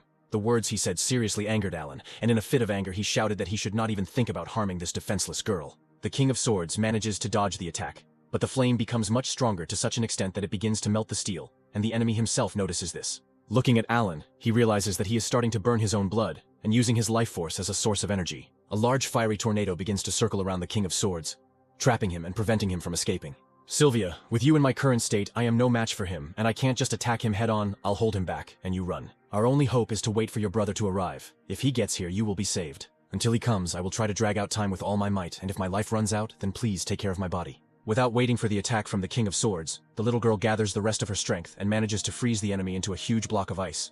You will say these words to him personally because I will not allow someone to die just like that because of me. Alan is shocked because given Sylvia's current state, using abilities with such power could seriously harm her. He agrees with the girl, saying that they will try to work as a team to hold off this beast as long as possible until reinforcements arrive. At that very moment, someone's voice is heard from the depths of the ice, and they realize that the King of Swords is still alive and has almost regained consciousness. Having crushed the ice, Alan does not understand why his strength suddenly increased so sharply and significantly in a few seconds. It seems I underestimated you because I never thought that you guys would force me to use my ability, which allows me to turn any part of my body into a blade. Every part of his body is permeated with the feeling of approaching death. Although Sylvia's energy has slightly recovered, but its level is too low, and my own body is also at the limit. You understand that there is not much time to think. Alan nevertheless decides to launch a frontal attack out of desperation. They begin to whirl in a passionate whirlwind, exchanging pleasantries in the form of blows and lunges, trying to kill each other with each of them. In parallel with this, the King of Swords tries to explain that joining their organization is the greatest thing one can do in this life. This so-called reinforcement of yours won't help you anyway, because I don't care how many ants I have to crush on my way. At this point, Alan realizes that he can hardly fight anymore, because his entire skin is completely burnt and his life force is running out. This is also noticed by the King of Swords, who notices that his opponent's speed has slowed down and apparently he has reached his limit. After these words, Alan falls to his knees, trying to stay conscious with all his might and holding his bleeding wounds with his hands. At the same time, Sylvia, without wasting time, collects and concentrates the remaining strength little by little, turning the life force into huge blocks of ice. She tries to attack the King of Swords, but all attempts are in vain because his skills are on a completely different level, and such attacks do not cause him any particular problems. At the same moment, Alan uses the fragments of huge ice masses as a source of water, and, with the help of his fire, creates huge clouds of steam. After this, he immediately grabs Sylvia, and using the steam as a smokescreen, tries to escape from the battlefield. I understand Sylvia's concerns. He says he is fine, and now is not the time to worry about the number of his injuries and get out of here. On their way to the exit, they encounter ordinary rank-and-file fighters of the organization, with whom Alan tries with all his might to deal. Gathering the last remnants of his fire, he manages to resist the ordinary rank-and-file warrior, but in this situation, even this knocks him off his feet. He falls to the ground and Sylvia, realizing the state he is in, helps him get up. At that very second, they hear the grinding of a blade, and the metal understands that the King of Swords is still breathing down their necks, following in their footsteps. Coming almost point blank, Sylvia tries to stop him with small pieces of ice, while simultaneously shouting that he should not dare come closer. The King of Swords says that since the girl wants to die so much, he will finish her off first, and is already swinging his blade. A moment later, the sword pierces the soft flesh, and a huge amount of blood falls to the floor. Sylvia, closing her eyes at the last moment before the blow, does not understand what is happening since she does not feel pain and decides to open them. She sees Alan in front of her, who at the last moment managed to protect her from the blow with his body. Looking at Sylvia, he asks her to run with all her might because she must survive, and her brother will definitely come and save her. "I can't run away with you. Please forgive me. But I can't fight anymore because my strength is completely exhausted."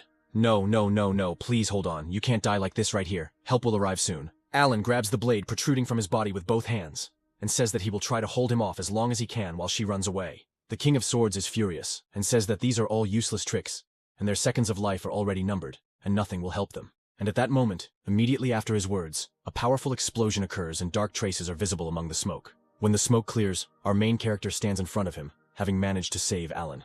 At the same moment, we see what happened in the complex about 40 minutes ago, and how Alan and Sylvia met someone on the way to the exit. Moving along one of the corridors, he stumbles upon Juno, who begins to scold her friend, not understanding why he did it. And he says that he understands perfectly well what he is doing, but he is still perplexed as to why his girlfriend deliberately steals other people. Juno tries to justify herself, which makes Alan even more angry, and he says that he understands perfectly well that she also does not want to do such things, but for some reason continues to work in the organization. Just look at this little girl, who is kept locked up. She is given weakening drugs every day, and if I had found her a few days later she would already be dead. You think you can save her alone? This is a sure road to the grave, and before you do this, think about what will happen to you and your team. Skynet has already recruited 9 people with S-rank abilities, although most of them have gone on a mission. But the King of Swords is still at the base, and if you encounter him, you won't have a chance. I have a chance to get out, but I need your help. Contact one of my team members and tell him to find Michael in the area where the mission is being carried out and give him our coordinates. Juno does not understand why she should try to convey information to one person, since he will not be able to do practically anything. At the end, Alan manages to tell his friend that this man alone is capable of incredible things, and that they need to hurry. After these memories, we return to the battle site, where the King of Swords is shocked why the man standing in front of him is so strong, since he has the lowest rank of strength. Before you can react, he receives an incredibly powerful blow from the main character, which knocks him off his feet for a second, and sends him flying towards the nearest wall. Looking at this, Sylvia is both happy and shocked that her older brother came to help, and that he is so strong. Michael hurries to his little sister, hugging her tightly and starting to apologize for being late, and for coming so late and for everything she had to go through. Sylvia begins to cry and says that all this time she considered herself a burden to her older brother. But at the same time she is incredibly happy that he is still alive. She clutches his shirt tightly in her hand while he tries to calm her down and tells her that there is no need to remember the past because he will always protect her. The girl asks to pay attention to Alan, who risked his life to protect her and he must be saved. Michael asks him to hold on a little longer because he will definitely get him out of here and help heal his wounds. At the same time, behind them, the King of Swords comes to consciousness, clearly unhappy that he was treated so lowly and was able to hit him. He tries to attack the protagonist from behind, shouting that he will beat him until there is not a single piece of flesh left of him. The protagonist turns his head, looking at his opponent with a withering gaze, and orders him to shut up immediately. The energy that comes from the main character makes the King of Swords immediately retreat for a moment, which allows him to avoid imminent death. But even the speed of reaction and reflexes still do not allow him to avoid the damage that he begins to feel with his entire body. Not realizing that he was wounded, the King of Swords sees in front of him a shadow clone of the main character, who, despite all this, managed to make a pact with him and take control of his blade ability. Michael says that even though he had to spend a fragment of his ability on these blades, it is now much more important for him to defeat the enemy with his own weapon, and thereby humiliate him. This turn of events greatly angers the King of Swords, and he swears that no one will leave here alive. He tries to attack our heroes, but the shadow clone, using the abilities of the King of Swords, reflects all his attacks, which further infuriates him. At the same time, Alan finds the strength to come to consciousness, and Sylvia manages to notice this. The main character is very happy about this, realizing that if he regains consciousness, they will have a chance to save him. With the last of his strength, Alan tries to warn the protagonist that this man is very dangerous, and is a warrior of the highest category of Skynet. Say nothing more and just rest. I will ask Sylvia to stop the bleeding and freeze your wounds. After these words, Michael returns the shadow clone to his possessions, saying that he is now ready to personally take on this battle. This time you came to your own death, which is very convenient, although I don't know how you managed to get your ability, but it's just a fake. At that very moment, the protagonist combines his skills and covers the entire space around the King of Swords with a shadow curtain, combining it with his blade ability. He invites him to personally see how fake this ability is, and begins to pierce his body with a huge number of blades from all sides. The King of Swords still manages to escape from this trap, but his body becomes weaker with each blow, and he will not be able to maintain his energy for long. He immediately launches a frontal attack on the protagonist, trying to put all his strength into strengthening his blades and cutting him into small pieces. In a fit of rage, he screams that this cannot be true and that he will never lose here. Noticing how Michael looks at him with disdain, he begins to get even more angry and attack even more. The main character, in turn, without taking risks or straining himself, carefully dodges and blocks all attacks flying at him. Watching the progress of the battle, Sylvia decides that her brother is forced to defend himself because he is much weaker than the King of Swords and begins to worry about him. But despite all this, she understands that she cannot help him, since all her energy reserves are spent on maintaining Alan's vital energy. At this time, Michael decides to ask with an arrogant look if this is really all that the King of Swords is capable of. He literally mocks and taunts his opponent, trying to humiliate him, and then begins to attack while simultaneously cutting off all of his opponent's attacks. The King of Swords is amazed at the speed with which his opponent moves, and, without having time to dodge, receives serious damage from the protagonist's attack. He begins to curse and call Michael names, saying that if it weren't for his ability to sneak attack, he would still be trash. Without any problem dodging all of the Sword King's attacks, Michael continues to mock him, and states that he still doesn't fully understand how big the difference in strength is between them. The protagonist says that he will make the King of Swords feel real despair and a sense of humiliation, and we see how a slight reflection of bright light appears on his face. In literally one moment, his body is thrown by a powerful stream and jet of flame into the nearest wall. The protagonist uses Alan's fire control abilities to defeat the King of Swords with his help. This fact irritates his opponent even more, and he, in a fit of hysteria, begins to shout that it is unfair to have so many abilities, while his opponent tries to swing his blades in all directions. The protagonist, with a feeling of unshakable confidence, declares that the outcome of this battle has long been predetermined. Using a powerful stream of flame, he begins to burn everything around him, intending to finish everything right here and now. Inside the flames, the King of Swords begins to scream in pain and shout that he will never, under any circumstances, lose to such a worthless person. After some time, his charred body falls to his knees, signifying the victory of our protagonist. The evolution tree informs that since the contract target died, the S-rank Blade's ability is now lost, and also that 50% of the ability fragment has been returned back. Not feeling any threat, the main character turns to his sister and says that they need to deal with this place as soon as possible. When suddenly the system starts informing Michael that he needs to leave immediately, the main character starts to panic, but the evolution tree says that there is no time to explain, and they need to get out of here. It feels the approach of a crisis that has never happened before. Such powerful and strong energy is capable of simply consuming all living things. Michael immediately follows the tree's order. A few minutes later, the same gray-haired man comes to the place of their battle and is saddened that they simply ran away. Meanwhile, Michael manages to deliver the wounded Alan and his sister to the very bar located several kilometers from the place where they just were. Alan's entire team, as well as Juno who escaped with them, have gathered around the table, and the protagonist is trying to outline the course of the current situation. Sylvia says that during her rescue, Alan was very badly injured, and it was all his fault that he had to sacrifice himself. Juno also tries to take responsibility, because it was because of her that he decided to do all this. Alan knew it was you from the start and hid it. It looks like he was trying his best to protect you and doesn't feel any anger.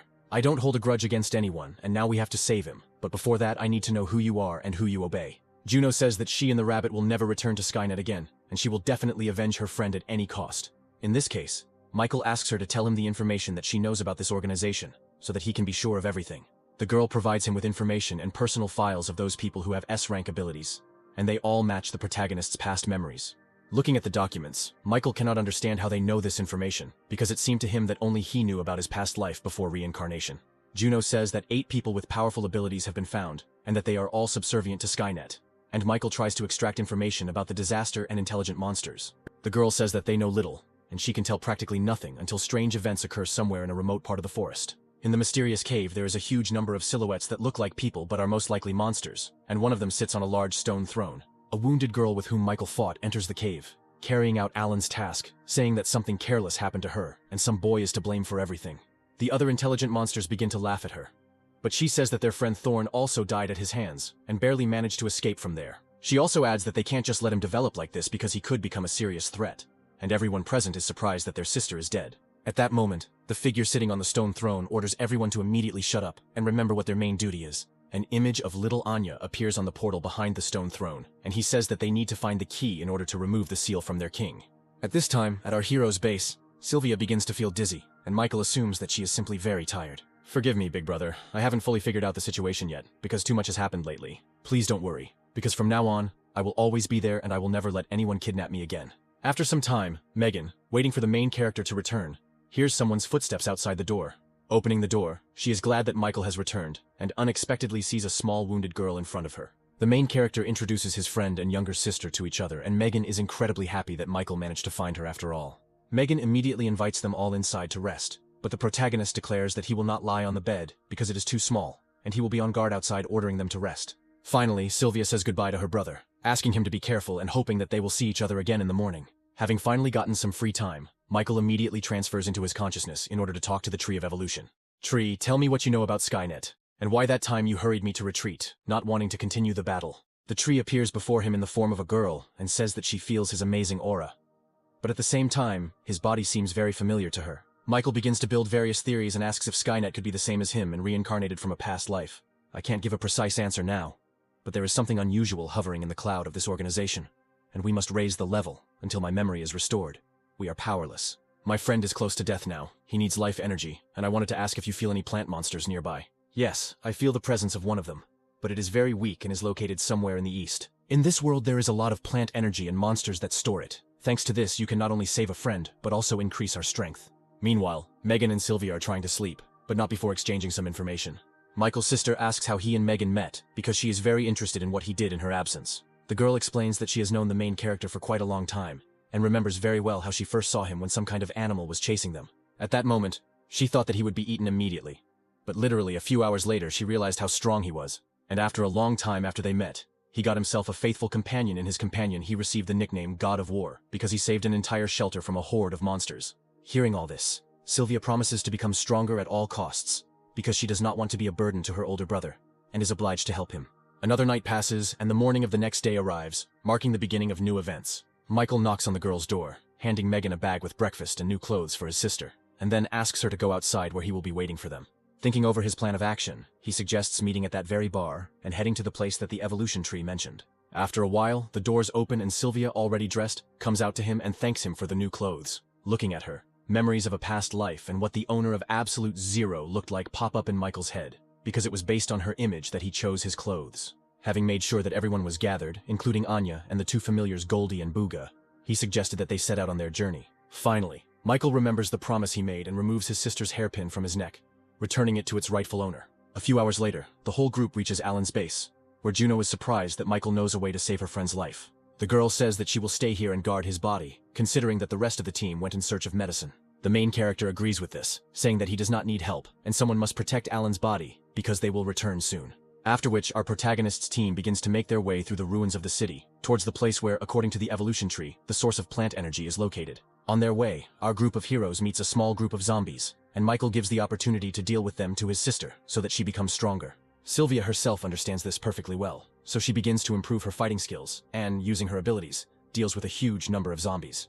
Watching the battle progress, Michael is quite surprised that his sister's abilities are so strong and destructive, even with her minimal combat experience. Having managed to deal with a small horde of zombies, she increases her level to E rank. All the team members present begin to praise her for her good work, and little Anya does it the loudest. The protagonist suggests moving forward, alternating battles between each other, so that everyone gains experience and becomes stronger. At some point in their journey, they come across an area where there is not a single zombie or trace of any battles, which makes them very wary. Little Anya says that she had already sent Booba on a flight in advance, so that he could fly over everything from above and provide intelligence data.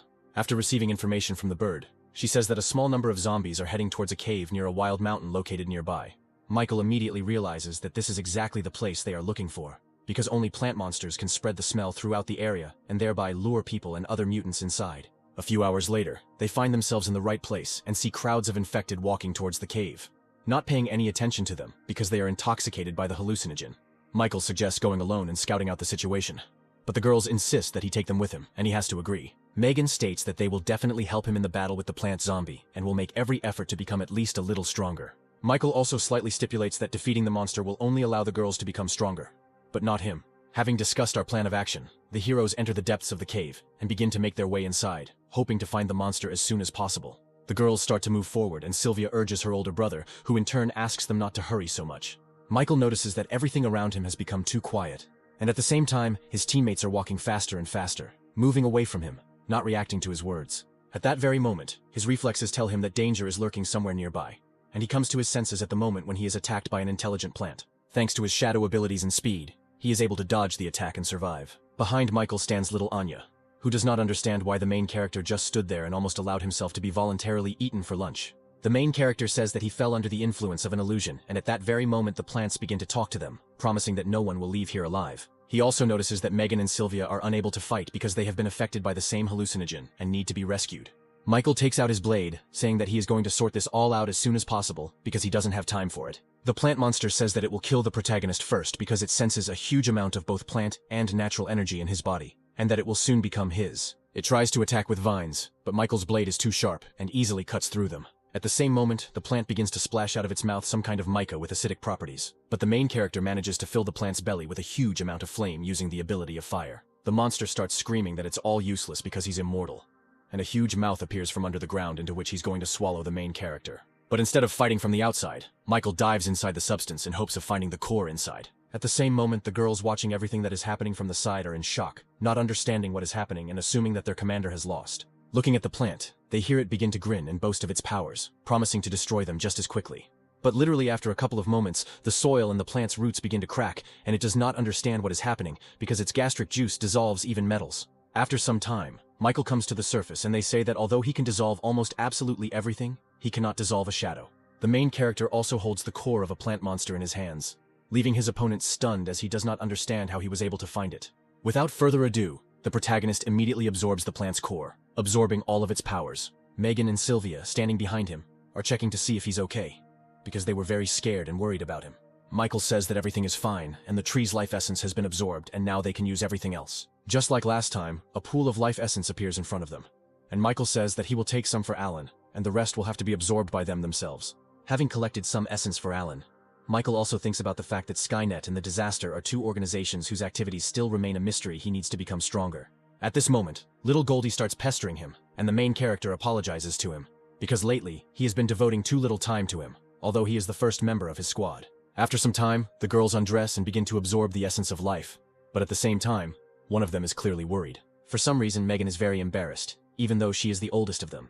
But she thinks about the fact that she offered Michael to absorb the essence together while being completely naked. Having finished all the business on the spot, they return to their base and inject the drug into Alan's body so that he can finally come to his senses. Gathered together in front of his bed, they eagerly await the moment when he begins to open his eyes and come to his senses. When he regains consciousness, he realizes that he suffers from mild amnesia and has a vague memory of what happened to him. Michael asks him not to move, because even though he got out of the other world, his body is still too weak and needs a lot of time to recover. I understand everything that happened to him. Alan is trying to find the words to apologize to the main character for having to deceive him.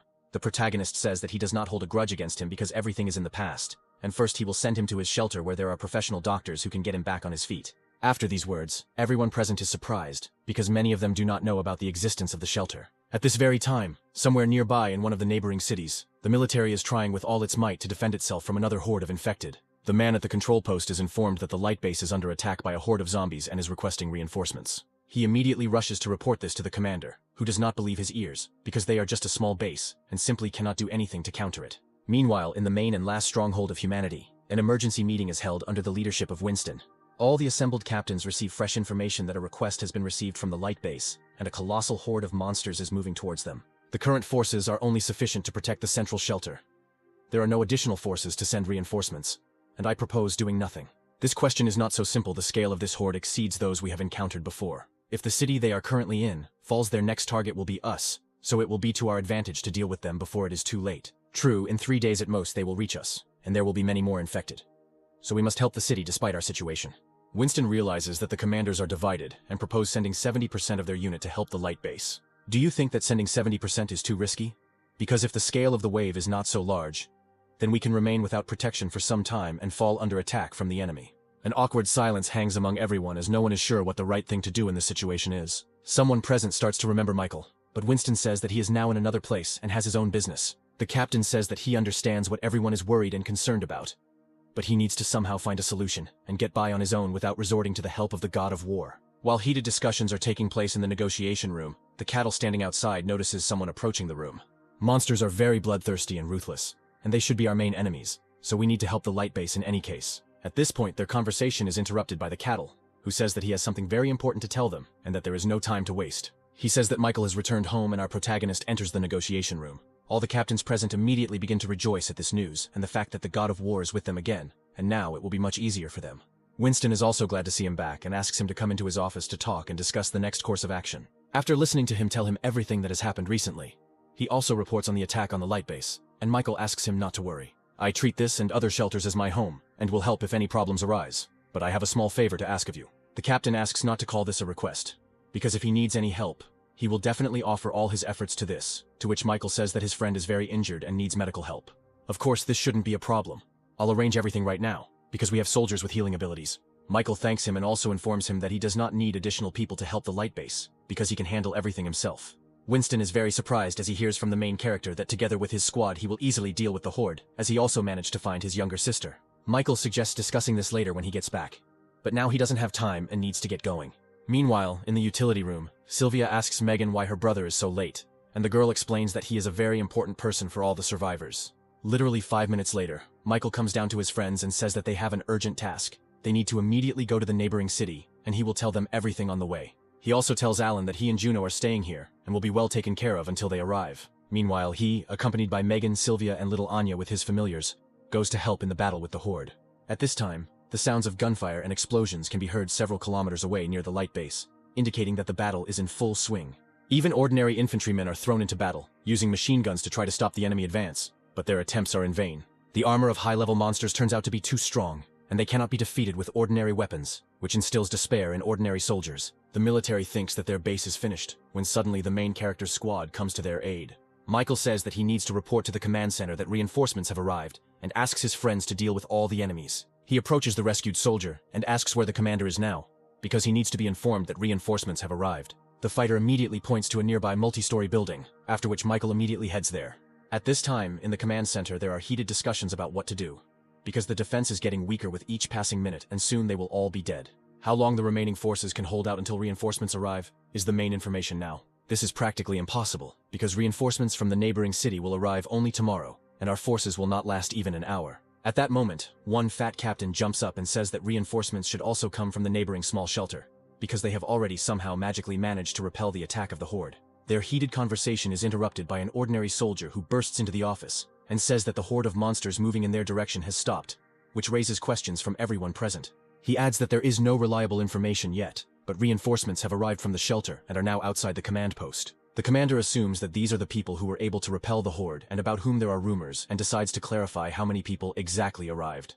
Understanding the absurdity of the situation, the soldier still decides to say that only one person arrived. This phrase immediately causes a wave of indignation, because those present do not understand how one person is capable of doing anything and assume that they are simply being mocked. At that moment, Michael enters the office, greets everyone present, and states that he has arrived on the orders of Commander Winston to help fight the Horde.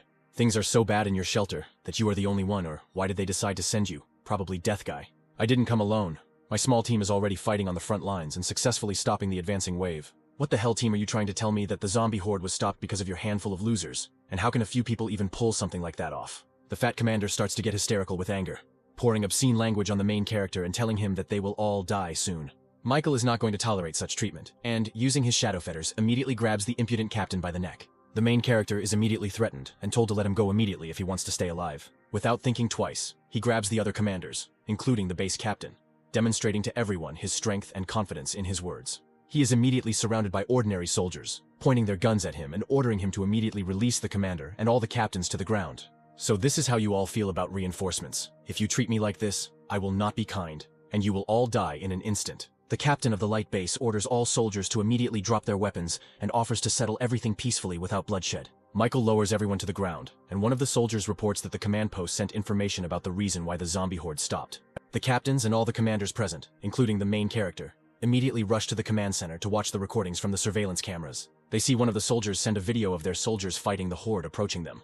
All the people in Michael's squad fight with all their might. Goldie uses her natural strength and fire breath to incinerate the infected. Anya uses Bugu to attack enemies with powerful gusts of wind and also provides aerial reconnaissance. Megan uses her telekinetic powers to unleash powerful volleys of rocks and metal from destroyed buildings on her enemies. Sylvia, using her ice magic, freezes any opponents, even high-level ones, turning them into icicles. Just look at this commander on the front lines. Only thanks to these 3 people and 2 beasts the zombie invasion was stopped. This is the best reinforcement one could imagine. The fighter also reports that the reinforcement leader was supposed to go to their command center to report everything in more detail, and this information stuns everyone present. The commander of the light base immediately tries to apologize to Michael for his behavior and that of his subordinates. The protagonist says that he doesn't need an apology and needs to be better at selecting people for high positions. But before he could finish speaking, our protagonist felt a strong aura emanating from the eastern wall of the shelter. The base commander reports that their best units are at the eastern wall, and they themselves will be able to cope with the attack. Plus, there is an impenetrable wall there. Before he could finish his sentence, the dispatcher reported that the eastern line of defense had been captured and that reinforcements were needed there immediately.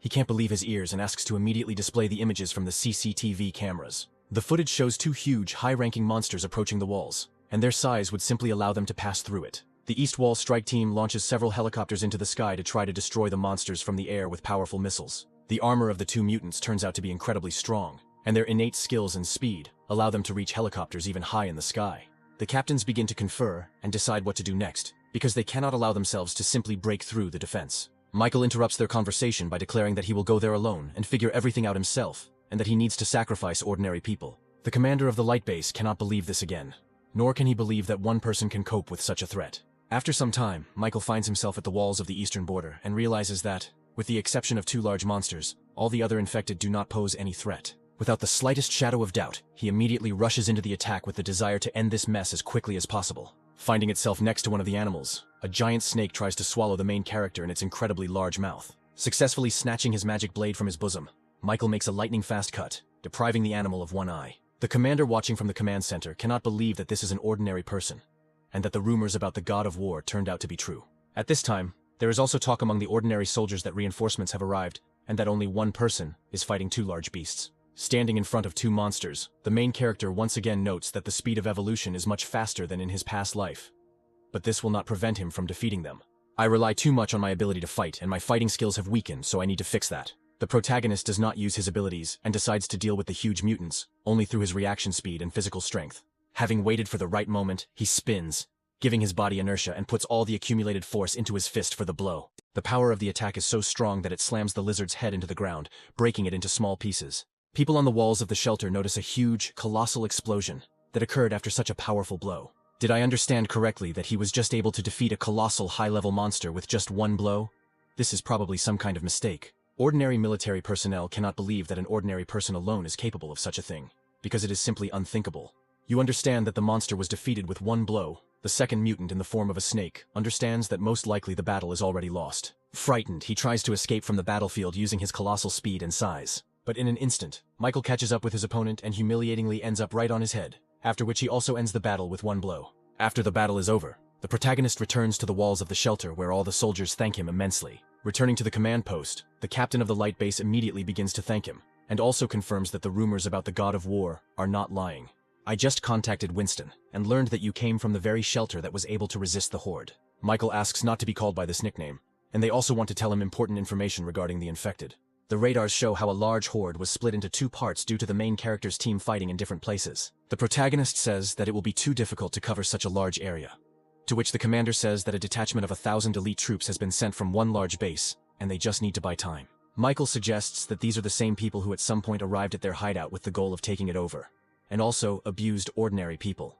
At this very time, the vanguard of girls and familiars had already exhausted their strength fighting the monsters. Michael returns to their aid, having finished discussing the further plan of action with the base commander, and at that very moment they see several dozen helicopters above their heads, and apparently, this is the very same elite reinforcements. One of the helicopter pilots turns to the leader of his group, named Brett, and informs him that there are several people below them. Don't pay any attention to them. Those who appeared here as reinforcements are ordinary people. After these words, he gives the order to all awakened ones to join the battle, and soldiers begin to parachute from helicopters. At this time, the protagonist asks his allies to retreat back and allow reinforcements to sort everything out. After some time at the base, they discuss that the horde of monsters was really scary. At this point, Brett interrupts their conversation, saying that one should not get too caught up in one's own fame. I am the commander of the reinforcement group sent by the base of the neighboring city, and I heard that you took care of the survivors here and came to thank you. Michael senses a catch in his words, and cautiously decides not to enter into an open conflict.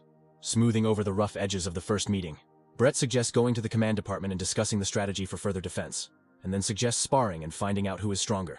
Little Anya tries to stop him, saying that before their arrival they fought all night, and they need time to regain their strength. At that very moment, Brett turns his gaze to the little girl, without saying a single word, but making it clear with his whole appearance that there is no point in contradicting him. Anya is slightly alarmed and frightened by such a stern look, and she immediately hides behind Sylvia in the hope that she will be able to protect her. Michael asks to stop this circus and states that he alone is enough, and his entire team will rest. At this point, Brett turns around without saying a word, but as if tacitly hinting that the main character needs to follow him.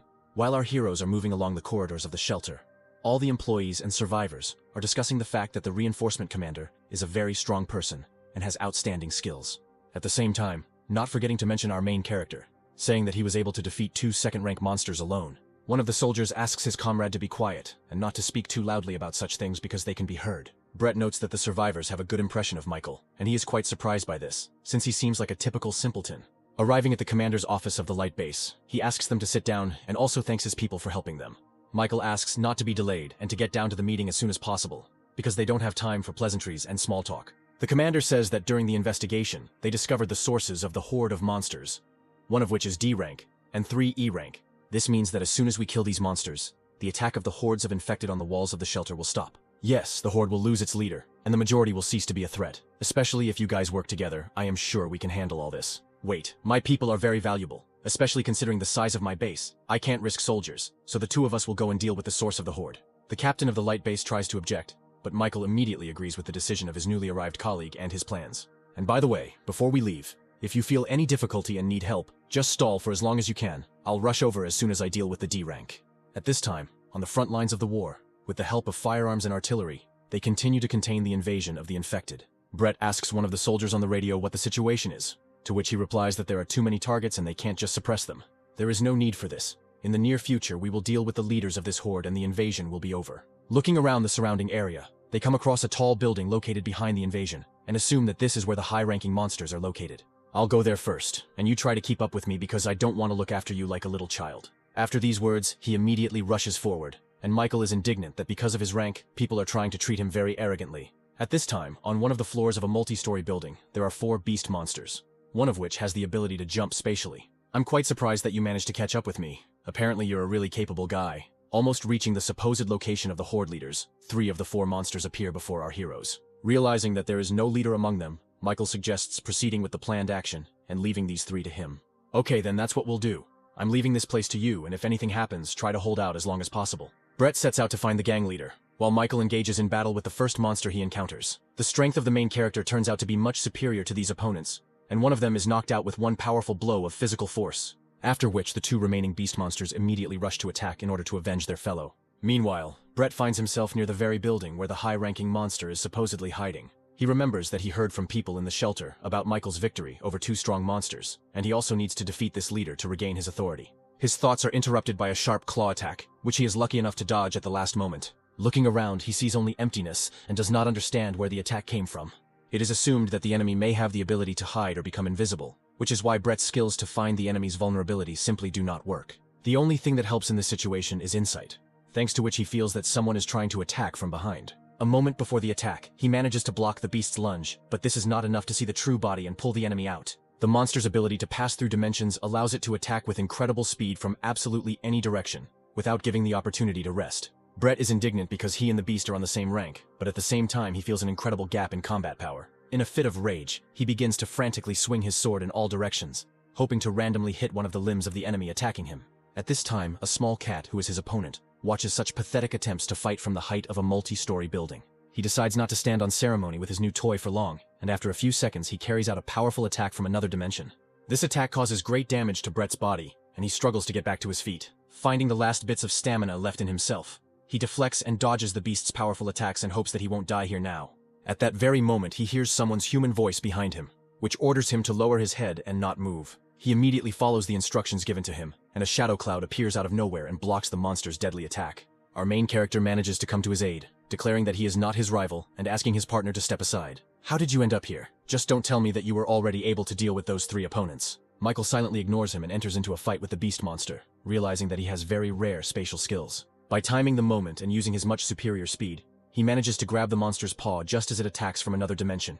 He manages to pull the cat into reality, but he manages to escape from the grip using his tail in an attempt to escape. Since the main character knows firsthand the weaknesses of spatial abilities, he understands that while the monster's body is open, it is vulnerable to physical attacks. Drawing his blade, he manages to deliver a powerful blow to the beast monster's body and weaken it. Looking at all this, Brett cannot believe that Michael managed to so easily deal with an opponent whom he could not even touch. Our fight is coming to its logical conclusion, because now with such wounds you will not be able to use the passage for teleportation. Realizing the hopelessness of the situation, the monster uses his second ability, Berserk, and his body increases in size enormously, giving him incredible strength. The protagonist is in a slight shock because he does not believe that an ordinary monster can have several abilities, and thinks that this is due to a celestial catastrophe. After activating the Berserker, the infected manages to open the space for portals again, and unexpectedly attack the main character. The monster does not move after a successful attack, hoping that he managed to slap the pathetic little man with one blow. But at this moment, Michael finds himself behind his opponent thanks to his speed, as well as his shadow form, which helped him avoid damage. The beast monster's reaction speed also turns out to be at a very decent level, and he manages to repel the main character's attack. Michael is amazed that the force of speed increases too much, and this can become a big problem and close all the weak holes of the enemy. While he was thinking about tactics, they managed to grab him by the leg, but using his blades he managed to cut off the beast's tail and escape from the grip. After which they begin to exchange a huge number of lightning-fast and explosive attacks, from which the ground under their feet begins to tremble. This simply can't be, he should be dead already. But somehow he's fighting an opponent that is several ranks superior to him. Michael realizes that one shadow form will not be enough, and decides to use fire abilities to attack all the spatial portals around him at once. This bears fruit and confuses the beast monsters, which gives the protagonist the opportunity to get closer to them and try to activate the ability to devour. Realizing the hopelessness of the situation, with the last of his strength, the enemy opens a huge portal to another dimension in order to survive. Failure to react to this, the main character has to jump into the portal after the monster in order not to miss him. Brett, watching everything from the side, is in shock because he does not understand where they disappeared to and whether the main character survived. Judging by the jump, the distance was small. But perhaps the beast used its last breath to send him into a space tunnel, and at that moment died, and then he will be stuck there forever. Sometime later, upon returning to the light base, he reports to the commander that the god of war sacrificed himself in battle with the enemy. After I dealt with the beast, I hurried there, but it was too late and I could not save him. It just can't be that when he faced 2 D-rank monsters he remained unharmed, and how could this happen? So you want to say that I deceived you? No, I didn't mean that. It's just very difficult to accept as a fact. After this, Brett calls his commander to report on the whole situation that happened, and the situation in the shelter. Hello. I hope the issue with the light base has been resolved, since I was informed that the shelter also sent its people there. Yes, everything is decided, but this guy is really strong. He has many abilities, but it doesn't matter because he is already dead. He also reports that he saw a little girl in Michael's squad with a very interesting aura, which resembled the body of a monster, not a human. Hearing this, the commander begins to transform into a talking demon and demands that this girl be brought to him immediately. When asked why he should do this, he is asked not to ask unnecessary questions and to deliver her safe and sound. The human body is very useful and allows you to achieve the desired results very easily. The real commander of the base is captured by the monsters, and the girl standing next to him asks if all these people should be kept alive. The demon, in the guise of the commander, offers him one last chance to work with the heavenly elements, and for this he grants him life. I will never cooperate with monsters like you. You have the audacity to act like me and use my base for your own business. I will not leave it like that. At this time, the main character finds himself somewhere in another dimension, where everything around resembles cosmic expanses strewn with stars. In front of him, he sees the true form of that beast monster that looked like a harmless kitten, and understands that its goal was to drag him into this dimension. The oxygen in the sealed space is limited. I can't just use fire abilities, but the battle can't drag on since I don't know where this tunnel leads.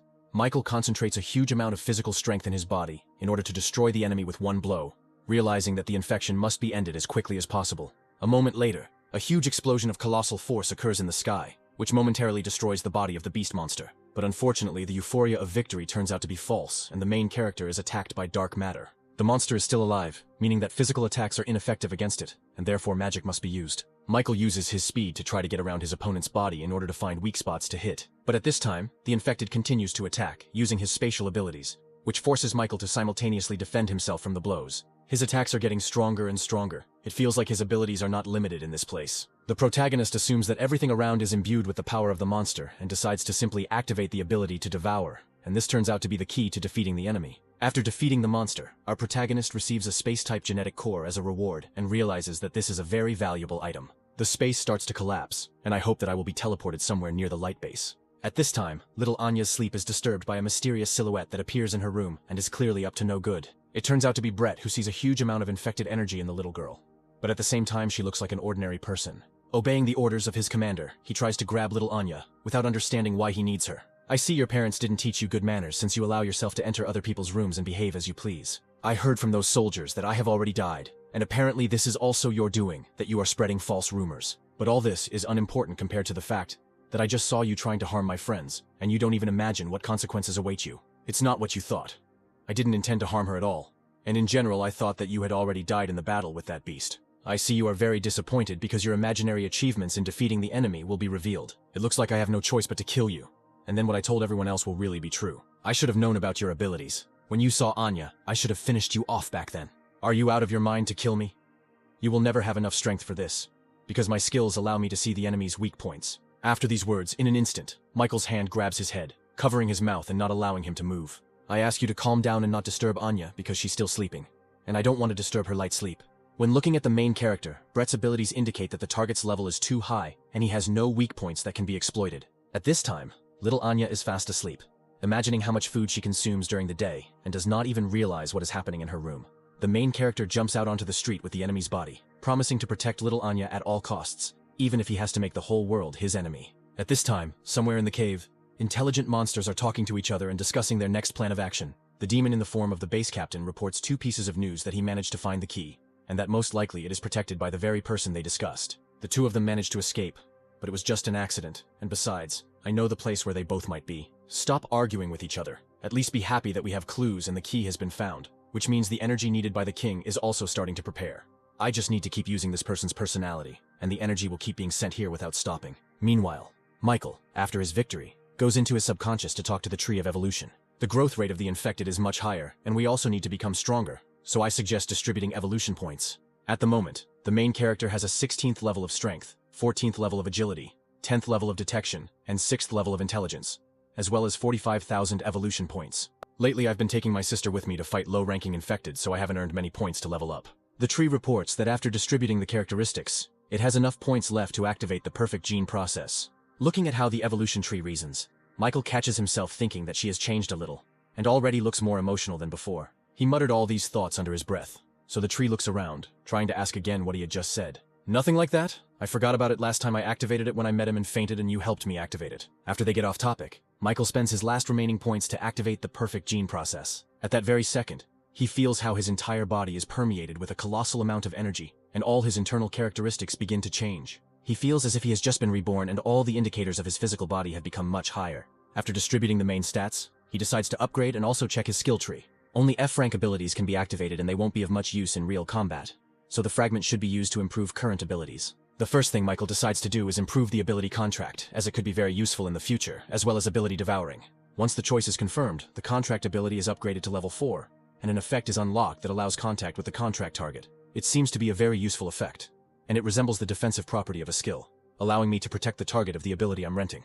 After this, he decides to improve his fire abilities by raising them to level 3 and increasing his attack power by 20%. At this stage, this is the maximum that I can do with my skills, and I will try to do everything possible so that you and I can develop faster together and restore your memory. After finishing his business, he returns to his team, who are relaxing in the cafeteria of the light base, and joyfully greet our protagonist. The commander immediately runs towards him, who is very happy that Michael is alive, and says that information has reached him that he was torn to pieces by mutant beasts. I sincerely apologize for making you worry, but believe me, I am completely fine and we are ready to return to our shelter. I also received information that Brett went missing early this morning, and I assume they have returned to their base, and I assume you are also planning to leave. I ask you not to worry because we have dealt with the rest of the infected, and you can easily deal with the rest yourself.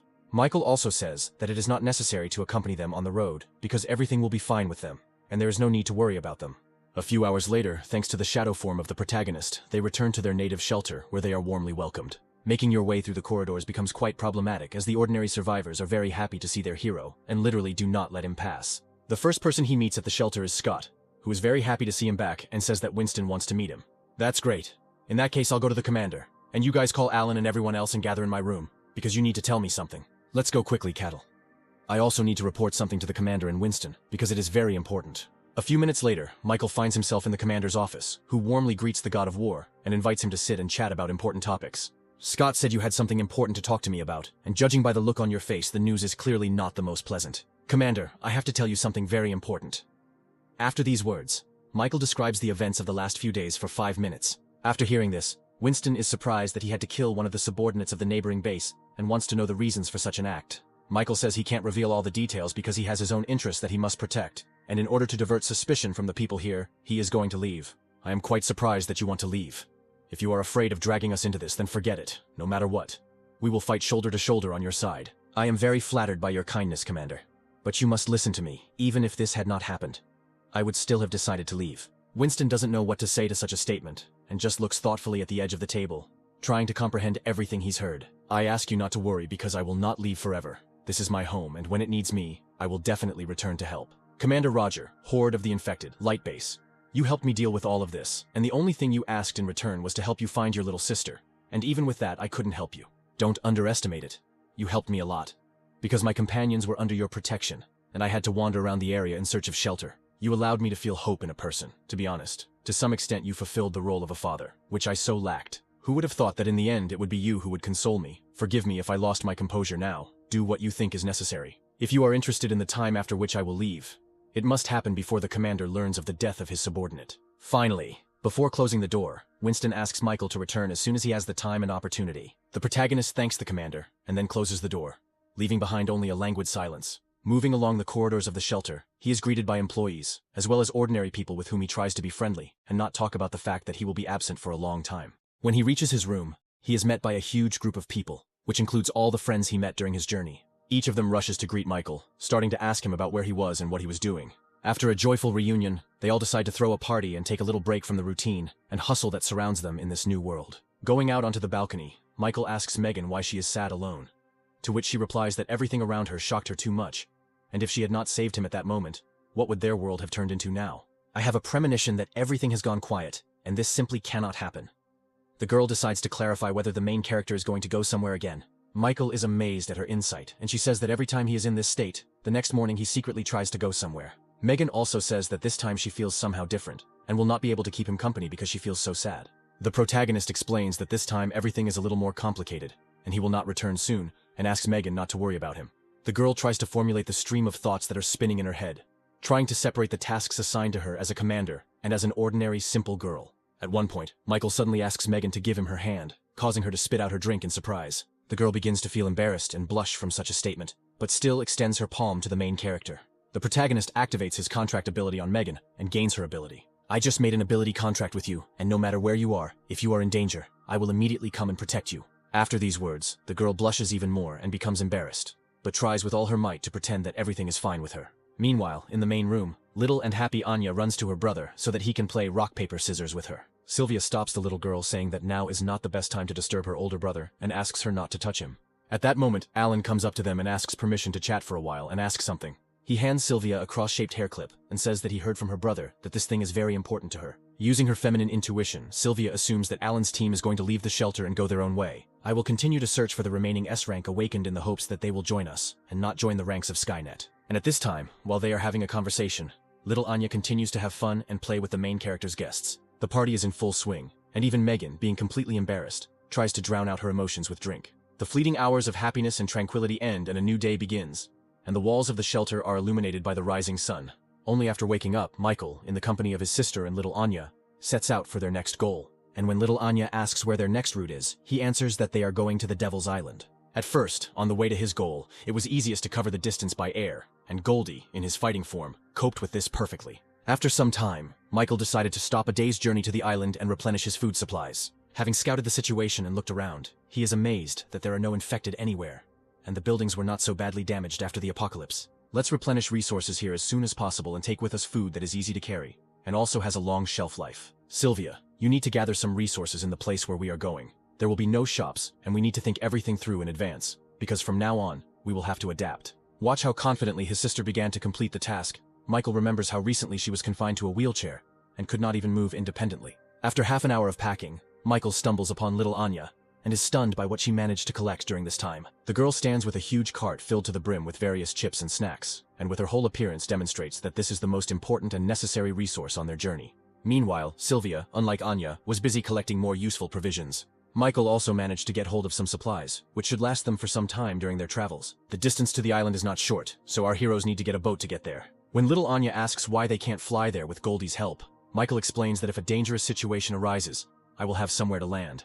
In that case, I am very happy about this, because little Anya has never ridden a boat before, and I really want to take part in this. Her joyful thoughts are interrupted by an old grandmother with a cane in her hand, who suddenly appears out of nowhere, thereby frightening the little girl. The main character immediately calms Anya down, explaining that she is just an old woman and asks her forgiveness for Anya's behavior. The old grandmother greets our heroes and immediately asks if they have met her son on their way. Michael says that they didn't meet any survivors on the way here, and he's worried that Grandma shouldn't be left here alone either. At this moment, a loud scream of a young girl is heard behind them, who, armed with a club, runs towards our heroes, thinking that her grandmother was attacked by the infected. The adrenaline in her blood does not even allow her to see who she is trying to attack, and only moments later she realizes that these are ordinary people, and that her grandmother is not in any danger. After some time, they all find themselves inside the house, and the girl asks them for forgiveness for her behavior. After finishing asking for forgiveness and apologizing for her behavior, the girl introduces herself and says that her name is Samantha. Our heroes take turns saying their names and also ask what they are doing together in such a remote place. The other people who lived with us went into hiding, but my grandmother and I want to wait for my father. This man in the photo who is dressed in a police uniform is your father, our protagonist asks. Samantha says that after the apocalypse began, he left in an unknown direction, and after that there was no news from him.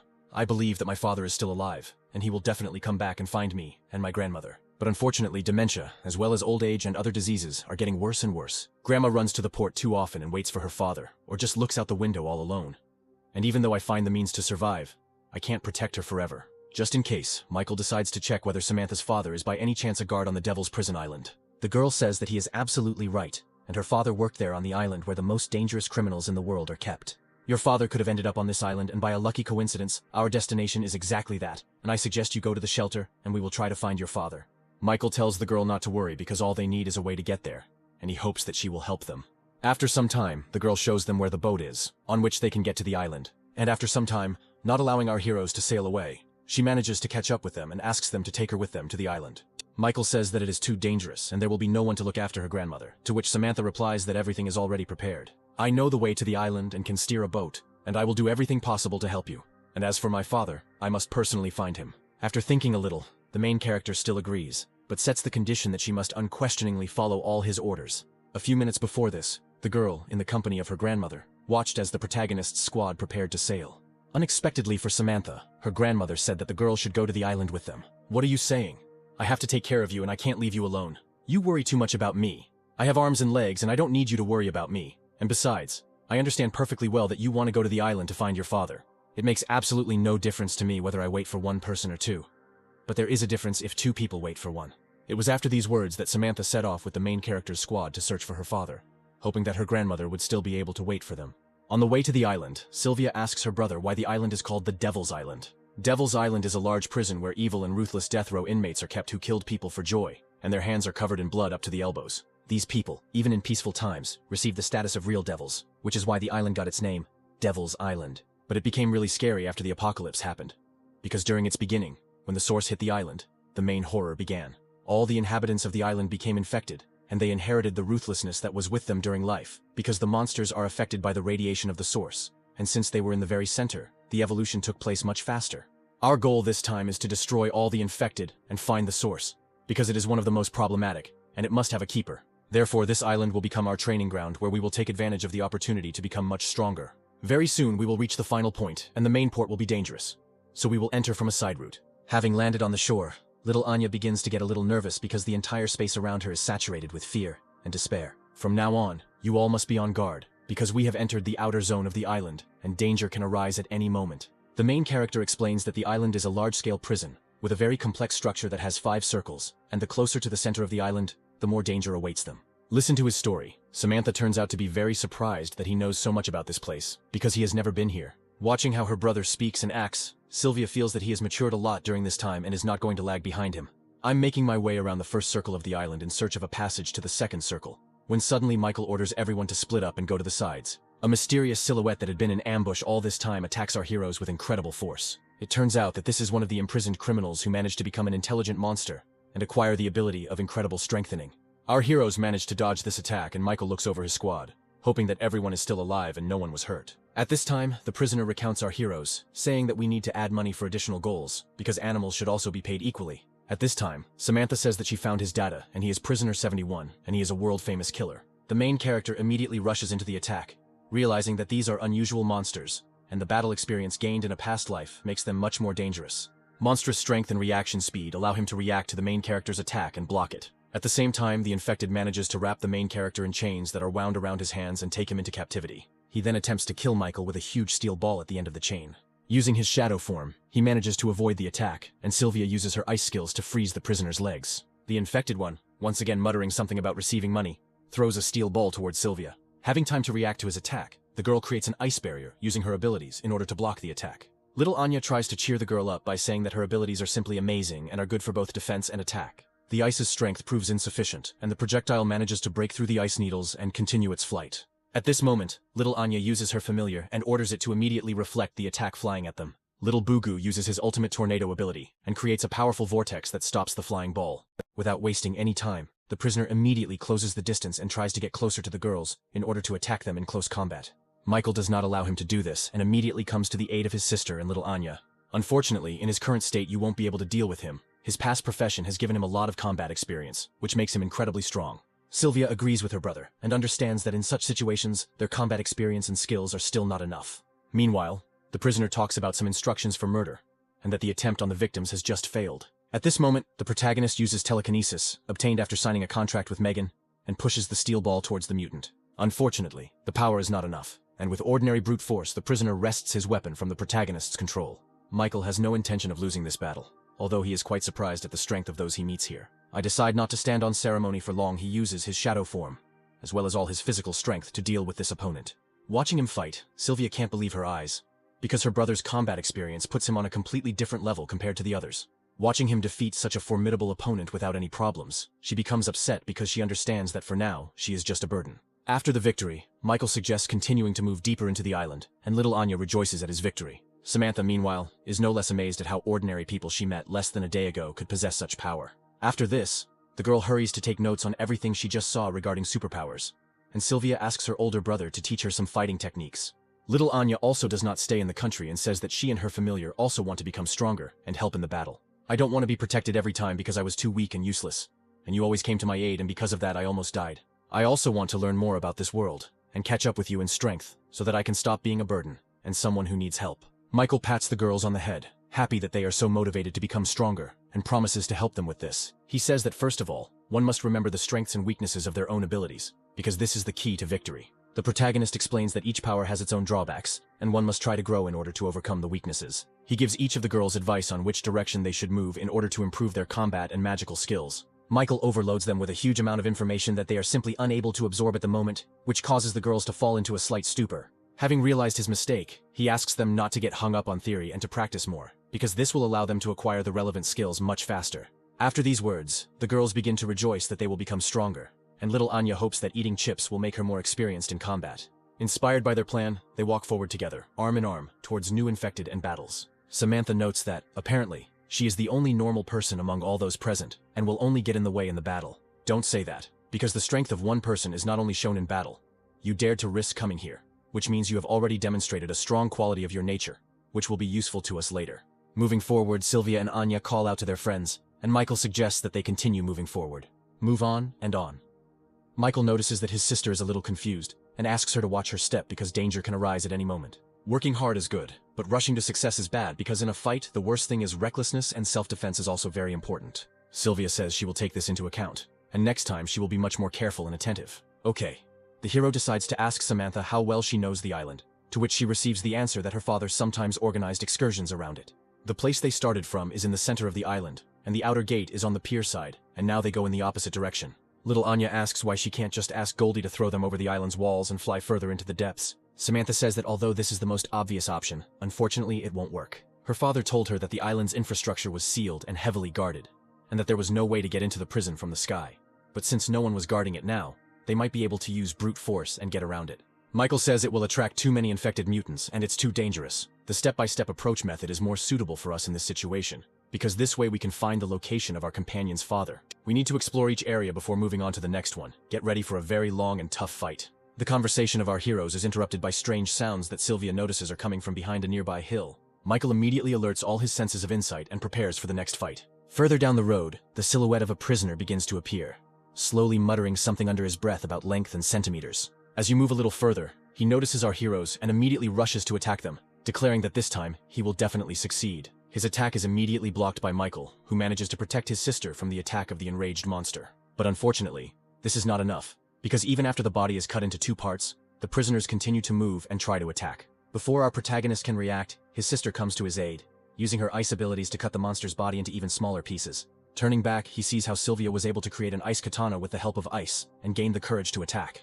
Everyone present is shocked, but at the same time they are glad that the girl was able to overcome herself at the right moment and take a step forward. While not busy with discussions, the monster's body and eyes continue to move as if nothing had happened to it. A moment later, our heroes notice how the remains of his body parts begin to come back together and start muttering something again. Having gathered together as one whole, the prisoners begin to ask how she managed to make such a beautiful cut. At this time, Samantha says that prisoner number 67 indicates that he is a crossover killer, and all of his victims in his past life were brutally dismembered.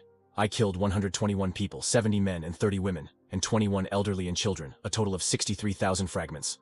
Different ages, different genders, different body parts. The cutting seems different. The monster's mad conversation is interrupted by an unexpected blow, which again cuts off one of his arms. I see your sword is just as fast, but it didn't work, and I can't feel the art from it. Sylvia says that she assumes that normal physical attacks are simply meaningless for this zombie. However, due to the lack of a plan, the girl continues to attack him and try to cut him into small pieces. While his body is falling apart, the monster continues to mumble something about fractions of centimeters and about his feelings of cold and hopelessness. But even after this, it is again assembled from small parts into a single whole. And they say that this is the most beautiful art of all. After the transformation, he says that it is his time to perform, and he is thinking about where to start. He instantly becomes close to the protagonist's sister and tries to attack, saying that he wants to start with that cute face. At the last moment, the girl manages to block the attack of the ill-wisher with the help of her ice katana. He is about to attack again, but unfortunately Michael manages to come to his sister's aid. With one light and powerful blow, he immediately cuts his body into 2 longitudinal parts. In a fit of anger, the monster attempts to attack Michael in response, telling him not to get in his way, but fails. Using his shadow form, the protagonist begins to split his body into many small pieces again. The monster starts laughing and says that no matter how much they cut him, he will still be able to rise again. But to his misfortune, Sylvia prepares a powerful attack. At that very second, a huge column of icy energy bursts out of the ground, covering everything in the area with ice. The prisoner's body is completely covered in a thick layer of ice, making it impossible for him to move, but he still has the ability to speak and remain conscious. The monster is completely confident in his immortality, but Michael, touching the ice with his hand, simply uses the ability to absorb and destroys his body. After the victory, little Anya and Samantha begin to rejoice, and Sylvia says that it is all thanks to her brother. After these words, the girl, having used up her last reserves of strength, begins to lose consciousness. Before she hits the ground, Michael manages to catch her in his arms, declaring that she has spent too much strength and energy in this battle. Your body is now very exhausted and is in a state of fatigue. Remember for the future not to spend energy completely. Otherwise you expose yourself and the entire squad to great danger. The protagonist suggests staying here and resting, and continuing their journey after the pass. He asks his sister not to worry, because a little rest can also be useful, and overexerting the body can be very dangerous. After some time, stopping to rest, Michael notices that Samantha eats almost nothing, and spends too much time in her thoughts. The girl says that she is very worried about her father, and in this state, she does not feel hungry. On this island, she has already seen a huge number of frightening monsters, and it seems that her father is no longer alive. I completely agree that the island poses a huge threat, but we shouldn't lose hope. My father was a workaholic, who could not sit at home for even a few days, and would go back to work all year round. Samantha remembers her childhood, and how because of such a life, her mother eventually left the family and left them alone. At that moment, my father was very angry, and if I did something wrong, he would punish me severely. I didn't even think that work was more important to him than me, and I still can't understand why he abandoned us. Michael wants to offer words of support, but he can't utter a word because memories of him and his sister, who were also abandoned by their parents, come flooding back to him. Samantha asks for forgiveness because she is bringing up bad thoughts, and she should not delve into her memories. The main character tries to cheer her up by talking about how he had to become stronger in order to become stronger and protect the people dear to him. This world is full of hidden secrets that he is going to unravel, and that is why he keeps moving forward and does not give up. Listening to the main character, the girl decides to ask what seems to her as if this is a whole duty for him. The protagonist chuckles a little, saying that from her point of view it may indeed seem that way. But it doesn't matter now, and they need to keep moving forward. Having gathered their strength, the squad moves forward again to continue exploring the island and find Samantha's father. Michael reflects on the fact that at the moment he is doing everything that is possible and within his power, even going beyond his own capabilities. And he will continue to do this no matter what, because he does not want to face disappointment in the eyes of other people, and this is his current burden. Meanwhile, several military helicopters carrying very important people arrive at the shelter's walls. On one of them there is the same demon in the guise of the captain of the base, which also participated in the battle with the Horde. Winston immediately rushes to greet his colleague, and the imposter asks him not to bother with pleasantries. I didn't think that the shelter could develop so quickly in such a short period of time. This is not only my merit, but also of all the people who made efforts to create and protect it. But I suggest going inside and discussing everything in more detail there. Once in the office, Winston asks why the commander personally came to their base and what he needs. The imposter states that the first thing he knows is what the god of war did in the neighboring city, and he demands to reveal his location along with his accomplices. I ask you to forgive me, but I do not quite understand what you are talking about. But if you came for the god of war, then I will be forced to disappoint you, because he left us just recently." At this very time on the Devil's Island, the main character's squad stumbles upon another group of prisoners. Quickly analyzing the situation, Samantha realizes that 2 of them are ordinary workers of the island, and the menacing man with the number 50 was a killer with more than 100 victims. The girl behind everyone with the number 41 came from a family of bodyguards, and in her past life, for a good fee, she protected anyone from anything. Quickly trying to come up with a plan, Michael suggests splitting numbers 50 and 41, and while he deals with the girl, they can deal with the man. At this time, little Anya looks at the prisoners and asks her brother for permission to defeat the girl number 41 herself. Anya says that her aura seems very strange, and her abilities are not fully developed, and she wants to let her join their team. You too, for a second, Sylvia wants to dissuade her brother from giving such permission to Michael gives the go-ahead to Anya. He asks his sister not to worry, as he believes in the abilities of his squad, and, if anything happens, he will definitely come to Anya's aid. After the discussion is over, they begin to fight, and Sylvia is the first to enter the battle, using distracting ice needles to attack from behind. Prisoner number 50 effortlessly begins to destroy everything around him and blocks the attack with the help of his ability to strengthen and grow other limbs. Taking advantage of the confusion, Michael immediately rushes into the attack, trying to end the fight with one blow. But unfortunately, the monster's reaction speed turns out to be much higher, which forces the main character to assess the situation around him. At this time, little Anya is preparing to fight with prisoner 41 and is trying to penetrate her consciousness. Once inside her memories, the monster's face hangs in an emotionless expression for a second. Once inside, Anya is in a bit of shock, as she doesn't notice anything in the girl's mind. While little Anya tries to find at least some clues in her memories, the girl's body tries to attack her. Her familiar Bugu comes to her aid, blocking the monster's attacks and protecting his mistress. After retreating a little, the prisoner uses her psionic armor ability, which covers parts of her body with a protective layer of energy. At this time, Anya manages to dig up the girl's childhood memories in which she boasts to her father about an award at a dance school. The cruel father simply destroys the letter, declaring that her talent should not be wasted on such a useless occupation. He tells her that she must try hard and train hard because her family has high hopes for her in the future. While Anya is digging through his memories, the prisoner wins the battle with Bugu using her skills. Meanwhile, the memories reach the moment of her growing up, when she starts working as a bodyguard. Other security personnel thank her father for raising such an amazing daughter. One day, the father thanks his daughter for her good work and gives her one day off and a day off for the next day. With a bit of a catch, he says that tomorrow she can go dancing because he has prepared a little surprise for her. At this point in ordinary life, the prisoner begins to scream in rage, realizing that someone is digging through her memories. Little Anya sees how a girl, having come to the dance school where she studied, discovers a mountain of corpses and understands that this is the work of her father. She sees a note that says that the father congratulates his beloved daughter because she has grown up after everything she has been through and now she will clearly understand what she needs to do in this life. The monster attacks again, but luckily an energy tornado appears in her path, blocking her way. The girl's familiar finds the last of its strength to protect its owner until its last breath. At this time, prisoner number 50, who is fighting with Michael, does not understand why his companion cannot finish the fight with this little girl. The familiar tries to attack the monster, but thanks to its speed, it easily dodges most of the attacks. After this, I will charge a huge powerful energy ball, which produces a powerful explosion and should definitely hit the prisoner. But unfortunately this is not enough, because the skills of psionic armor once again save the girl from mortal danger. After which they engage in close combat in which their skills are almost equal. The prisoner does not understand why she cannot use her skills to their full potential, because something is happening to her body. At this time, prisoner number 50 does not understand why he cannot cope with this pathetic human, who seems very weak in appearance. Michael tries to attack the monster's body, but the strength of its armor does not allow him to simply attack. The protagonist also has to dodge the monster's ranged attacks, while he tries to retreat and regroup. Having lost his vigilance, the main character loses sight of the prisoner who at that moment was about to attack little Anya. There is slight horror on Michael and Sylvia's faces, as they will not have time to save the girl, and do not know what to do next. But at that moment, something prevents the prisoner from carrying out his attack, and surprise can be seen on his face. At this time, in her subconscious, little Anya stumbles upon memories of a prisoner who simply sits and cries in the gym. The girl says that all her life she did not do what she really wanted, but only followed her father's orders. He always said that her talent was only to follow his orders and be a bodyguard, like all family members. He destroyed everything she liked inside her, even her friends, forcing her to be a submissive machine for destroying enemies. When she realized this, she could no longer become the same person, and whether she liked it or not, it was too late to change anything. Opening her eyes, she sees how little Anya begins to completely destroy all her ideas about her past life and cause chaos in her mind. She asks the little girl to stop, but fortunately Anya doesn't care about all this and continues to play around with a smile on her face. The girl declares that everything in this life can be changed, and taking a huge dumbbell from the floor, simply begins to destroy everything around her. Everything around them begins to collapse, and instead of old and sad memories, a space of pure consciousness appears before them. I was able to erase all these things from your memories, and now you can do whatever you want and wish. After this, little Anya invites the girl to become her first real friend and extends her hand to her. Moving to the real world, we see how Prisoner 41 blocks the attack of another monster, which means that Anya was able to take control of her. The man is in complete shock because he does not understand why his girlfriend began to defend their enemy. The girl says that she doesn't need a good reason to defend someone who dared to call her his friend.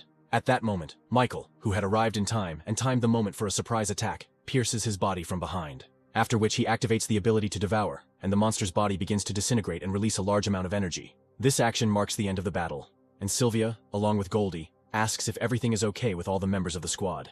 Everyone replies that they are completely fine and suggests moving on in search of Samantha's father. The new familiar Anya introduces herself to our friends and asks them to call her number 41.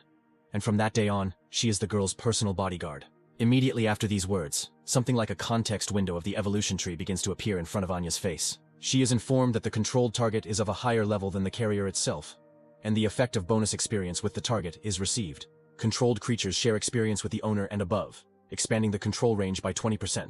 And monsters of rank D and above can share vision with designated targets by 50%. Since only Anya sees this window, she hurries to share her impressions with her brother, and say that she saw many different words, and it seems that she has become much stronger. The bodyguard says that Anya has received new effects that allow her to share the experience gained in battle with her familiars. Michael is quite surprised by this fact, and now begins to understand how the Queen of the Night was able to become so strong in her past life. He suggests not to stay too long in the open and to continue searching and moving on. Samantha says that there is a prison guard dormitory nearby, and she would like to ask everyone to go there with her to check if her father is there. The main character says that this is still a priority target for them, so he asks the girl to accompany them to this place, carefully moving towards the intended goal. The girl says that she also knows some hidden passages and paths located throughout the island. After some time, they come across a large building and smell a thick smell of blood, which indicates that there was a fierce battle here. The protagonist orders everyone to get ready, because even though they have become stronger, they cannot be frivolous and must always remain on guard. As they get closer to the dormitory building, they are suddenly attacked by two mutants sitting in ambush. The main character immediately manages to use his shadow abilities to protect Samantha, who was the first target on the mutant's path. He once again asks the girl to be careful and not to be in the clouds, because memories of her father could cause her death. The girl says that she saw the guards' uniforms on the bodies of the killed infected, and at that moment she thought that her father had also turned into one of them. As they move deeper into the building, they come across a huge amount of traces of blood and the battle that took place here. Exploring the floors and stairwells of the building, they finally come across the supposed room where Samantha's father might be. Once inside, they once again find nothing but traces of a battle, as well as things scattered throughout the room. At this moment, little Anya is distracted by number 41, who asks her to change her prison clothes for something else. While our heroes are looking around the room, little Anya and the girl go to the closet in search of other clothes. After some time, our heroes, not finding any traces or evidence in Samantha's father's room, move on in search of clues. At one point, Michael notices large traces of a battle, which apparently took place quite recently. Looking around, they see a small cliff and traces of blood leading to it. I assume that this is the direction in which the survivors ran. They assume that there is a port in that direction, and that is where the surviving people were trying to get to. Our heroes decide to follow the trail of the battle, moving closer and closer to the supposed place where the battle ended. Turning the corner, Samantha takes off and starts running towards the port, pushing everyone in her path. Sylvia tries to stop her, saying that it is too dangerous to go alone. But Michael asks her not to rush to conclusions, and not to interfere with her. They notice their companion running towards the body of a wounded island worker and screaming at the top of her voice that it is her father. As a child, Samantha would ask her father why he was always so busy that he couldn't meet them at least once. Looking at his daughter's head, the man responded by saying that his job was very responsible, and therefore he could not be with them all the time. To which the girl asked whether family members were not important. The man replied that they were of course important, but he had to keep an eye on the bad people so that they could never harm anyone. Samantha asked her father to tell her more stories from Devil's Island, to which he said that she really liked them, but that it was time for him to go. Now an adult, Samantha looked at her father's battered face, remembering his words about how he would definitely tell her stories about criminals the next time he returned. The man suddenly rose slightly, still kneeling with a pistol in his hands. Tears began to flow from the girl's eyes as she called out to her father, and he exclaimed that it was she had come to him. Samantha's grandmother was at home looking out the window. The old woman quietly turned to Samantha's father, saying that he had to protect her. Michael, turning around, noticed a whole crowd of zombies behind them, and told Sylvia that they needed to deal with them first. One of the zombies had a face on fire and was screaming that everyone should burn, but then a couple of pieces of ice flew into his head, which upon meeting the fire, turned into steam. As it turned out, it was Sylvia, who was looking at the crowd of zombies with an angry look. Looking at his sister, the guy thought that she, having seen Samantha's situation, was thinking about their parents too. Michael shouted as he drew his swords, calling on everyone not to let a single zombie get through. Meanwhile, something was happening at headquarters. The sounds of footsteps could be heard in the corridors as the emergency meeting was announced, and all soldiers were ordered to assemble and report to headquarters. A decent crowd had gathered at the headquarters, and one could hear questions about what was going on, why they were gathering so late, and whether the zombie horde had come again. Scott told Winston that all the soldiers had already been assembled, to which he praised him, saying that he had done an excellent job. Scott turned to the commander to say something, but Winston waved the boy off, saying that he already knew what he wanted to say. But he had already made up his mind. Some time ago, Winston was sitting in his office with Commander Sylvester, instead of whom there was a demon. He said that he would go and check the question of the god of war. The second thing is the most important, and the main reason why he came here. He captured the place where the zombies were concentrated, and is ready to gather all the forces of people and destroy them. All the other bases agreed to send troops, and only they remained. While the zombies are not strong enough, they can allow humanity to restore peace. Winston's eyes widened in surprise, but he said nothing, and merely listened in silence. Finally, shouts were heard that Commander Winston had arrived, and orders were given to remain quiet and focused.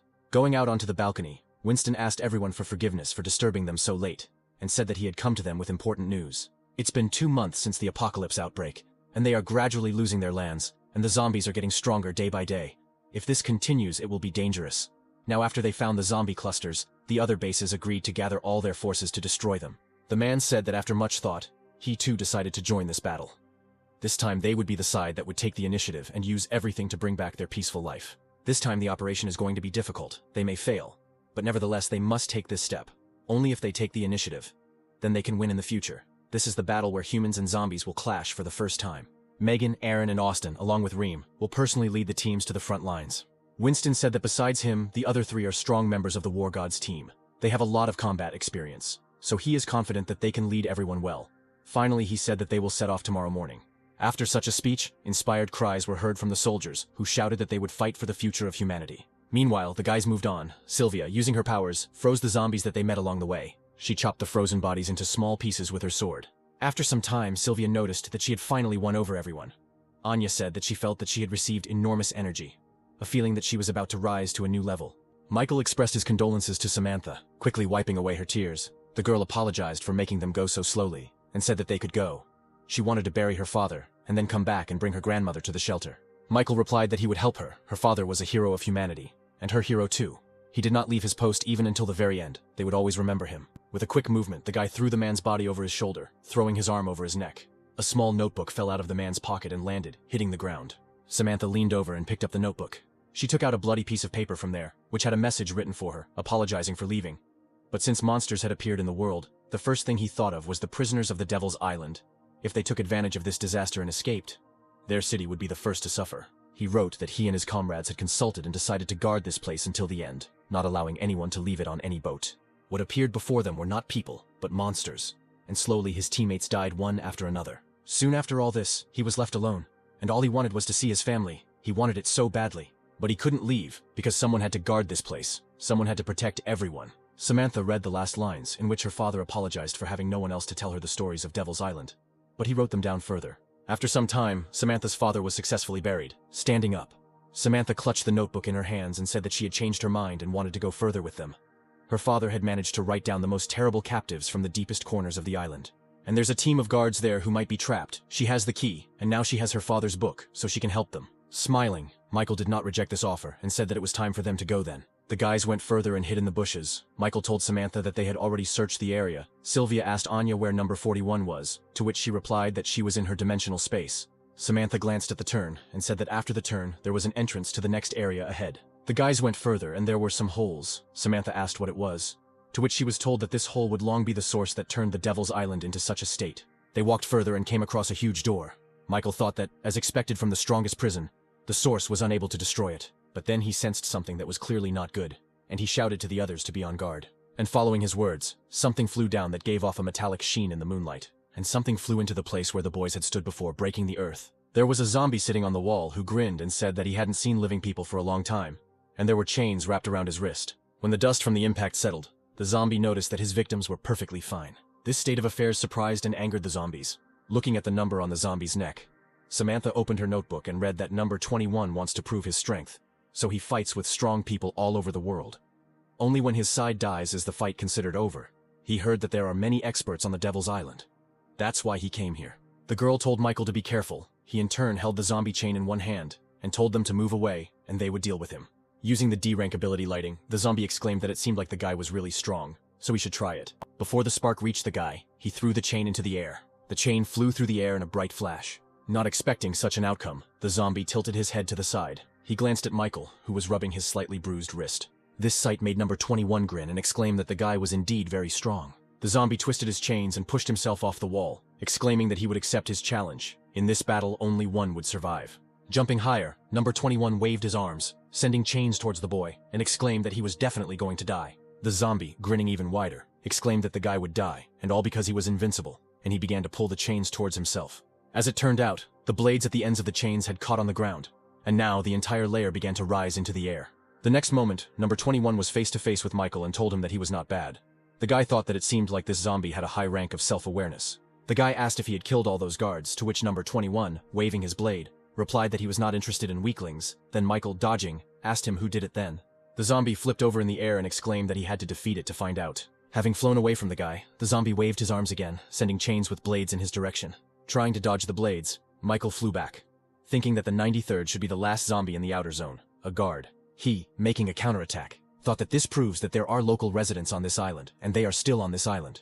We need to get the upper hand over these zombies. Give everyone positions. Michael hit number 21 hard, sealing him into the ground. Thinking that this was different from the previous banshees, he had never seen assets here before. Michael stood on the ground, looking into the cloud of dust that rose from the zombie's impact with the ground. Sylvia noticed that her brother was so strong. Samantha asked if he had won, and Anya screamed that the boy could do it. He had to fight. Michael told number 21 to come out because he knew he wasn't hurt.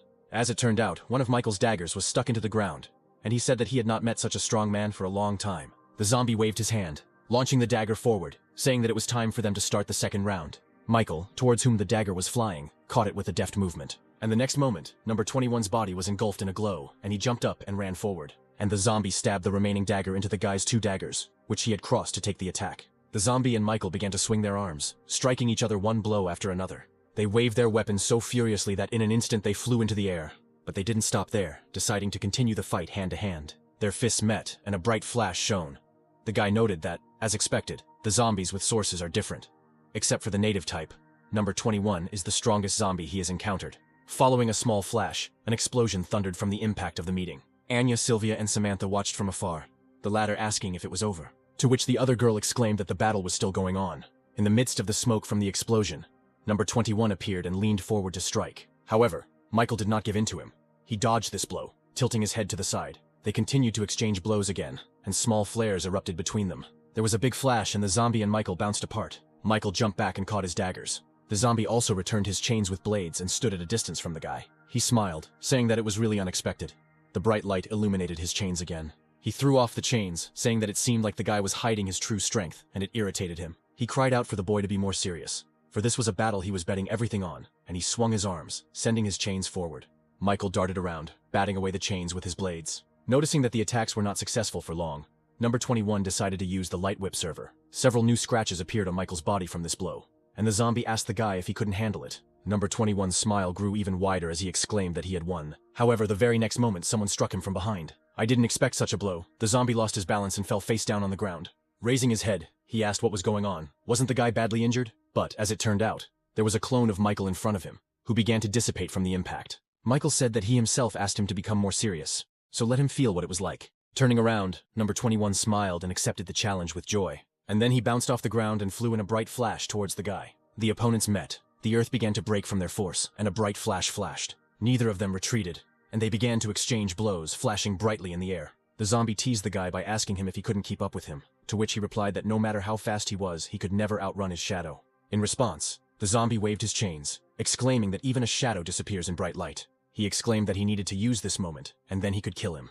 However, Michael grabbed number 21 by the leg, fire spreading up his arm. With a wave of his hand, the guy threw the zombie straight onto its back into the ground. Upon meeting solid ground, the zombie made a dull sound and his blood started to flow out of his throat. The boy's fists were engulfed in flames, and he exclaimed that where there is fire, there will be shadow. Michael began to land blow after blow on number 21 until he could do nothing. After a while, the zombie lay exhausted on the ground, and he said that he had played. Now he could kill him. Michael smirked and asked him if he didn't want revenge. The zombie replied that he didn't need it. If he played, then he played. Even if the guy didn't kill him, his master wouldn't let him go. Smiling softly, Michael told the zombie not to worry and asked him not to resist now. The guy turned to the girls and called Anya, who was still hiding behind the rock. Michael told the girl to try to subdue number 21, to which she said that this zombie was a level higher than her. The guy responded by telling her not to worry, he had already discussed it. Anya pointed her hands towards the zombie, who immediately stood up. noting with surprise that his body had become much lighter, while the girl thought that this zombie was being controlled too easily, that it seemed too stupid. Number 21, feeling lighter, exclaimed that he could fight again. Anya responded by exclaiming that he could not make Michael his enemy. Frowning, the zombie asked why he would listen to some child, but suddenly he felt some kind of signal in his brain. The zombie quickly rose to his feet and bowed to the girl, apologizing, saying that from now on he would not obey orders, to which she replied that it was better this way. Number 21 thought that for some unknown reason he couldn't rise up. He had been deceived by that bastard. As they got closer, Sylvia asked her brother if he was okay, to which he replied that everything was fine, and it was time for them to enter the next zone. Number 21 warned them that the inside was different from the outside, so they better run while they still had a chance. Anya exclaimed that this guy was so annoying and she ordered him to return to space. The zombie, noticing that the body was still dissolving in light, asked what they were doing to him. The boys approached the gate again. Michael thought that they had expected that there would be danger ahead. Michael moved further and opened the huge gates with a quiet creak. A strong energy wafted towards them from within, and Michael noticed that this was the inside of Devil's Island. At the end of the corridor, another zombie with dogs appeared. He exclaimed that invaders had been discovered and they needed to be killed immediately. The zombie dropped the leashes and the dogs quickly ran forward. Michael stepped forward to meet the dogs and shouted for everyone to be careful, as these creatures were not simple. Goldie, who had been flying behind him all this time, had his eyes flashing with a golden light. Taking on his true form, he flew forward and swung his huge paw. Sylvia was also not far behind, and she threw several ice flows at the dog. Michael swung his blades, cutting the dogs into small pieces.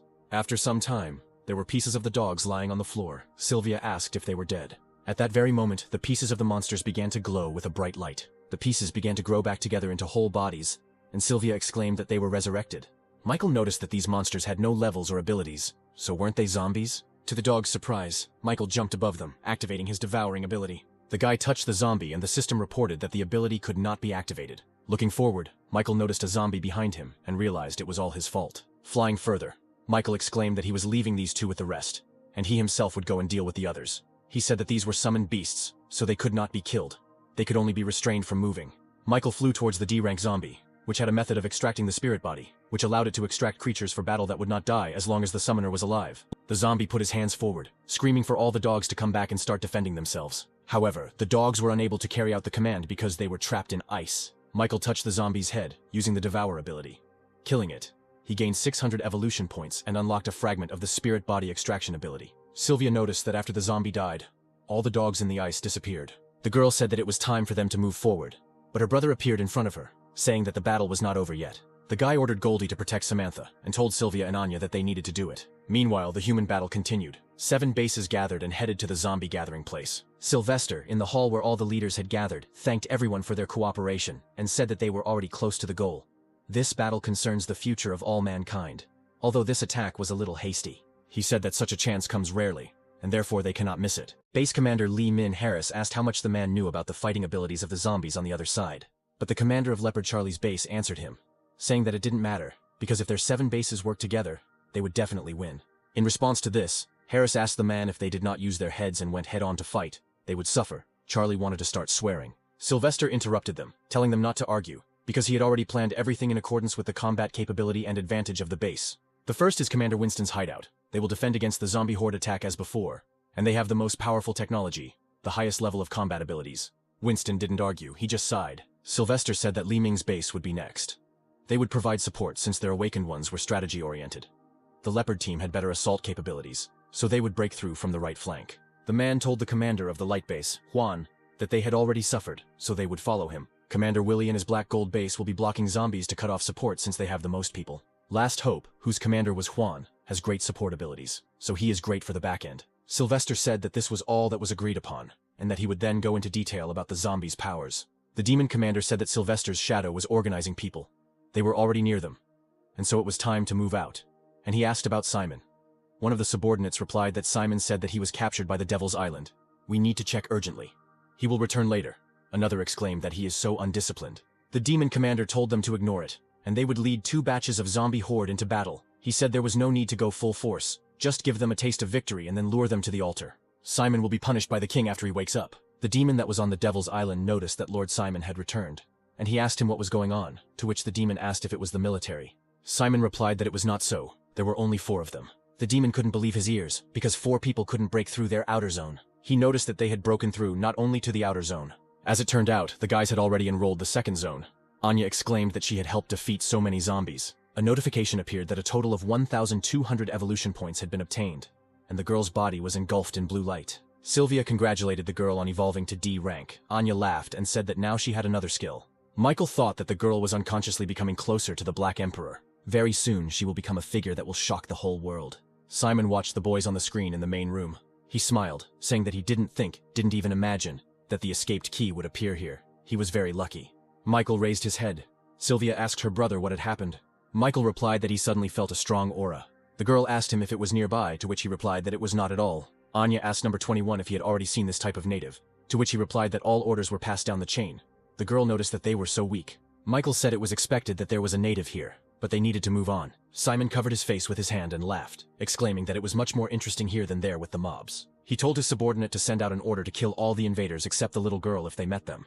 Meanwhile, the guys have already reached the third zone, the prison zone, where the zombies' strength is completely different. Michael warned that there might be zombies in C-class here, so they should defend themselves well at this point. Simon ordered his subordinate to release all the zombies, and immediately several zombies appeared in the corridor, and Simon said that he was interested to see how long these little people could hold out. Anya waved her hands, calling her zombies, and Michael rushed forward, telling them to give in here, and if they attack, to respond. The one-eyed monster waved his hand. He was C rank, and his silent eye ability was A rank. As Michael dodged the zombie's hand, he thought that the person in front of him was a C rank. Michael activated his Devour ability, thinking that he had dealt with many such zombies outside, but here they were different. There is now a notification that Silent Eye causes the enemy's ability to temporarily lose its effect. The zombie waved his hand, but Michael immediately jumped back a few meters. A wound appeared on his chest, and blood from it soaked his t-shirt. Michael remembered that he hadn't been to the testing tower for a long time. This ability was causing him trouble, and therefore he needed to deal with it now. Another zombie, already a D rank, waved his arms, sending forward his paralyzing needles. Michael flew like a shadow between the needles, thinking that as soon as a needle hits him, he will immediately lose his movement speed. Is it a coincidence that both abilities are under strong control here? The one-eyed zombie released a glowing beam from its eye, and at that very moment, the shadow around the guy's body dissipated.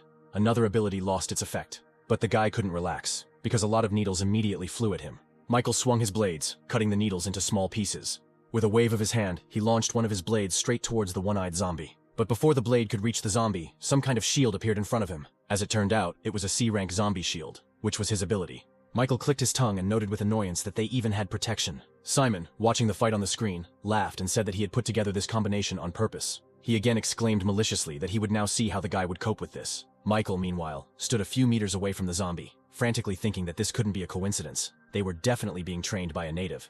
The very next moment, bright flashes of needles flew at the guy from all sides. The one-eyed zombie, hiding behind the shield, continued to use his ability. While fighting off the needles with his blades, Michael thought that because this bastard was focusing on him, he couldn't use his abilities, and therefore he would lose the moment he made the slightest mistake. But then the guy had an idea and he detonated a smoke grenade, thinking that he just needed to disappear from the zombie's sight. However, even then the guy could not use his abilities. He thought that he should have trained his abilities well in the tower. Through this smoke, needles flew at the guy again.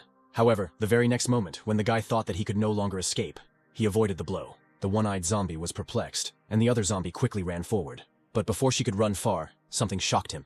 It turned out to be number 21, and he said that 3 against 1 was just too much of a travesty, so he should join in. The zombie grinned and told Michael that only he could crush him, so he didn't need to thank him. To which the guy replied that he didn't intend to. But number 21 seemed not to hear him. He stretched out his hand forward and shouted that now was his finest hour. He wanted to use his ability, but the next moment the sparks went out. Michael discovered that he could now use his abilities again. Running forward, Michael told number 21 that he could definitely thank him for this, and he himself thought that he now understood that this one-eyed man could only make one target lose the ability effect. Simon swore quietly and ordered that all the zombies be sent there to deal with these microbes. The subordinate replied that everything would be done now and went to open all the cells. Michael, running towards the zombie team, thought that he needed to deal with one of them, and then they would fall. The one-eyed zombie began to use his ability again. But the next moment, the guy's body began to dissolve into thin air, and a notification appeared that the shadow clone had been destroyed. Michael stood right next to the shield, and the zombie shouted to the other one that he was here and that he should kill him with poison. The zombie with poisonous needles prepared to use his ability, telling them to rely on him. Michael then extended his hand forward using mind control. Green vibrations of energy flew at the zombie with the shield, and he wondered what it was. This green light raised the zombie's shield, and it headed straight towards the zombie with needles. The shield hit the ground with force, pinning the zombie to the floor. Michael thought that now he just needed to get closer and find an opportunity to attack. The one-eyed zombie, seeing the guy again, used his ability. Michael, jumping up and swinging his blade, said that there were only 2 of them, so they could do without the ability. But then he turned his head, noticing that other zombies had appeared there. Anya pointed her finger at one of the zombies, drawing the attention of everyone else to it. the new zombie jumped heavily down onto the floor, attracting attention. This zombie was a C rank. Its ability was to devour everything. It asked if it was time for a snack. Coming closer to Anya and Sylvia, the zombie said that today he would feast on people, and therefore he was happy. Michael, noticing this, told number 21 and Bug to help Anya and the others, to which number 21 replied that he already knew.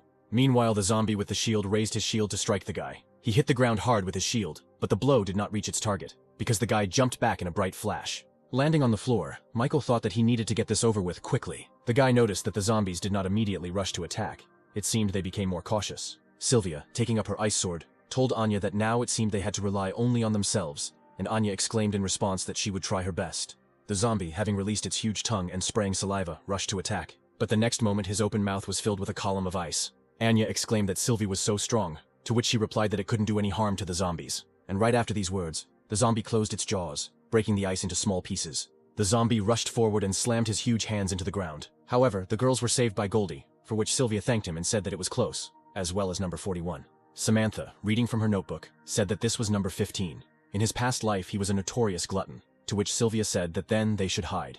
Number 15 smiled even wider and asked who he should start with, since it was so difficult to choose. Finally, unable to bear it any longer, the zombie decided to eat Anya, saying that he didn't care. Anya prepared to defend herself, just like number 41. But suddenly the zombie's body was shaken by a flash of electricity. Turning around, number 15 saw number 21 behind him, and he shouted to him that he was his opponent. Number 21 quickly jumped up from the ground and threw his fist straight into number 15's face. However, this blow had no effect, and number 15 only frowned and asked the other if he knew that it was very disrespectful to disturb people while they were eating. The zombie's huge hands grabbed number 21's body, preventing him from moving. Number 15 asked how the guard dog dared to go against him. Number 21 screamed loudly in fear. He shuddered and noted that this zombie was so strong that he couldn't even move. Number 21 thought that if he couldn't beat even such a piece of crap, then he would never be able to beat that moron either. But the zombie decided not to despair, and he screamed, asking his opponent if he was human, and then said that then he should try his thundershock. Meanwhile, the human military forces established a temporary camp. Austin asked what it meant that their shelter would be on the front lines. What kind of joke was that? Without them, the base is the smallest. He exclaimed that they were just getting revenge on them. Megan said that she also thought it was not wise, to which Winston told them to calm down. She said that Sylvester would want to make Michael leave, but he's not here. But he's definitely right that under Michael's leadership they created genetic medicine and power weapons. And in terms of combat abilities, they really are some of the best.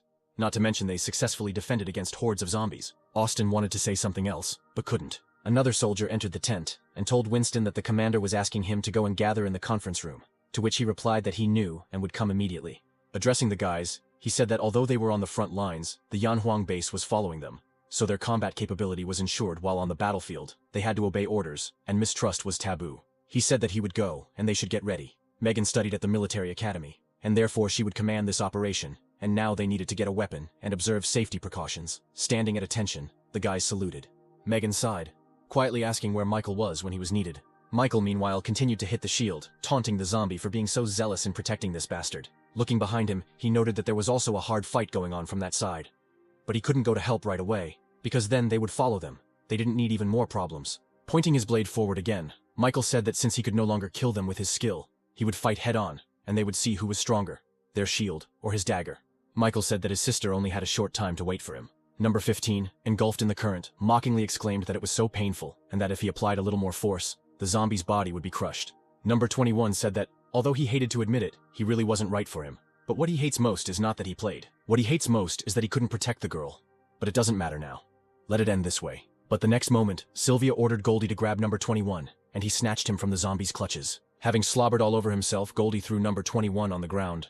Anya told him that he had gone completely crazy, since he was seeking his own death. The zombie told her that it was none of her business, and it was not for her to decide. In response to this, Anya swung and hit him on the head with all her might. Pointing to the fighting Sylvia, Goldie and Booga, she said that everyone was fighting for half their lives now, and if he hated losing so much, let him go win. She told him that if he was still alive, he had to fight like Sylvia. Sylvia and Michael don't want to play, so they'll go until the very end. Number 21 noticed that he was a zombie, he was already dead.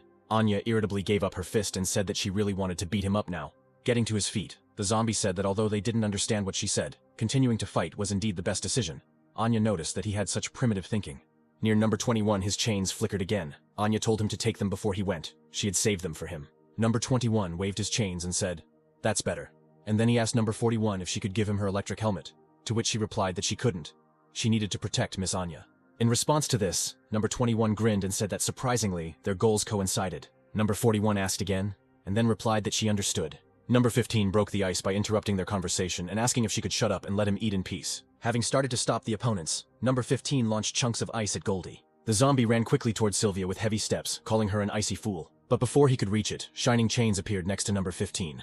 The chains closed around the zombie's body, binding his body. Number 21 flew down on him from above, saying it was time to pay the bills. Number 15 responded by exclaiming that it was all useless, he could not harm him. Using the spiritual energy helmet, Number 21 struck at the opponent's arms in one move. He pushed off the ground again to deliver another blow to the zombie, exclaiming that he would destroy that annoying face and stinking mouth. Number 15 began to curse and began to tear the chains with his teeth. Number 21's face twisted in shock as he suddenly felt some new energy. A blue light appeared around Number 15's body, and he cried out that some pile of rubbish was preventing him from having a tasty lunch. And right after these words, Number 15's skin began to tear, and a bright light burst out of his body.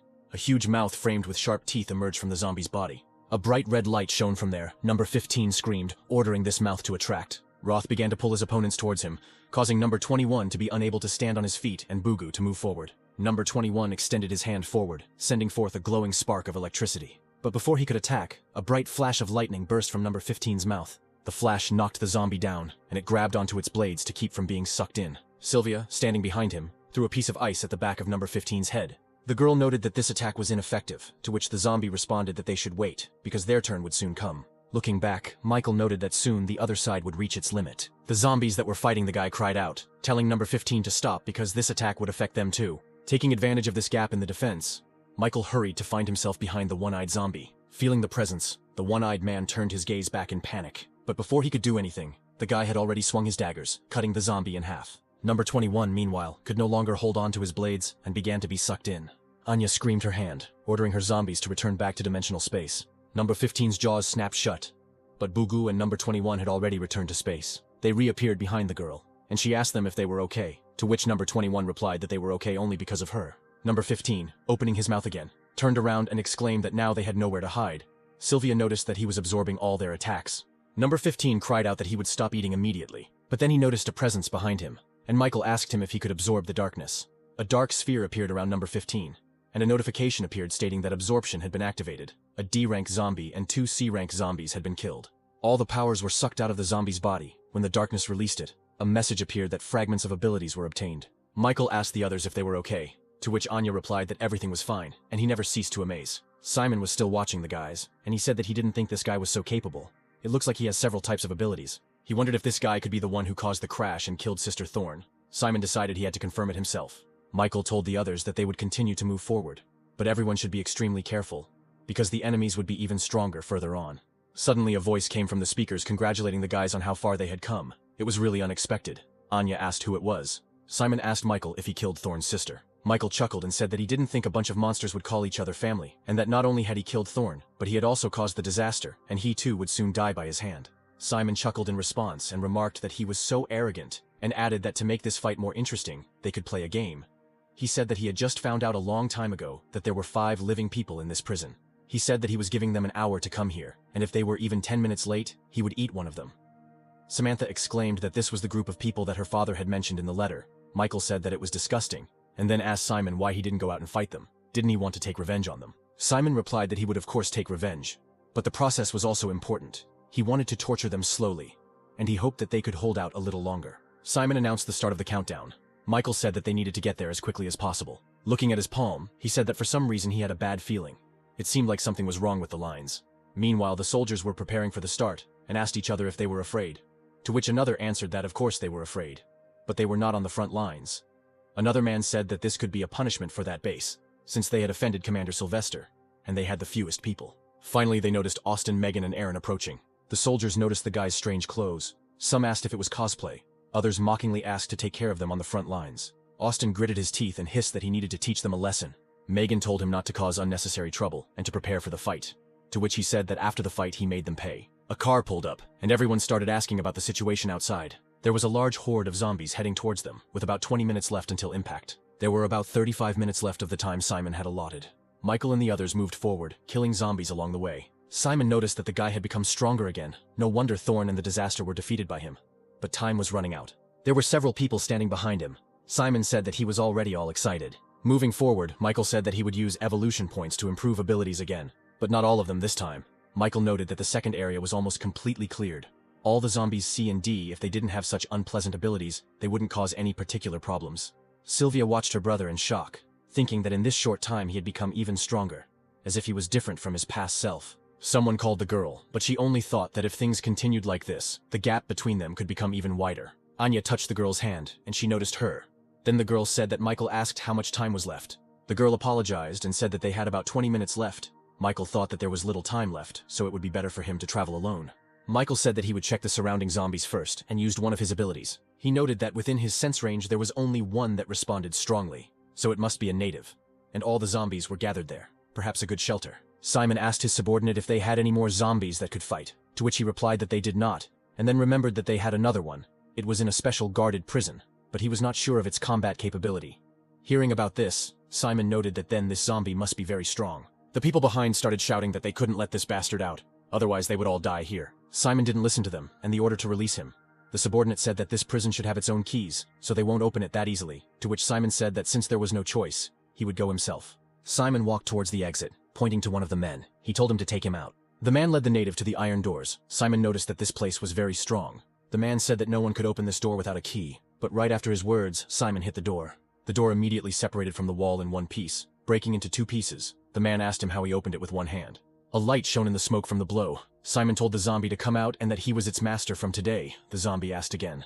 Simon was immediately pointed at with spikes, the zombie exclaimed, saying that they would still see if he had what it took to become his master. Simon chuckled and pushed the thorns away from himself without even moving his hands. But the zombie decided not to retreat and ran forward, his face with many eyes appearing from behind the smoke. A dark aura appeared around Simon as he looked at the zombie with his red eyes flashing. Blue fire glowed around him and the zombie jumped aside. Simon said that he hoped that now he understood. The zombie, thinking that the other had such a strong aura that it seemed like if he looked at him again he would die, fell to his knees, asking for forgiveness for his rudeness. Simon told the zombie to get up because he had a task for him, and he didn't start to argue. Walking away, Simon threw, telling the zombie that this man was a gift in honor of their acquaintance. The man turned around in confusion. The next moment, the zombie already attacked the man, knocking him off his feet. Returning to the command center, he asked how things were, to which he was told that they had split up. One was heading in their direction.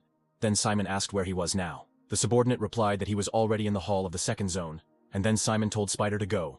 This man was his first task. Spider chuckled and said they could count on him. Michael, however, was moving forward quickly. Feeling something from above, he raised his head and noticed that it was just a thorn that was flying towards him.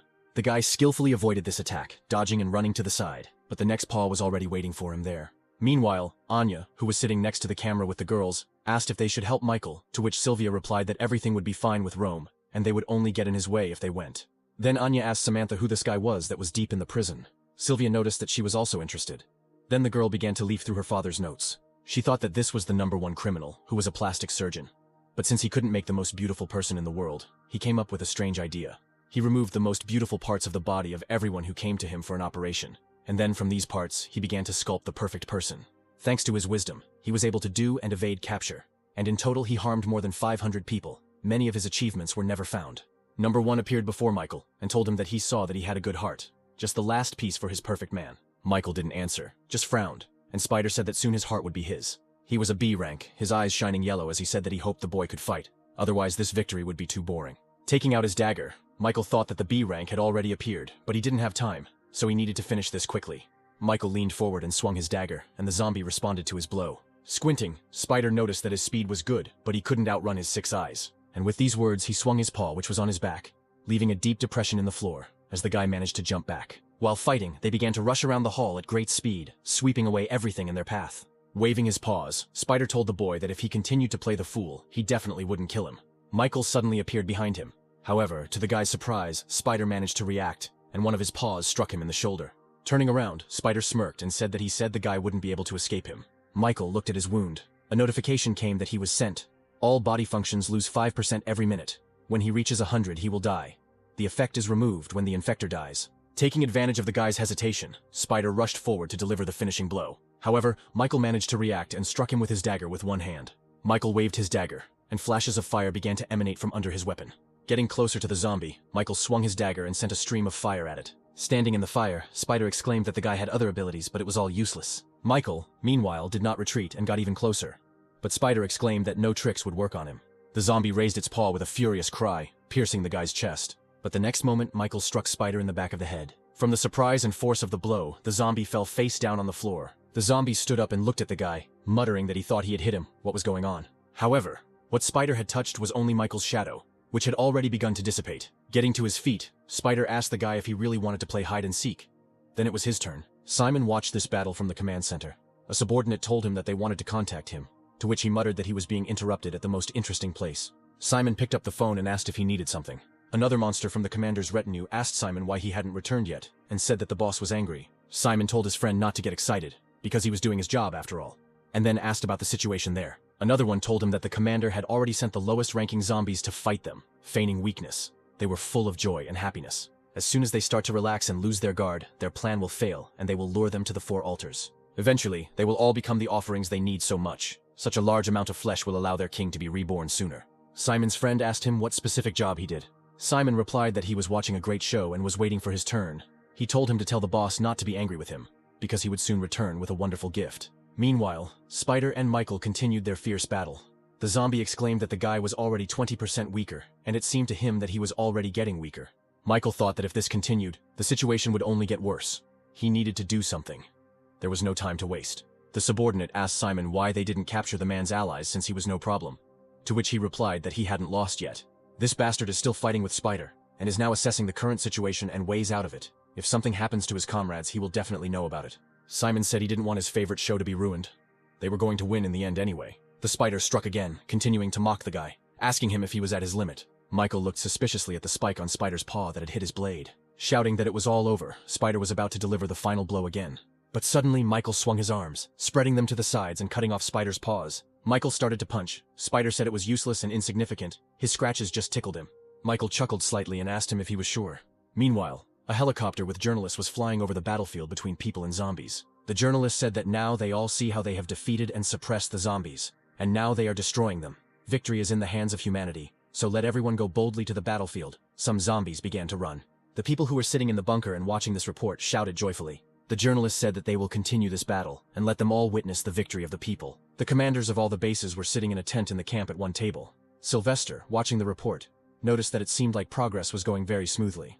Winston asked why he didn't know about this broadcast, and then said that it was too dangerous. All military information was leaking. Sylvester asked why it was dangerous because zombies are just a group of unconscious creatures, and he organized the broadcast. Harris said he thought the commander's actions were good because they would allow all the people to witness the victory that was already in their hands. Winston, banging on the table, exclaimed that they could not act so thoughtlessly. Everything was going too smoothly. They had to create all the soldiers and develop a new plan. Charlie asked the man about where to put his courage, and then told him to stop worrying, because they would definitely win. Sylvester, pointing to the points on the map, said that the zombies were heading in these directions. We need to split up and kill them. His eyes flashed an evil purple light as he said that victory would soon be theirs. Meanwhile, Spider stood on his knees, exhausted, his health down by 50%. Raising his head, he asked the guy what he had done to him, throwing away the Spider's paws that he had used to strike him. Michael said that he must not like being removed by himself. Jumping up from his seat, Spider exclaimed that even so he would have enough strength to kill him, to which Michael, also leaning forward, replied that they should check it. The Spider struck, but its paw hit the ground, as Michael managed to dodge. Michael swung his dagger, slashing across the zombie's chest, causing it to scream. The guy asked him if he wanted to remove the poisoning, because his chances of winning were decreasing with every minute. The Spider screamed angrily, calling Michael a son of a bitch, but still removed the poisoning. Now the zombie was seriously angry. He threw up his hands, shouting that he would tear the guy into small pieces. Simon's subordinate said that this guy, fortunately, had not won yet. The battle was not over, to which Simon said that he did not think so. He said he thought he knew it all along. His eyes were like looking into the water and seeing the outcome. The Spider finished his transformation, and now, instead of legs, he had a huge spider body. He screamed for the guy to try to compete in his best form. The huge spider dove forward, striking, but Michael was able to dodge again, jumping into the air. Michael flipped in the air and landed right on the spider's head, plunging his dagger into its body. He felt something approaching behind him and turned to see Spider throw a web at him. Michael quickly dodged the web and jumped off the spider. The spider's eyes glowed red, parts of its body glowed yellow, and many webs appeared in the air. Michael pulled his hand back and fire appeared on his palm. With a wave of his hand, he sent fire flying, burning all the cobwebs that hung in the air. Simon started to walk away, and his subordinate asked if he didn't want to watch anymore, to which he replied that there was no need, since Spider had lost. Engulfed in flames, Spider screamed furiously, intending to attack again, while Simon said that he was already walking on the edge of his death. Once again avoiding the paw strikes, Michael jumped all over the room. The Spider, in furious desperation, beat its paws in all directions, unsuccessfully trying to hit the guy, but only hitting the columns that stood there. Michael ran up one of the broken columns and kicked it using his fire powers.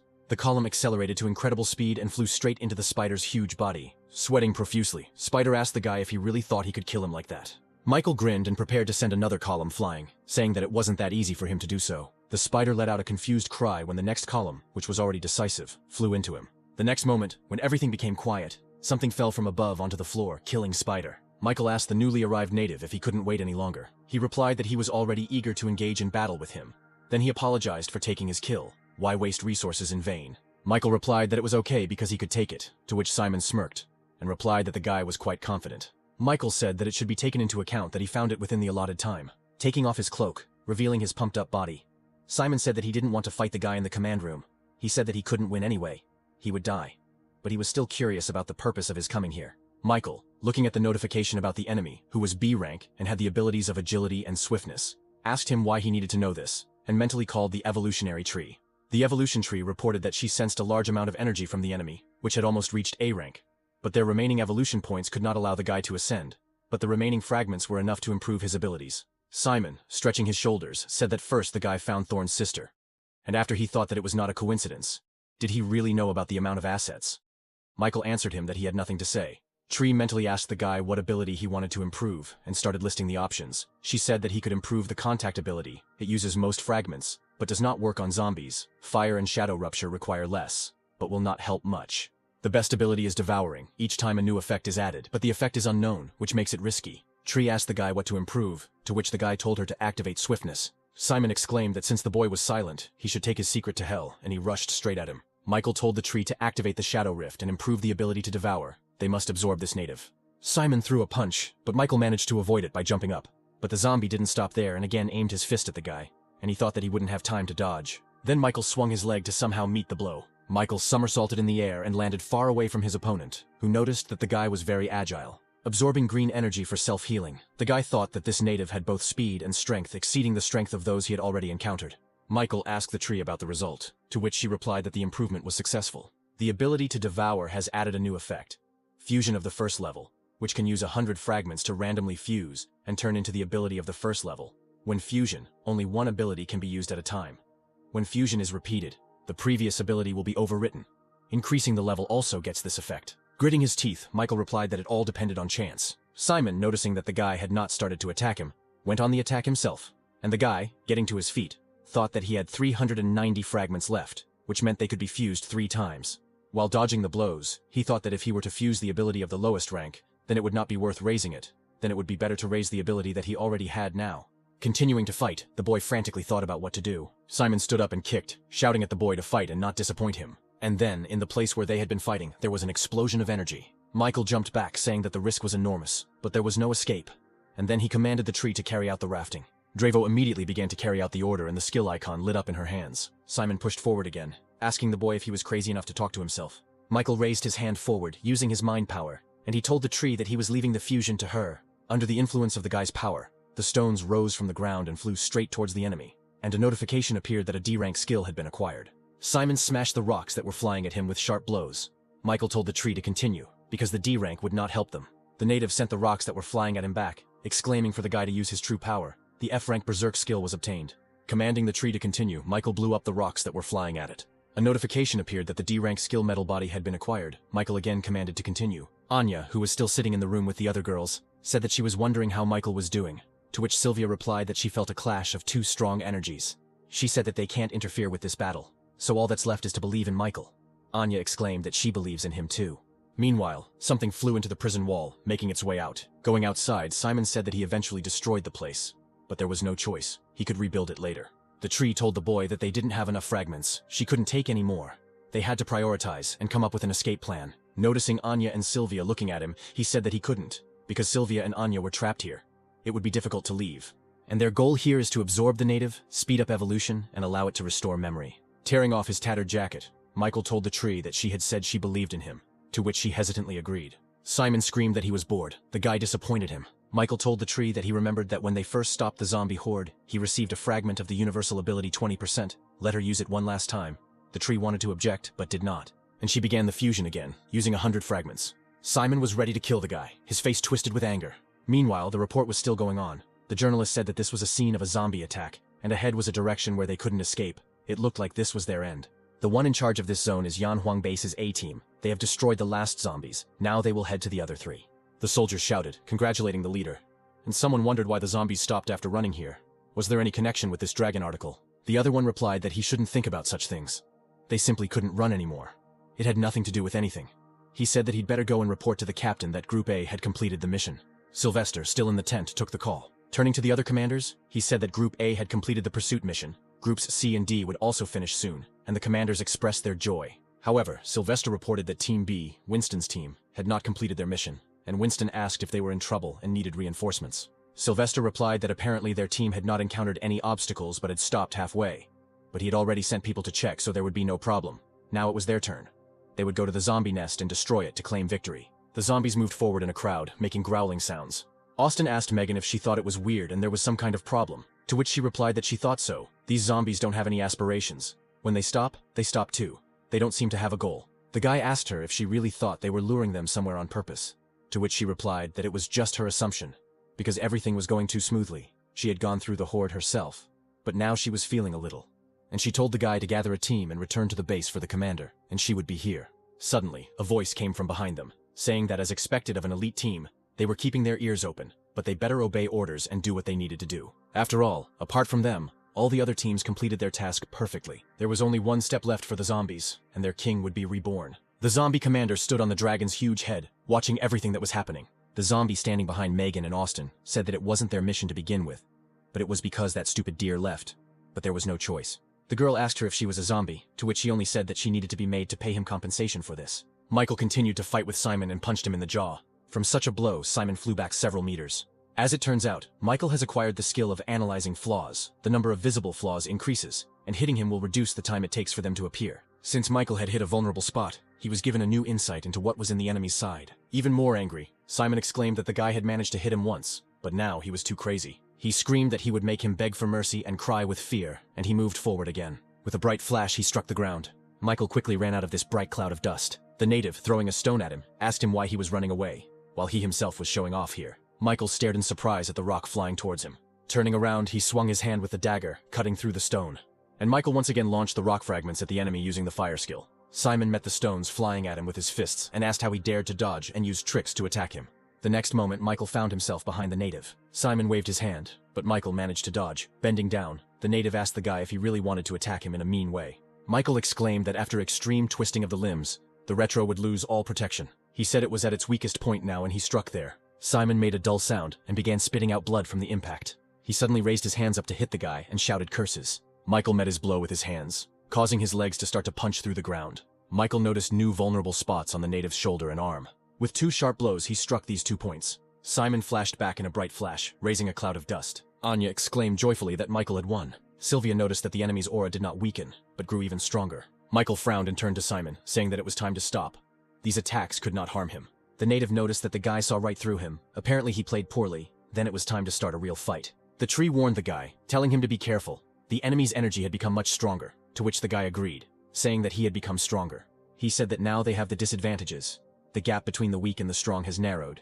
He just needs to use the chance to accurately focus on the disadvantage and weaken his fighting ability, and victory is theirs. Rushing forward, he exclaimed that over time more and more disadvantages will appear. It is a fight against time. The analysis of the flaws was that for every flaw hit, 4% of the attribute would be transferred to the owner's body, the percentage depending on the opponent's strength. Simon glanced at Michael and thought that from this moment on, this guy's desire to attack became stronger. Even if he was effective, it was not enough to fight against him. He wondered if the guy was analyzing him, and then he exclaimed that this was some kind of joke. Simon also leaned forward and exclaimed that the end of this pathetic little man was already sealed, and his fist collided with the guy's fist. The guy's hand went further and hit the native in the face, hitting the flaw. Simon's body shook and he cursed under his breath. Getting even more angry, he concentrated his energy into his fist to strike. Michael continued to hit his opponent, avoiding his attacks along the way. Michael noticed that the attacks had become more violent. He had to find an opportunity to attack the weaknesses. Simon screamed as he continued to hit the guy to make him resist.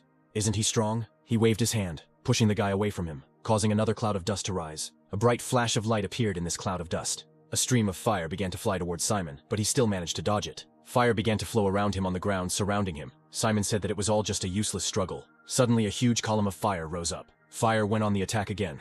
Simon again said that this type of attack was useless for him. While dodging, he advised the boy to use the energy elsewhere instead of such sneaky attacks. His eyes flashed red and he noticed that he had fast speed. Noting that he could see everything well, he found the fire salt guy and kicked him in the stomach. Grabbing the boy by the hair, he said that he seemed to have expected too much. Michael hit Simon again in the side, where he was lacking. There was a flash, and Simon jumped away from the guy. Shaking his side, he asked him if he really thought such a soft attack would harm him. He didn't even feel anything. Michael replied that it didn't matter whether he felt pain or not. He would find out very soon he had already received 20% of the attribute. Simon smirked and asked the guy if he really thought he was that cool, then said that he had other missions to do, so they would finish it now. Michael pushed off the ground in the direction of his opponent. Simon jokingly asked if he had decided to take the initiative. Simon swung his fist, but Michael dodged it again, jumping up. The native exclaimed that it was not bad, he did not hate his bravery. Michael, going down, kicked Simon in the arm, who noticed that he seemed much stronger. Suddenly Simon grabbed his leg, and jerking his hand, he hit the guy's back on the ground. Then he pulled the guy's leg up again. Michael, moving closer, blew a stream of fire into his face. He jumped behind his back and struck again at the flaw. A dark shadow appeared under Simon's feet. Michael jumped out of the shadows, kicking his opponent in his weakness. While Simon was flying in the air, Michael below was about to use fire again, causing the air around him to begin to gather. Quickly waving his arms, the boy directed the fireballs straight at the enemy's weaknesses. One after another, these fireballs hit the flaws with incredible precision and force. This angered the native even more, and he shouted that he would now show his true strength. Through the fire he began to descend. He landed heavily on the ground, breaking it under his feet. A moment later, Simon was behind Michael, using the buck strength skill, which increased his speed and strength by 50%. The native punched the ground, his hand flashing blue. He screamed that the guy was the first one to make him use this form. He screamed that he had been privileged to see his strongest form, but now it was over. However, Michael was not impressed by this strong form, and he again struck at the disadvantage, hitting him in the face. The guy exclaimed that it was weak, and his opponent moved back several meters from the blow. In a fit of rage, Simon rushed forward again, screaming at the guy to shut his fucking mouth. With quick leaps that broke the ground, he made his way forward. As they exchanged blows, Simon shouted that despite all his tricks, he, a D rank, was still not his equal. He had no chance to win. Michael's eyes flashed blue as he raised his hand, telling the native to shut up. He hit him on the head with his elbow, slamming his face into the ground and hitting him again on the flaw. Simon's body was engulfed in a green glow as he began to rise from the ground, screaming loudly. Michael shuddered, thinking that he had no idea that a native could have so much energy. The part of the ground Michael was standing on flew up under Simon's influence. The tree warned the guy that his opponent had a berserker. A huge wave rose. A piece of land rushed towards it. Michael thought that he had 52% of his attribute. The native had no chance to defeat him. He would do everything to destroy him. While Michael was unaware, a dark silhouette appeared in the water. Simon swung his hand, cutting through the water and hitting the guy again. So they rushed around the battlefield, but Simon still couldn't hit his opponent. Anya and Sylvia excitedly called Michael's name. Suddenly, a bright column of light burst out of the water. Simon flew up, exhausted, wondering what he had done wrong, why he had lost. As he fell to the ground, all he could think about was why he couldn't kill the D-rank ant. Michael, while the water was dripping on him, stepped out of the wave. Looking at the guy, Simon wondered if he was even human. Then he asked why the D-rank was even talking about fighting him, whether he knew that he was doomed to defeat from the very beginning. Coming closer, Michael replied that he just wanted to win his own bet. Then Simon, leaning his hands on the ground, got him drunk about why he was so stubbornly trying to beat him. Don't weaklings want to run away first? Looking down, the guy replied that running away wouldn't solve anything, and his body was a resource he needed. Then the native asked if he was from Skynet. The guy replied that they were also one of his goals, to which the native suggested that the guy join them. Simon raised his head and frantically began to explain, saying that they were also fighting against Skynet. Their king would soon awaken, and he would definitely be there when he joined, and that way they would win. Michael asked if the natives really have a leader. The native continued by saying that they are just pawns of the king. When he awakens, the whole world will lie at his feet, and the king is almost awakened. He said that when the guy joins his team, they will destroy Skynet. But noticing the guy's look, he immediately corrected himself, saying that the guy will, and it is he who will join him. Placing his hand on the native's head, Michael said that he was certainly right in some parts, but he was not a very good actor. Was this really the face one should make before dying? The boy started to use the ability to devour. Simon screamed for him to stop. He screamed that if he killed him, they would find him, and they would still take over this world, and he would die. But Michael didn't stop when the native extended his hands to him. The guy said that he had already seen the world that he had been talking about for more than 20 years, so he would not allow this to happen again. The native's gaze became clouded, and the guy said that whether the disaster was connected to Skynet or not, they all had to be dead.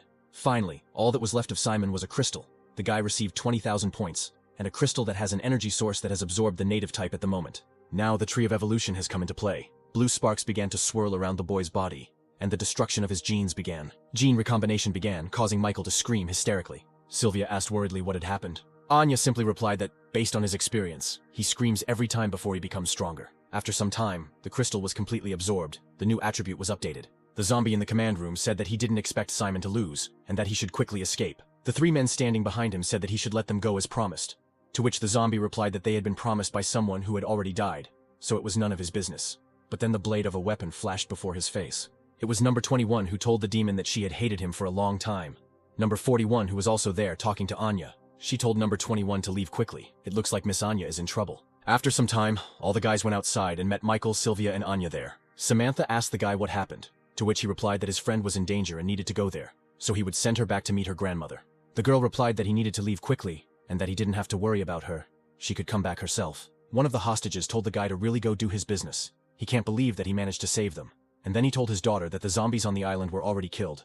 After meeting with her grandmother, she should go to the shelter. The guy agreed with this, saying that it was better for her to do so. Feeling sad, the girl asked Michael if they would meet again. The guy told her that they would definitely see each other. Climbing onto Goldie's back, he and everyone else said goodbye to them. With a couple of wing beats, Goldie rose from the ground. Michael frowned as he thought about Megan and the others not being in the shelter, where they had gone and what was going on. He asked the tree if she remembered anything, if any of it was connected to the natives, to which she replied that the memory was gradually returning, and they were indeed connected to the evolutionary tree. Michael asked if she meant herself by the evolutionary tree, and then he exclaimed that the native obeys the orders of the king they mentioned. The tree replied that she had no exact information in her memory, but everything pointed to an evolutionary tree. Michael said that if the mysterious man Skynet was reborn, then there might be another tree. Everything is getting more complicated, but there is no time to think. First, he must save them. Meanwhile, Megan and the others fought the monsters. Megan asked what was going on, if zombies had infiltrated their inner section. The zombie replied that everything was so. She thought they would be easy to defeat. Megan warned her comrades that these zombies were unusual. She told Austin to quickly check on Commander Winston and request backup since he had the highest speed. The guy asked how they got here then, to which she replied that they would hold them off while he ran away. And she told Aaron to listen to her instructions. They would attack in pairs. The girl commanded that the operation had begun, and the zombies looked around in confusion. The next moment, trees that had been torn out by their roots headed towards her. However, another zombie appeared in front of her and cut down those trees.